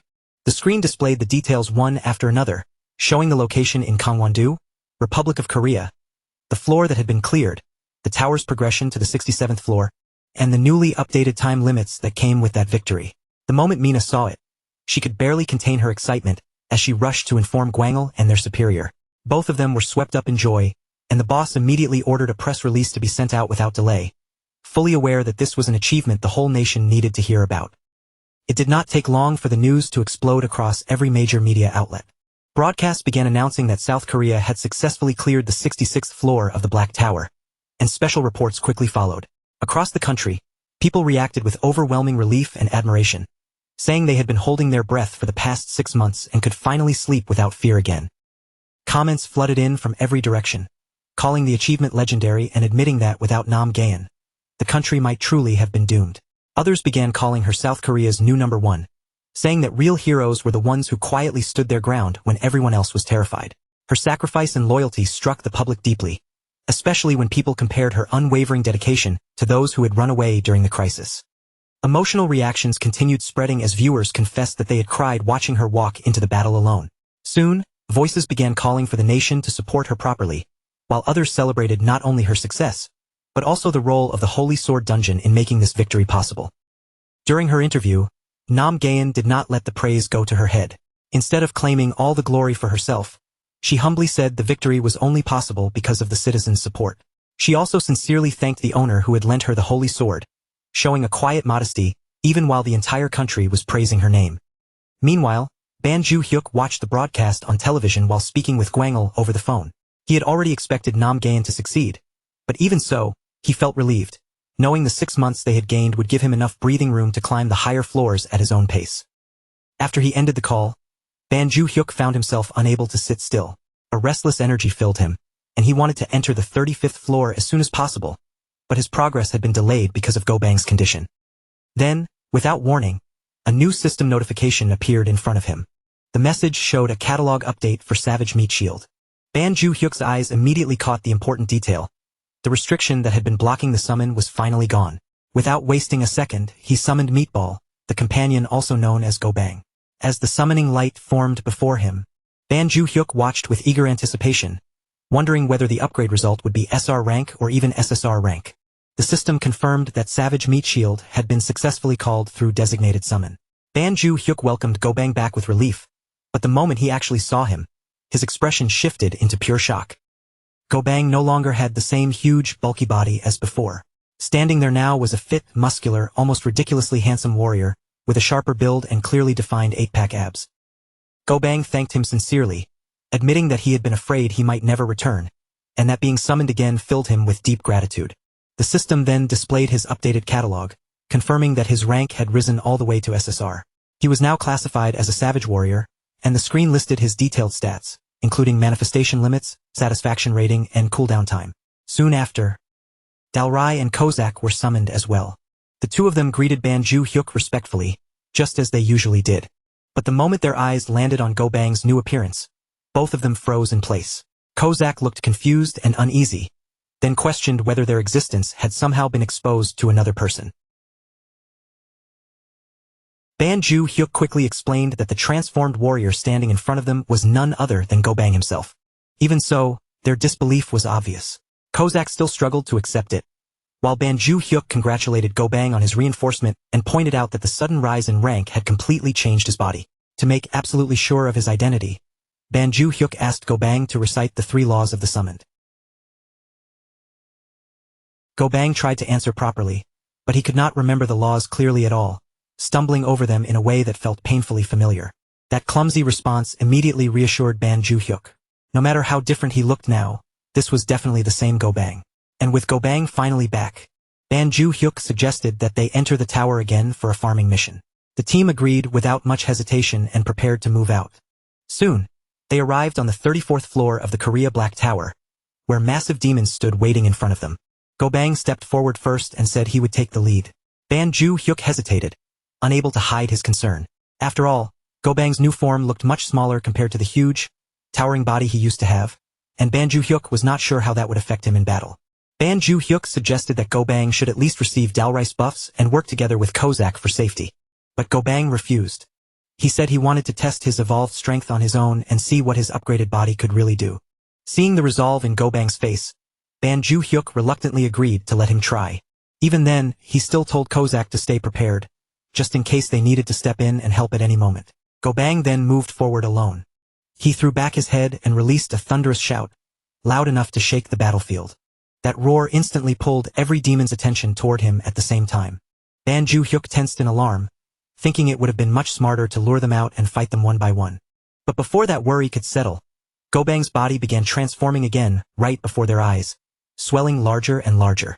His size rose until he rivaled a minotaur, reaching a massive scale that left everyone watching in stunned silence. What came next was not just a fight, it was a one-sided display of overwhelming power. Go-bang charged into the entire group of demons alone and fought them all head-on. His toughness was incredible, and every attack he unleashed carried destructive force that shook the enemies apart. The reckless fighting style he once had was still there in spirit, but now it had become controlled, focused, and terrifyingly powerful. Ban Ju-hyuk watched the scene unfold in complete awe. Seeing Go-bang dominate the battlefield so effortlessly, he even joked to himself that he should have brought popcorn so he could properly enjoy the show. Kozak, on the other hand, could not hide the irritation rising across his face, and he grumbled that Go-bang's power had clearly been boosted by an absurd amount. To him, it felt completely unfair, especially when compared to the much smaller improvement he had received from his own rune upgrade. Dalrai immediately scolded him in a sharp voice, reminding him that Go-bang becoming stronger meant Ban Ju-hyuk would be safer in future battles. Only then did Kozak realize how selfish his complaint sounded, and his shoulders dropped as he apologized in clear embarrassment. Ban Ju-hyuk then stepped in gently, asking Dalrai to treat Kozak with a little more respect. He understood her point, but he also felt that constantly throwing harsh words at him was unnecessary and only made the atmosphere uncomfortable. Dalrai paused for a moment, then accepted Ban Ju-hyuk's correction without arguing back. She turned toward Kozak and sincerely apologized for speaking too harshly. Then, as a small sign of goodwill, Dalrai even reached out and took Kozak's hand. Seeing the tension between them soften, Ban Ju-hyuk felt quietly relieved, because more than anything, he wanted his group to stay united. While that small reconciliation happened behind him, Go-bang continued tearing through the battlefield with fierce momentum. At one point, a demon managed to strike him from behind, and Ban Ju-hyuk's heart jumped in panic for a brief second. But Go-bang answered that blow with even greater force, turning around and completely overwhelming the demons that rushed him. His performance was so powerful that it barely looked like a struggle. Compared to what he could do back when he was only R rank, this level of strength was almost impossible to recognize. Every movement proved just how much he had grown, and the difference was so huge that no one watching could deny it. Before long, a system message appeared and confirmed that the 34th floor mission had been cleared successfully. Go-bang returned to his refined human form and calmly said that the 34th floor had been far too easy for him. There was no loud bragging in his voice, only a quiet confidence backed by the overwhelming strength he had just displayed. Even after the fight ended, the force lingering around him made it obvious that Go-bang had not gone all out. The system's presence itself seemed strangely subdued, as though even it had recognized his dominance. Go-bang, however, was already looking ahead, saying that he wanted to challenge stronger floors and keep fighting without stopping. Ban Ju-hyuk watched him with excitement rising in his chest and declared that S++ clears would no longer be a problem. With his confidence renewed, he decided they could climb toward the higher floors much faster as long as they kept moving forward together. The next scene showed Dalrai, Ban Ju-hyuk, and Meatball sitting together at a meal, the battle already behind them as the group settled into a more ordinary moment. Ban Ju-hyuk looked at Meatball and smiled, thinking that his increased firepower and more compact SSR form were satisfying in many ways. On the surface, the upgrade seemed like a perfect improvement. But despite the dramatic change in appearance, Meatball's eating habits had not changed at all. He still attacked his food like a wild animal, scattering bits everywhere as if table manners meant nothing to him. Seeing that, Ban Ju-hyuk's smile slowly faded and disappointment took its place. He realized that even if Meatball's body had improved, his behavior had not improved in the slightest, and frustration finally burst out as he snapped at him to stop making such a mess. Meanwhile, Kozak sat off to the side in unusual silence. His thoughts seemed far away, and his eyes were fixed coldly out the window as if something was quietly weighing on him. Ban Ju-hyuk noticed that Kozak had barely touched his food and asked why he was not eating. Kozak forced a small smile, trying to brush it off as casually as possible, and said he just had a few things on his mind. Dalrai immediately pointed out that his jealousy was far too obvious, especially when he was sitting right in front of the young master. Kozak looked visibly shaken, almost as if he might cry, and strongly denied it. He insisted that thanks to Meatball's upgrade, Summoner Ban was much safer now, and that he was genuinely happy about that from the bottom of his heart. Ban Ju-hyuk quietly reminded himself not to lower his guard, just because Meatball's body had become smaller, especially since his appetite seemed even worse than before. Still, he offered Kozak some of the food he had saved. Kozak immediately became emotional, eating while tears welled up in his eyes and saying how deeply moved he was. Watching him react like that, Ban Ju-hyuk asked if there was anything else he needed. Kozak hesitated for a moment, then admitted that his manifestation time was about to run out, and he quietly asked Ban Ju-hyuk to summon him again around midnight. He explained that because of the designated summon cooldown, once his time expired, 3 hours would have to pass before he could return. Ban Ju-hyuk asked why he wanted to come back at that specific time, and Kozak shyly revealed the reason. There was an overseas football match scheduled that night, and he wanted to watch it live. Ban Ju-hyuk looked surprised, wondering if Kozak had always been that interested in football. Kozak eagerly confirmed it, his face lighting up with rare excitement. Ban Ju-hyuk agreed to summon him again later, and Kozak smiled with genuine happiness. After that, Ban Ju-hyuk mentioned that he planned to visit the Awakening Management Department because he had gathered a large amount of mana stones. Kozak immediately grew uneasy and asked whether he was going alone, then requested to accompany him. Meatball quickly insisted that the outside world was dangerous, saying that a warrior should stay beside the summoner and protect him. Dalrai also stepped in, calmly suggesting that it would be safer if they all went with him. The way they all fussed over him made it feel like they were treating him as a child who could not go anywhere alone. Ban Ju-hyuk finally grew annoyed and snapped back, reminding them that they could not even enter the facility if they were not registered as players. Soon after, the focus moved to the Awakening Management Department. Ban Ju-hyuk arrived there in a car sent personally by Gwangel. Gwangel welcomed him warmly the moment he arrived, thanking him with a bright expression for taking time out of his schedule to come. Ban Ju-hyuk smiled and said it was never a hassle when they always sent a car for him. In his mind, though, the truly difficult part had been escaping the worried attention of his summons. He also casually mentioned that a normal car would have been more than enough, since he still was not used to riding in limousines. Gwangel laughed it off and told him not to feel burdened, saying that this level of treatment was only natural for someone like him. After that, Gwangel guided Ban Ju-hyuk inside. Once they were seated on a sofa, he informed him that the mana stones he had brought in weighed 54 kilograms in total. He added that 27 million won had already been deposited into Ban Ju-hyuk's account. Ban Ju-hyuk thanked him, and Gwangel congratulated him again for clearing another floor before mentioning that player Namgaeun had also performed remarkably well. Gwangel added that Namgaeun's success had been possible largely because Ban Ju-hyuk lent her the Holy Sword. Then he brought up the penthouse transfer once more and asked whether Ban Ju-hyuk had made up his mind. Ban Ju-hyuk hesitated, admitting that receiving something that valuable for free felt like far too much pressure. He explained that he would rather earn enough money and buy it himself later. But Gwangel insisted that the offer would remain open, saying the penthouse would be kept vacant for him, making it clear that he was still determined to hand the property over. Ban Ju-hyuk felt a quiet sense of guilt settle in his chest as he realized just how far they were willing to go for him. Then Gwangel's expression shifted as he moved on to a more serious topic. When Ban Ju-hyuk asked what it was, Gwangel explained that it concerned player Gerald Watson, who was scheduled to visit Korea in a few days. Ban Ju-hyuk recognized the name immediately. Gwangel explained that Gerald Watson was a world-famous player, known as a magic swordsman, and currently held the title of the highest-level player in the world. Ban Ju-hyuk wondered why such a major player was suddenly being mentioned. Gwangel then revealed that the purpose of Gerald Watson's visit was to rent the Holy Sword, with a proposed fee of $10 million for each use. Ban Ju-hyuk was so shocked that his thoughts nearly stopped, and he silently questioned whether he had actually heard that number correctly. Gwangel confirmed it without hesitation. The offer was indeed $10 million, roughly 13 billion won. Ban Ju-hyuk froze in place, his face stiff with disbelief as the number sank in. Gwangel watched his reaction and remarked that even that amount might not be enough, considering that the Holy Sword could essentially prevent a national crisis. He added that he intended to stall the negotiation team for now, because settling for only $10 million felt too low. Ban Ju-hyuk immediately grew tense, a nervous sweat forming as he struggled to process what he had just heard. The thought of pride ruining the deal and causing that massive opportunity to disappear made him deeply uneasy. So he quickly cut in and insisted that $10 million was already more than enough. Before the negotiation could become complicated, he urged them to accept the offer and move forward with the deal. Sometime later, Hyuk finally made his way back. The moment he returned home, the weight of everything hit him all at once, and his emotions began to swell as he thought about that unbelievable $13 billion one. Warm tears started rolling down his cheeks, but they were not tears of pain. They were tears of pure happiness, because the moment he understood just how much money he now had, even his $2 billion one salary suddenly felt like something he could treat as spare change.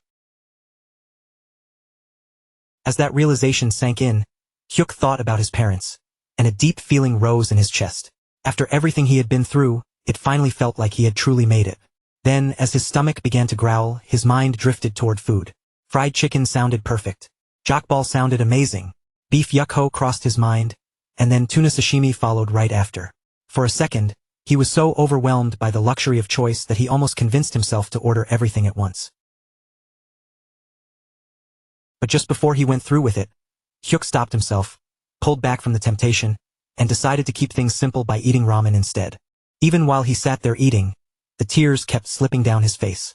They were still not tears of sadness, but of relief, gratitude, and a happiness so heavy it was hard to contain. He thought about saving the tuna sashimi for another time, maybe to enjoy properly with his summons later. For now, sitting there with a hot bowl of ramen in front of him was already more than enough to make him feel satisfied. When night settled over the city, Hyuk called Kozak out once again. He told Kozak that he had been running around all day and was completely exhausted, so when Kozak's summon time finally ran out, Hyuk probably would not be awake to properly see him off. So instead, Hyuk casually told him to relax and enjoy the football match for as long as he wanted. Kozak settled in to watch the game, while Hyuk, drained from the long day, slowly let sleep pull him under. Once Hyuk had fully drifted off, Kozak quietly rose and slipped outside without making a sound. As he stepped into the night, he thought back to the tracking mark he had placed earlier. That mark had no physical shape, no visible trace, and in a place like Earth, there was no one capable of detecting it, much less removing it. Kozak calmly followed the faint pull of the marks he had left behind, the same marks he had secretly placed on the two suspicious figures from the day before. All throughout the day, those tiny fragments of magic had remained within his senses, and he could feel them lingering near the office, watching it without rest. The idea that someone had dared to spy on the place where his summoner lived made a cold anger rise inside him. Without the slightest hesitation, Kozak narrowed down their exact location. The trail led him to a place operating under the front name Imperial Traditional Massage. Inside that establishment, several people had gathered together, their attention fixed on the data they had collected. They moved through the information like they were checking targets off a list, reading each profile one by one. One of the names was Kim Min-ji, age 32.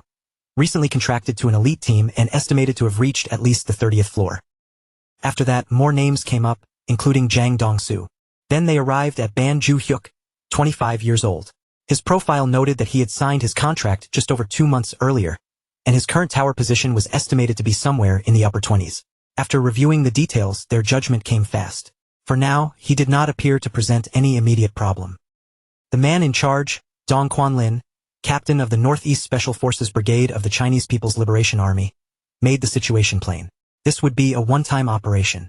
They had only a single hour, and within that short window, they intended to seize as many targets as they possibly could.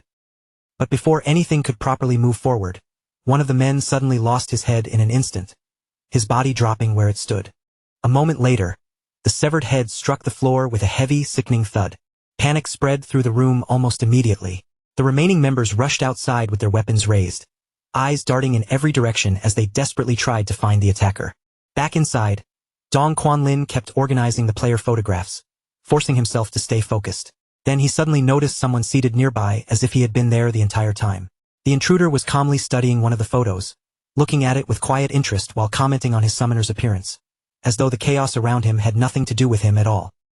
Shock slammed into Dong Quanlin at once. That presence should not have been there, and nothing about it made sense. He reacted instantly, whipping out a dagger and sending it flying straight toward the intruder. But before the blade could reach its mark, it shattered in midair. The intruder had crushed it effortlessly with nothing but his bare hands. In the very next instant, pain exploded through Dong Quanlin's body as his hand was pierced clean through. The intruder did not even lose his composure. With chilling indifference, he made it clear that he had merely been observing his summoner's image, and he had no intention of allowing anyone to interrupt him. Dong Quanlin's scream dragged the others rushing back inside, and the moment they saw what was happening, gunfire erupted throughout the room. Bullets tore through the air and filled the space, but none of it made the slightest difference. The attacker stood there completely untouched, not flinching, not retreating, and not showing even a trace of urgency. There was no tension in his posture, only an overwhelming certainty. He made the truth painfully clear. Fighting back was meaningless because every single one of them was going to die there. And the final thought hanging in the air carried an even heavier weight. They had stepped across a boundary they should never have gone near. Several men focused their fire on Kozak, unloading shot after shot in his direction. But not a single attack harmed him. In the next breath, Kozak moved fast, launching himself forward. With his sword flashing through the air, he cut them down before they could even properly react. The men were stunned by his speed and strength. Some of them shouted for the others to grab him and restrain him, but Kozak answered by slicing off their hands, making it brutally clear that they would not be grabbing anything anymore. Anyone who tried to attack him was knocked down with terrifying ease, as if their training and weapons meant nothing at all. Dong Quanlin could only stare in disbelief. Kozak was handling top-tier Black Ops agents like they were toys, and the sight sent fear crawling through him. He struggled to accept what he was seeing. For a moment, he wondered whether Kozak might be a Korean spy, or perhaps a soldier sent from some higher command, but the answer felt wrong. This was not something ordinary. Then Dong Quanlin remembered something. Skills this overwhelming, movements this refined, and power this abnormal were the kinds of things he had only ever seen in Tower Clear videos. The figure standing in front of him carried that same terrifying aura of strength. But even if Kozak was a player, one impossible question remained. How could he be using that kind of power outside the tower? After the final agent fell and the room went completely still, Kozak turned his attention toward Dong Quanlin and walked over to him without the slightest rush. Standing in front of him, Kozak looked down and first checked whether Dong Quanlin could understand Korean. Then, in a calm but chilling voice, he demanded an apology from the man who had dared to target his summoner.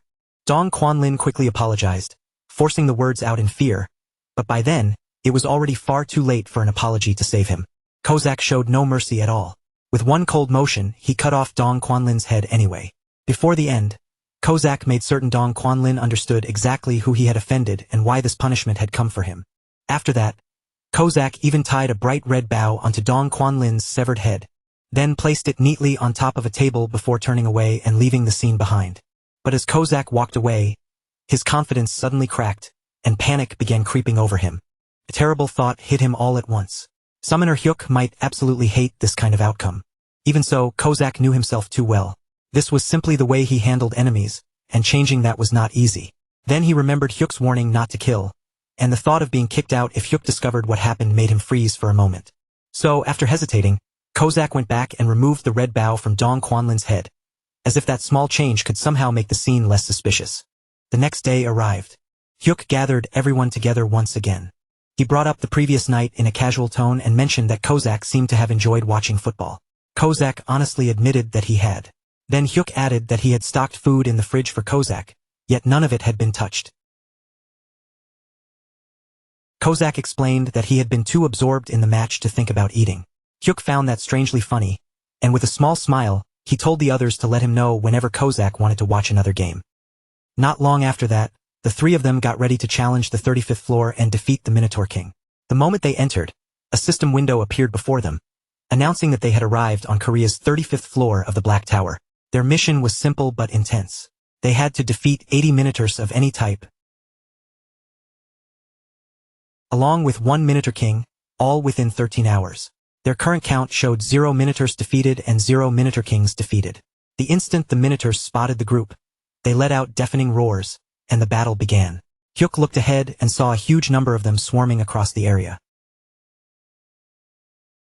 Princess Dao was the first to step forward, activating her buff as she prepared herself to launch into the fight.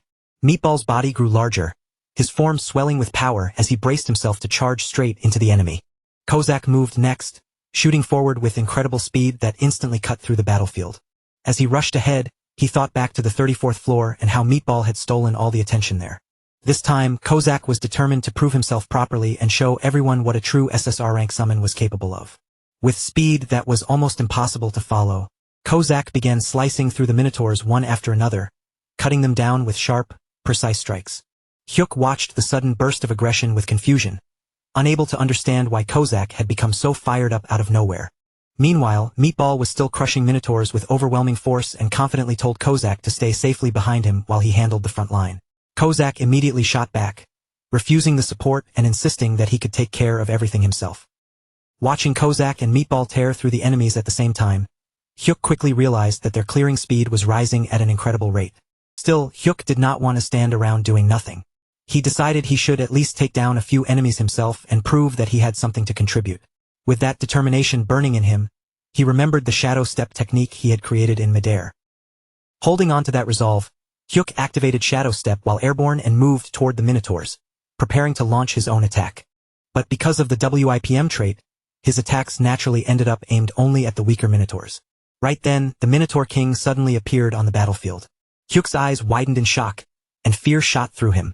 He realized at once that the boss had shown up much earlier than he had expected. The moment the fight truly began, the Minotaur King charged straight toward Hyuk, lowering its massive body as it rushed in to attack. But before the monster could reach him, Meatball stepped in and unleashed a single overwhelming blow. The impact landed with absurd force. The Minotaur King was struck so hard that its huge body was sent flying far into the distance, disappearing completely from sight. Just like that, the Minotaur King was defeated. Hyuk checked the time and smiled when he saw 7:59 remaining. The difference in power had changed so much that he could not hide his amazement. Meatball's strength was far beyond what he had expected.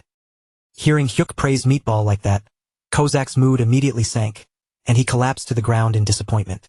He had wanted to defeat the boss himself and prove his own value. Soon after, a system message appeared, announcing that they had cleared Korea's 35th floor of the Black Tower with an S++ rank, earning a platinum badge as their reward. The scene then shifted back to the place where Kozak had killed Dong Kwan-lin and his men. Police officers were already there, carefully investigating the aftermath. Mina and Gwangul arrived at the scene soon after, with Gwangul introducing himself as the team leader from the Awakening Management Office. Beside him was Supervisor Lee Mina, who was also a police officer. She thanked them for arriving so quickly, then guided them inside. Gwangul immediately asked about the case files, and the officer confirmed that the targets listed there were connected to the management office. As Gwangul looked through the materials, he noticed something that made his expression turn serious. Sensitive information had been leaked. Then his eyes landed on Hyuk's photo among the files.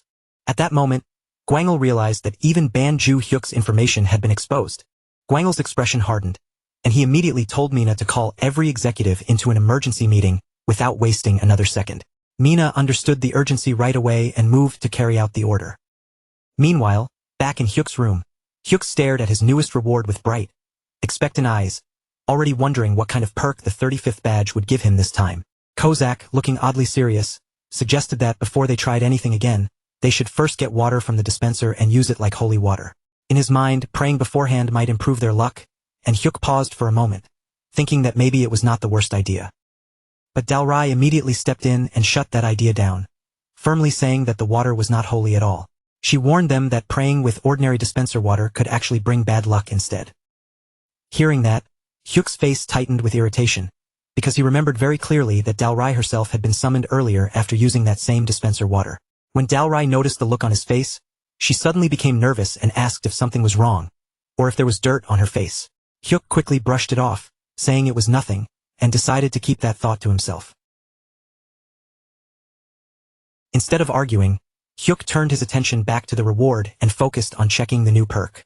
Soon, a system message appeared, informing him that he had received a perk for collecting 35 platinum badges. At the same time, Kozak's thoughts drifted toward the random summon that would be coming soon, and he quietly hoped it might somehow give them better chances in trading or summoning. Then, just as the atmosphere settled, another system window suddenly popped up in front of them.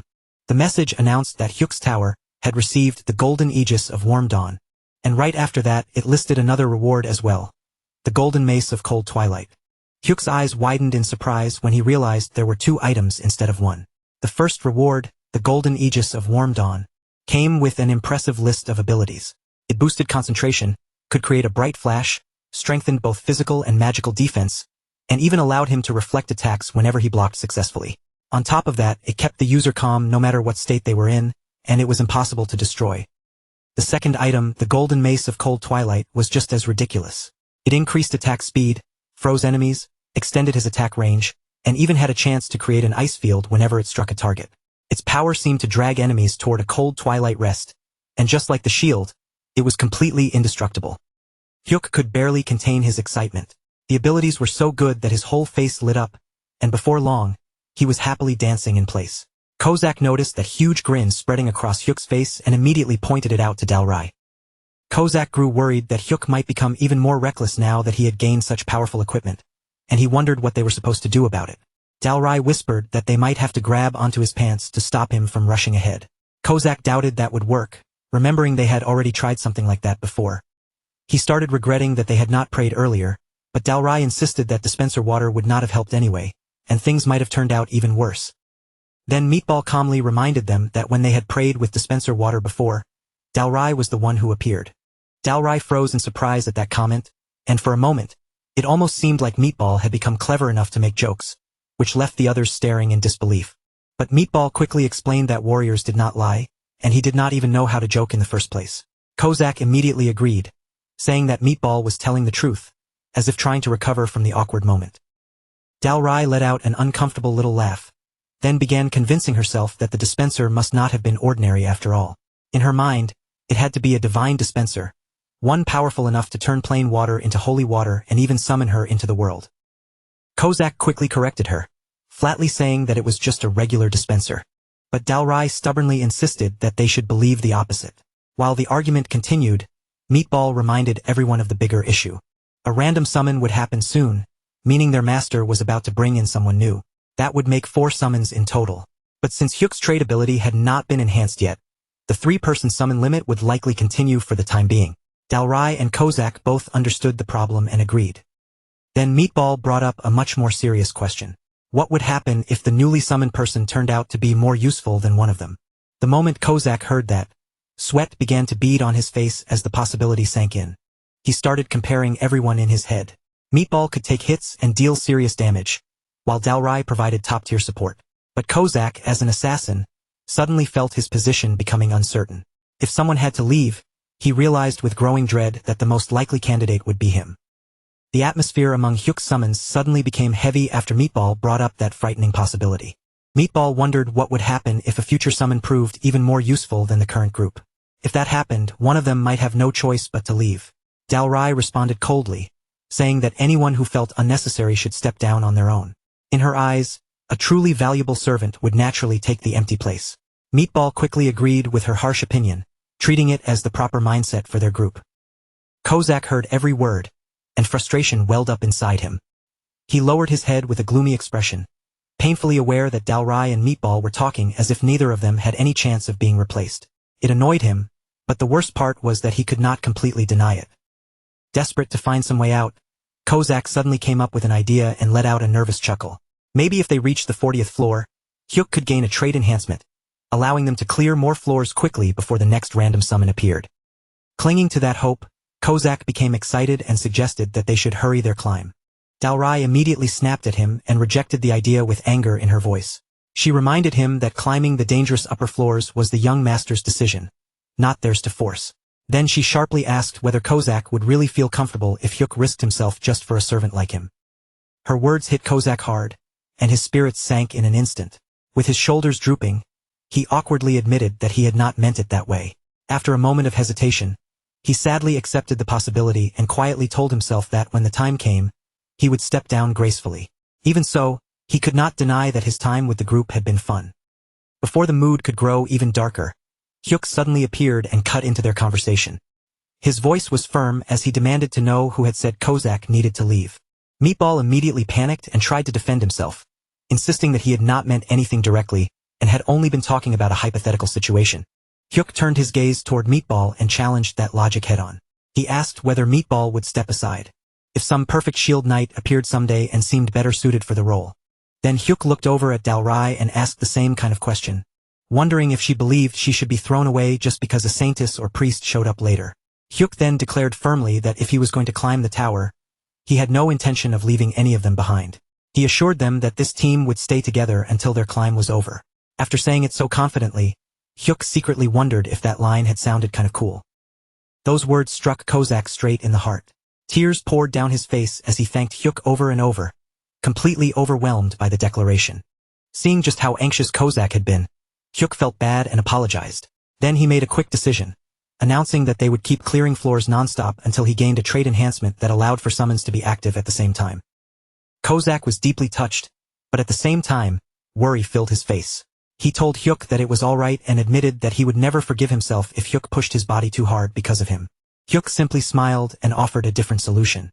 For the time being, he would step back completely and avoid fighting monsters himself. Then, half joking and half serious, he asked whether that could still be called overdoing it, and whether anyone had a reason to object now. Dalrice's motivation immediately flared up, and she declared that she would shake her ritual bells so fiercely they might even crack. Meatball proudly promised that he would personally protect the summoner and still achieve an S++ clear rank. Finally, Hyuk turned toward Kozak and asked whether he was coming with them. Kozak burst into tears all over again and answered with passionate certainty that of course he was in. The focus then shifted away from the tower and down into an underground briefing room at the Awakening Management Department in Hanamdong, Seoul. Inside the meeting room, Gwangil explained just how serious the recent incident had become. He made it clear that this was not some ordinary murder case. It was an attempted kidnapping aimed at the elite team responsible for the future of the nation. At first glance, the dead men might have looked like ordinary victims, but NIS Director Park Il-jun revealed through the autopsy results that they had actually been highly trained soldiers. Another bald director then pointed out that the real target had been the owner of the Holy Sword, warning that if anything happened to such a person, the loss to the nation would be enormous. That meant they had to uncover who was truly behind the attack, and the room grew tense as the discussion turned sharper. Park Il-jun let out a heavy sigh, his expression darkening as he admitted the situation was difficult. Since every person directly involved had already been killed, almost no evidence had been left behind for them to investigate. At that point, Gwangil spoke firmly, saying there was a strong chance China was responsible. He explained that China had already become widely known for abducting talented players from around the world, and by now those stories had gone far beyond the level of simple rumors. Gwangil added that if even the smallest trace remained in Korea, they needed to dig through the entire abduction network until every hidden connection was exposed. He hated having to admit it, but the failed kidnapping attempt had only ended this way by chance. Deep down, he almost felt grateful toward the mysterious killer who had stopped them before things could go any further. The next day, Hyuk and his summons arrived on the 36th floor of Korea's Black Tower. Before moving forward, Hyuk looked at each of them and asked if they were ready to push themselves hard until they obtained the next perk. All three summons answered with confidence, making it clear that they were completely prepared. From the 36th floor to the 40th, the enemies waiting for them were ogres, huge humanoid monsters with thick bodies and frightening strength. They were smaller than minotaurs, but that only made them more dangerous, because their movements were shockingly fast and hard to predict. Even so, Meatball proved to be on another level entirely, moving faster and hitting harder than the ogres could keep up with. Dalrai constantly supported the battlefield by spreading wide area binding debuffs and corrosive effects across the enemy formation, while Kozak became more and more aggressive in his assassin role, cutting through openings with ruthless precision. With all three of them working together, the ogres were overwhelmed with almost ridiculous ease. As a result, Hyuk achieved an S-clear rank on the 36th floor of the Black Tower. After that, the group kept using the same strategy, steadily pushing forward while aiming for the trade enhancement reward. The following day, they entered the 37th floor, where lightning-fast ogres came rushing at them. But even against enemies that specialized in speed, Hyuk's team still dominated the battlefield. On the 38th floor, a new type of ogre appeared, using incredible jumping power to attack from the air. But even against enemies dropping in from above, Meatball remained faster, stronger, and more overwhelming than every single one of them. Then came the 39th floor, where even more dangerous ogres were waiting for them. These monsters were clever enough to avoid direct clashes, using sneaky hit-and-run tactics to waste time and throw the team off balance. But no matter what tricks they used, Meatball still crushed through them completely, overpowering every last ogre with nothing but raw speed, brutal strength, and unstoppable momentum. Before long, the team was even joking that the best strategy was simply to throw Meatball directly at the ogres and let him handle the rest. Soon after, system notices began appearing one after another in rapid succession. The system announced that Banju Hyuk had achieved S++ clear ranks on the 35th, 36th, 37th, 38th, and finally the 39th floor of the Black Tower. The achievement sent shockwaves through everyone watching the rankings. For 5 straight days, people online could not stop talking about it. Some compared the mysterious S++ record holder to Nam Jiun, while others still argued in favor of Nam Jiun. Most people insisted that no ordinary player could ever match someone who kept earning consecutive S++ clears all the way to the 39th floor. Others said that anyone who truly understood skill had no choice but to acknowledge the S++ record holder. Some found it unbelievable that people were even comparing the two achievements in the first place, while others joked about excessive national pride and said everyone should just have a drink instead. At the same time, plenty of people were genuinely worried about the pace, pointing out that the player had been clearing floors non-stop for 4 days straight, which sounded almost absurd. Around that time, security around Hyuk's office had tightened dramatically, with far more guards stationed around the area than before. The day before attempting the 40th floor, Hyuk planned to visit an important place early in the morning. But leaving at 4 in the morning made him nervous, because that kind of timing could easily draw suspicion. Then he remembered the talisman that blocked perception. After carefully speaking with one of the guards, Hyuk felt a wave of relief. The talisman did more than hide his face. It also scattered people's attention, making it difficult for them to focus on him. Thanks to that effect, he was able to slip through the heavily guarded area without raising suspicion, even under strict security.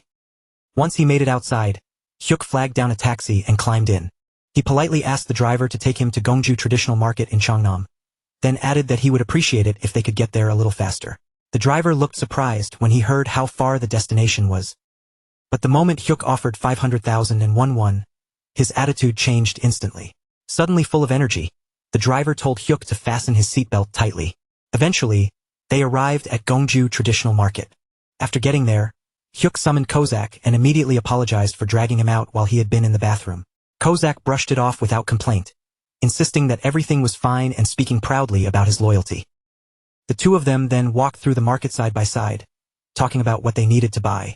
Hyuk suggested they start grocery shopping with a cheerful attitude, and Kozak happily agreed.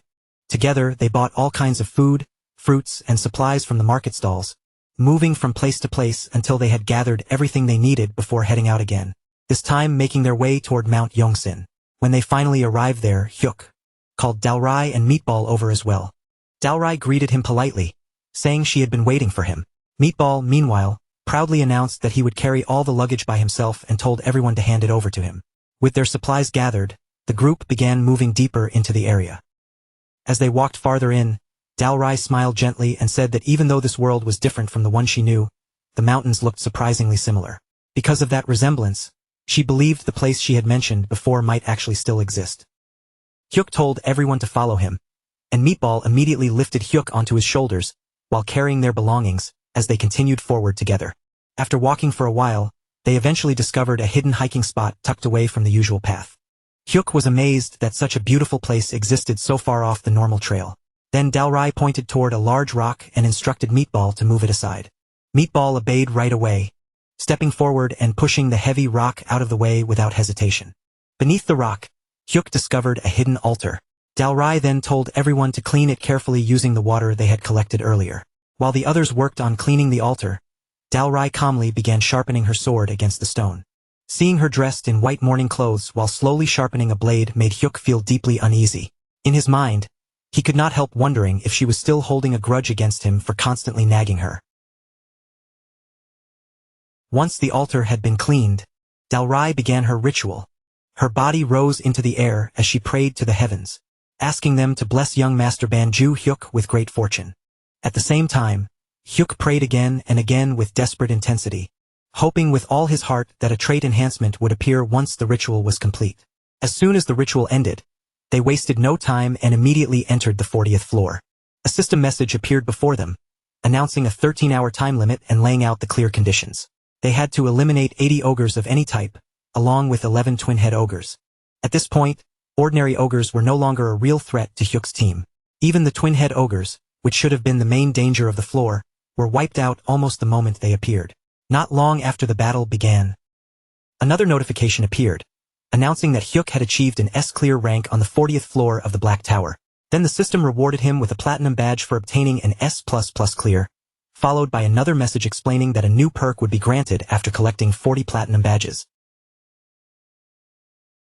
Hyuk's heart immediately started racing as he wondered whether his long-awaited trade enhancement had finally arrived. The moment that perk appeared, Kozak returned home so overwhelmed with joy that he shouted out loud. Hyuk and Dalrai quickly told him to keep his voice down. Kozak, suddenly embarrassed by his own outburst, shrank back and apologized in a flustered voice. Hyuk then opened his inventory to inspect the new reward. Inside, he found a unique ticket labeled as a roulette token. The system explained that if he tore the one-time use ticket, a random selection process would begin. But there was one condition. If he failed to use it within 1 hour, the chance would disappear forever. Hyuk stared at the roulette system in disbelief. The wheel was packed with countless sections, filled with different kinds of tickets, skills, potions, stones, items, and herbs. After scanning it carefully, he finally spotted the trade enhancement reward on the wheel. But the section was so painfully tiny that it looked almost like the eye of a needle, barely visible among all the other rewards. When Kozak saw how terrible the odds were, panic flashed across his face, and he asked if they were basically doomed. Hyuk could only admit that, no matter how bad the chances looked, spinning the roulette was still their only option. Kozak, still confused, nervously asked whether that meant they were really going to rely on an actual spinning wheel. Hyuk confirmed it and explained that the trade enhancement was definitely there, but the probability of landing on it was ridiculously low. Then, looking awkward, he asked if anyone else wanted to tear the ticket for him instead. The instant Hyuk said that, everyone suddenly found something else to do and avoided his gaze. Hyuk immediately complained about how they had all become useless at the exact same time. Trying to steady his nerves, Hyuk told them to trust the ritual they had performed earlier, then warned them not to blame him if the result turned out badly. Everyone quickly agreed that there was no reason to blame him. At last, Hyuk gripped the roulette ticket tightly in his hands. With his whole body tense, he desperately prayed for the one result he wanted most: the simultaneous summon trade enhancement. Hyuk stared impatiently at the roulette as it continued spinning without any sign of stopping. The wait dragged on so long that he nearly reached out in frustration, as if touching the wheel could force it to slow down. Then, after what felt like an eternity, the roulette finally came to a stop on trade enhancement. The moment Hyuk realized what had happened, he burst into a cheer of pure joy. His summons celebrated right along with him, their excitement filling the room as the impossible result became real. A new system message appeared, confirming that Hyuk's awakened trait had been enhanced. It stated that he could now maintain 4 summons at the same time. Hyuk announced that a 1-week summon cooldown had now activated, so everyone could take things easy for the moment. Then, almost casually, he mentioned that ordering chicken might be a pretty good idea. The moment the word chicken left his mouth, every one of his summons lit up with excitement. Meanwhile, at Incheon International Airport, Gerald Watson came rushing out from an arriving plane, his face full of energy and enthusiasm as if he had been waiting for this moment the entire flight. Director Antonio looked puzzled by Gerald's sudden dash, but he soon learned the reason. Gerald had been impatiently waiting for his chance to take revenge on the Dark Spectres. Antonio reminded him that they had already defeated the Dark Spectres once before, but Gerald brought up Korea's Nam Jiun, who had cleared the challenge in just 10 hours. Gerald insisted that unless he matched that time, it would not feel like true revenge. Antonio could only watch him with quiet concern, silently worrying about Gerald's reckless personality as he reluctantly followed after him. At the Awakening Management Department, Gwangil welcomed Gerald and Director Antonio with a warm greeting before introducing himself properly. Gerald wasted no time at all and immediately asked about the Holy Sword, making Gwangil chuckle at how eager he was. Before long, Gwangil personally led Gerald to the floor where the Holy Sword was being stored. Gerald paid the enormous rental fee without hesitation, then stood before the legendary weapon and fixed his gaze directly on it. Gwangil warned him to follow every term written in the contract, but Gerald confidently reached out and grabbed the Holy Sword. With the weapon in hand, he declared that he would not lose. Immediately after that, the system announced the start of the Black Tower's 66th floor mission: defeat 10 Dark Spectres within 15 hours. Gerald entered the floor without hesitation. From the moment he stepped inside, he began cutting through enemies non-stop, slaughtering monster after monster while thinking to himself that the 20 million won rental fee had been absolutely worth it. 5 days later, Hyuk had shut himself inside his room, even placing a warning sign outside the door that clearly told everyone not to disturb him. Inside, he reflected on the advice he had received from Dalrai, the greatest shaman of the Cheon Empire, while his synchronization rate steadily rose until it reached 95%. Hyuk waited patiently for the random summon, and he had even informed team leader Gwangil and his family that he would be unavailable for some time. To save money on food, he chose to live on simple instant noodles, proudly convincing himself that he had finally conquered his love of eating. At last, the day arrived, and Hyuk called in his 3 existing summons. Hyuk caught the anxious looks on everyone's faces, and immediately understood what might be going through their minds. Maybe they were worried that a newly summoned being would show up and take their place. So before that uneasy silence could grow any heavier between them, Hyuk made a quick decision. He activated the random summon right away, letting the summoning circle flare to life before anyone had time to overthink it. And from the glowing circle, something small and round slowly emerged. It was a chubby little hamster, standing there with its tiny body and soft, harmless appearance. The system immediately displayed its name, identifying the small creature as Razix. Razix was listed as an R-grade worker-type beastkin. He could remain summoned for 10 hours, had no satisfaction rating assigned yet, and once unsummoned, he would require a 3-hour cooldown before being called again.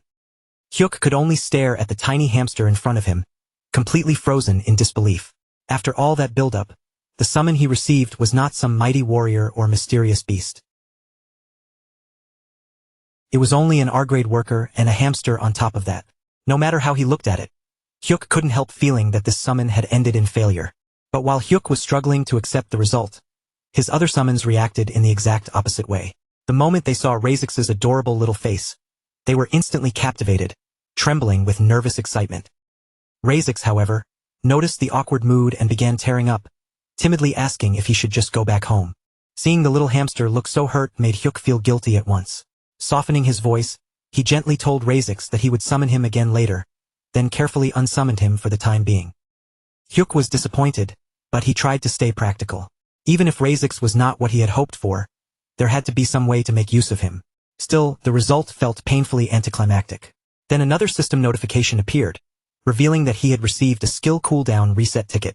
Galray tried to cheer him up, telling him to think of it as good luck, while Kozak calmly reminded him that they needed someone who could help Summoner Ban climb the tower. Meatball, full of confidence, assured Hyuk that things would turn out better this time. With his summons supporting him from every side, Hyuk felt his spirits lift a little. He thanked them from the heart, then stepped forward and attempted another random summon. This time, the air around the summoning circle felt completely different. Hyuk could sense it deep in his bones. Something unusual, something far beyond the last summon, was about to appear. Before long, a Taoist immortal stepped out from the glowing circle, carrying an aura that instantly changed the atmosphere.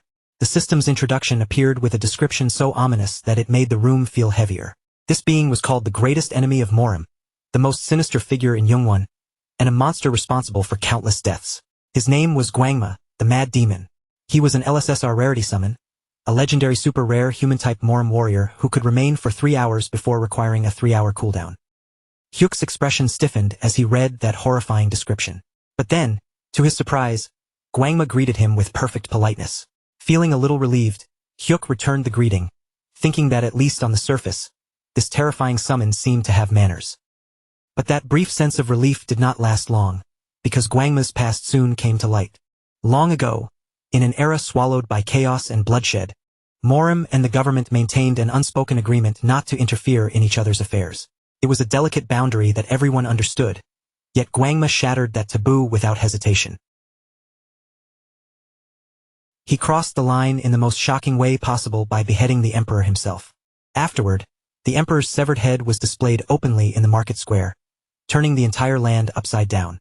Because of that single act, the Morim alliance, the unconventional faction, and even the demonic cult joined forces to name him their common enemy. After 7 straight days and nights of brutal fighting, Gwangma was finally brought down by the combined strength of Morim's greatest leaders. After hearing the full story, Hyuk finally understood that Gwangma was not just dangerous in name. He was truly terrifying. At the same time, Hyuk also realized something else. A monster feared by that many powerful groups had to possess incredible strength. Gwangma turned his gaze toward Hyuk's existing summons, and Hyuk introduced them one by one, encouraging everyone to greet each other. But instead of a friendly exchange, the 3 summons stood there stiffly, caught in an awkward silence. Gwangma looked them over with cold indifference and dismissed them as insignificant creatures who were not even worth speaking to. Then, without showing the slightest interest in them, he turned back to Hyuk and asked how many towers had collapsed so far. Hyuk answered that only 1 tower had fallen, and that seemed to ease Gwangma's expression just a little. But when Hyuk added that humanity's conquest had only reached the 67th floor, Gwangma revealed a grim truth. He explained that once humanity advanced beyond the 71st floor, collapsed towers would begin appearing all over the world. Those fallen towers, he warned, were not ordinary ruins. They pierced deep into the earth like enormous nails, driving corruption into the land itself. And once that corruption took root, it would remain permanently. Fortunately, the situation had not become hopeless yet, since only 1 tower had collapsed so far. Gwangma then spoke about the cruel structure of the tower system. Because people could only enter towers within their own countries due to nationality restrictions, the entire system was designed in an incredibly cunning way. He told Hyuk that his country would be safe now that Gwangma had appeared, and because of that, Hyuk no longer needed such weak summons. But he also made one thing clear. Saving a single nation meant nothing if humanity itself was doomed. With a sinister grin spreading across his face, Gwangma declared that he would help Hyuk conquer the entire world. If blood needed to be spilled, he would spill it, and one day Hyuk would stand above every human as the one and only emperor. Hyuk was horrified. For a moment, he could only wonder if Gwangma had completely lost his mind. Snapping back to his senses, he hurriedly ordered him not to do anything reckless. But Gwangma did not back down. Instead, he refused in a calm, almost chilling voice. He insisted that such actions were necessary to save both Hyuk and the world. Following what he called his third principle, Gwangma announced that he would return after eliminating every politician in the country and placing Hyuk at the very top of power. The instant Gwangma moved as if he was about to leave, Hyuk's 3 summons reacted at once. They raised their weapons toward him and ordered him to stop. Gwangma slowly turned back, and the look in his eyes became terrifying. With a glare sharp enough to freeze the air, he questioned how such insignificant beings dared to show killing intent toward him. As Gwangma began stepping closer, Hyuk could tell the situation was spiraling out of control fast, and one wrong move could turn the room into a battlefield. Before things could get any worse, Hyuk immediately dismissed Gwangma, cutting off the confrontation before it exploded. 3 hours later, the atmosphere had changed completely. Hyuk and the other summoned beings gathered closely around Razix, lifting the tiny hamster with joy and showering him with affection like he was the most precious creature in the room. Meanwhile, Razix could only sit there in stunned silence, still unable to process the sudden wave of love and attention being poured onto him. The scene shifted to the bustling halls of Incheon International Airport, where Antonio leaned casually against a counter, discussing the Holy Sword with Gerald. While he admitted to finding the experience exhilarating, a trace of frustration crept into his tone. After renting the sword twice, he had expected at least a small discount. Gerald could only let out an awkward chuckle, unsure how to respond to Antonio's relentless attempts at negotiation. Nearby, Gwangel muttered quietly under his breath, clearly annoyed at Antonio's insistence on haggling, especially after having handled such a priceless weapon. As their conversation flowed, Antonio's sharp eyes suddenly locked onto John Gwangel. Hearing some promising news about him, Antonio remarked that Gwangel seemed to be in line for a promotion, his words carrying both curiosity and subtle intrigue. Gwangel felt a shiver of awareness. Yet again, he realized just how much information the United States already had. Antonio spoke with unwavering confidence, predicting that by their next meeting, Gwangel would likely have stepped into the role of deputy commissioner. Gwangel responded with a polite laugh, lowering his gaze and accepting the compliment with a calm, humble nod. After a brief pause, the two men shook hands firmly. Antonio casually shifted the conversation, mentioning he had heard whispers that items like the Holy Sword could be obtained only by achieving an S++ clear rank. Gwangel, however, remained cautious, offering no real information. He explained plainly that the owner of the Holy Sword wasn't even an S++ rank holder. Inside, he tensed, realizing Antonio had been subtly fishing for intel throughout their meeting, testing him at every turn. As their discussion wound down, Antonio smiled warmly, wishing them a safe journey and expressing hope that their paths would cross again soon, before finally stepping out of the airport. Once Antonio departed, Gwangel took a moment to reflect, weighing the implications of the United States movements and the information he'd just shared. He considered the U.S. team's ongoing raid on the 67th floor, where the undead Phantom Reaper had already appeared. Their progress had reached 94%, and with plenty of time still on the clock, Gwangel predicted they would likely attempt the raid several more times before eventually returning to rent the Holy Sword once again. Turning over the results of the visit, Gwangel calculated the immense profit they had reaped, $20 million from the United States trip alone, translating to a staggering $26 billion in their own currency. The thought alone made him confident that Player Bong would be overjoyed upon hearing the news. With airport business concluded, the scene flowed seamlessly to a new location. Jiuxi arrived home, where his newly summoned companion, Razix, immediately took command of every household chore without a moment's hesitation. Razix moved with precision, cleaning every corner of the house until it gleamed. He carried out the trash, straightened and organized each room, gathered the laundry, and efficiently ran the washing machine. Dishes were washed spotless, and even stubborn water stains disappeared under his meticulous care, leaving nothing overlooked. Seeing such dedication, Jiuxi and the other summoners could not help but beam with admiration, praising Razix warmly for his efforts.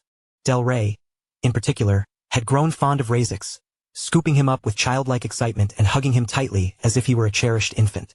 Once all tasks were complete, Zhu Yushi gently instructed Razix to rest, allowing him a well-earned break from his relentless work. While Razix quietly enjoyed his meal, the others seized the moment to whisper about their new companion. Zhu Yushi admitted, almost with a laugh, that despite Razix's imposing appearance, he was surprisingly efficient and helpful. Meatball nodded, recognizing Razix's impressive cleaning prowess, though he noted the summons still appeared somewhat fragile and might not be reliable in the tower. Del Rey shyly commented on Razix's cuteness, but admitted lingering doubts about his abilities. Kosik suggested a compromise. Keep Razix temporarily and consider replacing him once the summon cooldown reset after 30 days. Just then, Razix materialized silently beside them. The group froze, realizing with a jolt that he might have overheard their entire conversation. Jiuxi, trying to defuse the sudden tension, forced a nervous smile and swiftly diverted the topic, asking if Razix had finished all the peanuts. He quickly suggested celebrating their new member by tackling the 41st floor together. Razix's face lit up, and he enthusiastically agreed. Watching the genuine excitement in his expression, Zhu Yushi let out a quiet sigh of relief, convincing himself that Razix likely hadn't caught their earlier remarks. Moments later, the team ascended to the 41st floor of the tower. Their mission was clear: defeat 15 ironclad basilisks, starting from this level. Massive land beasts began emerging from the shadows within the tower's walls, signaling the start of their challenging encounter. One particularly fearsome foe was an ironclad basilisk, a gargantuan reptile that looked like a horrifying hybrid of crocodile and lizard, its 7 to 8 meter long body exuding sheer menace and raw strength. The basilisk's most terrifying weapon was its paralysis beam. Any human who met its gaze would be instantly frozen, unable to move an inch. Escaping after being struck was nearly impossible.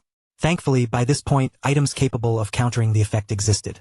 Yet Bong Juyuk remained unfazed, knowing he didn't need to dodge or prepare any countermeasures. His 3 SSR warriors were more than capable of handling the basilisk's deadly stare on his behalf. During the battle, Juyuk's 3 elite warriors dispatched the ironclad basilisks with effortless precision, one after another. Watching the swift and lethal efficiency of his team, he suggested moving quickly through the raid so they could all enjoy dinner together afterward. Fueled by this thought, he resolved to hunt down 3 basilisks himself. However, Kasek quickly intervened, reminding him of his primary responsibility: ensuring Razix's safety above all else. Compared to the towering monsters on this floor, Razix seemed tiny, vulnerable. One bite from a basilisk would end him instantly. Hearing this, Juyuk felt a silent acknowledgement, recognizing the genuine care Kasek held for Razix's well-being. The memory of Razix's very first summoning remained vivid, lingering sharply in his mind. In his previous life, Razix had been a top-tier labyrinth adventurer's worker, capable of cooking, laundry, construction, herb gathering, mining, tanning, and even weapon repairs. Truly a versatile powerhouse, able to handle nearly any task flawlessly. Having such a dependable beast-kin alongside an adventurer practically halved the difficulty of exploring the labyrinth. Despite his unmatched utility, Razix had been treated merely as a laborer, his true potential overlooked. During perilous gathering missions carried out away from the adventurer's notice, he had eventually fallen victim to Apophis, a colossal serpent boss in the underground labyrinth, a fragile servant abandoned to a cruel fate. Yet Juyuk began to wonder if it might be safer for summons to protect Razix rather than him overseeing the creature personally. Seeing that his 3 summoned warriors were entirely occupied with battling the monsters, he prepared to personally watch over Razix. But as he turned, Razix had vanished without a trace. Startled, Juyuk launched into a rapid search, scanning the battlefield frantically. To his astonishment, Razix was sprinting across the field at an incredible speed, his small legs carrying him with surprising agility. Even Juyuk, watching in disbelief, was momentarily stunned by the speed and determination of the tiny creature. Soon after, the mission on the 41st floor concluded successfully, the team emerging victorious and unscathed. With the task completed, the group returned home together, their spirits high and the bonds between them strengthened by the battle they had just endured. The moment they arrived, Razix suddenly burst into tears, his face crumpling like he had just suffered some terrible defeat. Seeing him cry out of nowhere, Ju Hyuk and the other 3 summoned beings immediately gathered around him in concern, asking what had happened and why he looked so devastated. Still sniffling through his tears, Razix explained the reason in a trembling voice. The mission had ended far too quickly, and because everything wrapped up so fast, he had barely been given any time to gather materials properly. Even so, Razix had not come back empty-handed. In the short time he he had managed to pick up a handful of useful things, including some herbs, pieces of basilisk leather, and even a few mana stones. The second Ju Hyuk heard that, his expression froze. He stared at Razek in complete disbelief, utterly stunned by the casual way Razek had just listed off those items. Because if Razek was telling the truth, then every single one of those materials had actually been gathered from inside the tower itself. To Ju Hyuk, that made no sense at all. If collecting resources from inside had always been possible, then this situation should never have been considered impossible in the first place. After all, there would never have been such a serious shortage of resources if people could simply bring tower materials back with them. In the early days of the Black Tower, plenty of people had already tried doing exactly that, hoping to smuggle anything useful out. Some had packed ordinary cave pebbles into their inventories, others had tried taking branches from the wasteland, and some even carried herbs from the plains with their own hands, thinking at least one method might work. But no matter what they tried, every single attempt ended in failure without even one proper success. Normally, the only things anyone could bring out of the tower were monster drops obtained after hunting. And yet Razek had simply tucked those gathered materials into his backpack like it was the most normal thing in the world. Dalra, clearly charmed by the whole situation, reached over and playfully pulled at Razek's cheeks. As she looked over the haul he had brought back, she could not help but admire him, finding his tearful little reactions strangely adorable. Razek, still acting modest despite what he had accomplished, lowered himself humbly and apologized. He said he had only managed to gather this much because it was his very first time collecting items specifically for Ju Hyuk. Wang was amazed by how quickly their hunt had ended, and Dalra carried the thought even further, wondering aloud whether Razek could bring back even more if the hunt moved at a slower pace. Razek answered without hesitation, confidently saying that under those conditions, he could gather 10 times as much. The moment those words reached Ju Hyuk's ears, his eyes practically lit up. Just imagining 10 times the amount of rare and valuable materials being handed over to him made his excitement surge instantly. In his mind, Ju Hyuk could already see his account balance climbing higher and higher without stopping. Unable to hold back, he immediately asked Razek if he wanted to enter the tower again. Razek calmly reminded him that tower entry was usually limited to once per day, but Ju Hyuk puffed himself up proudly and declared that he could go in twice.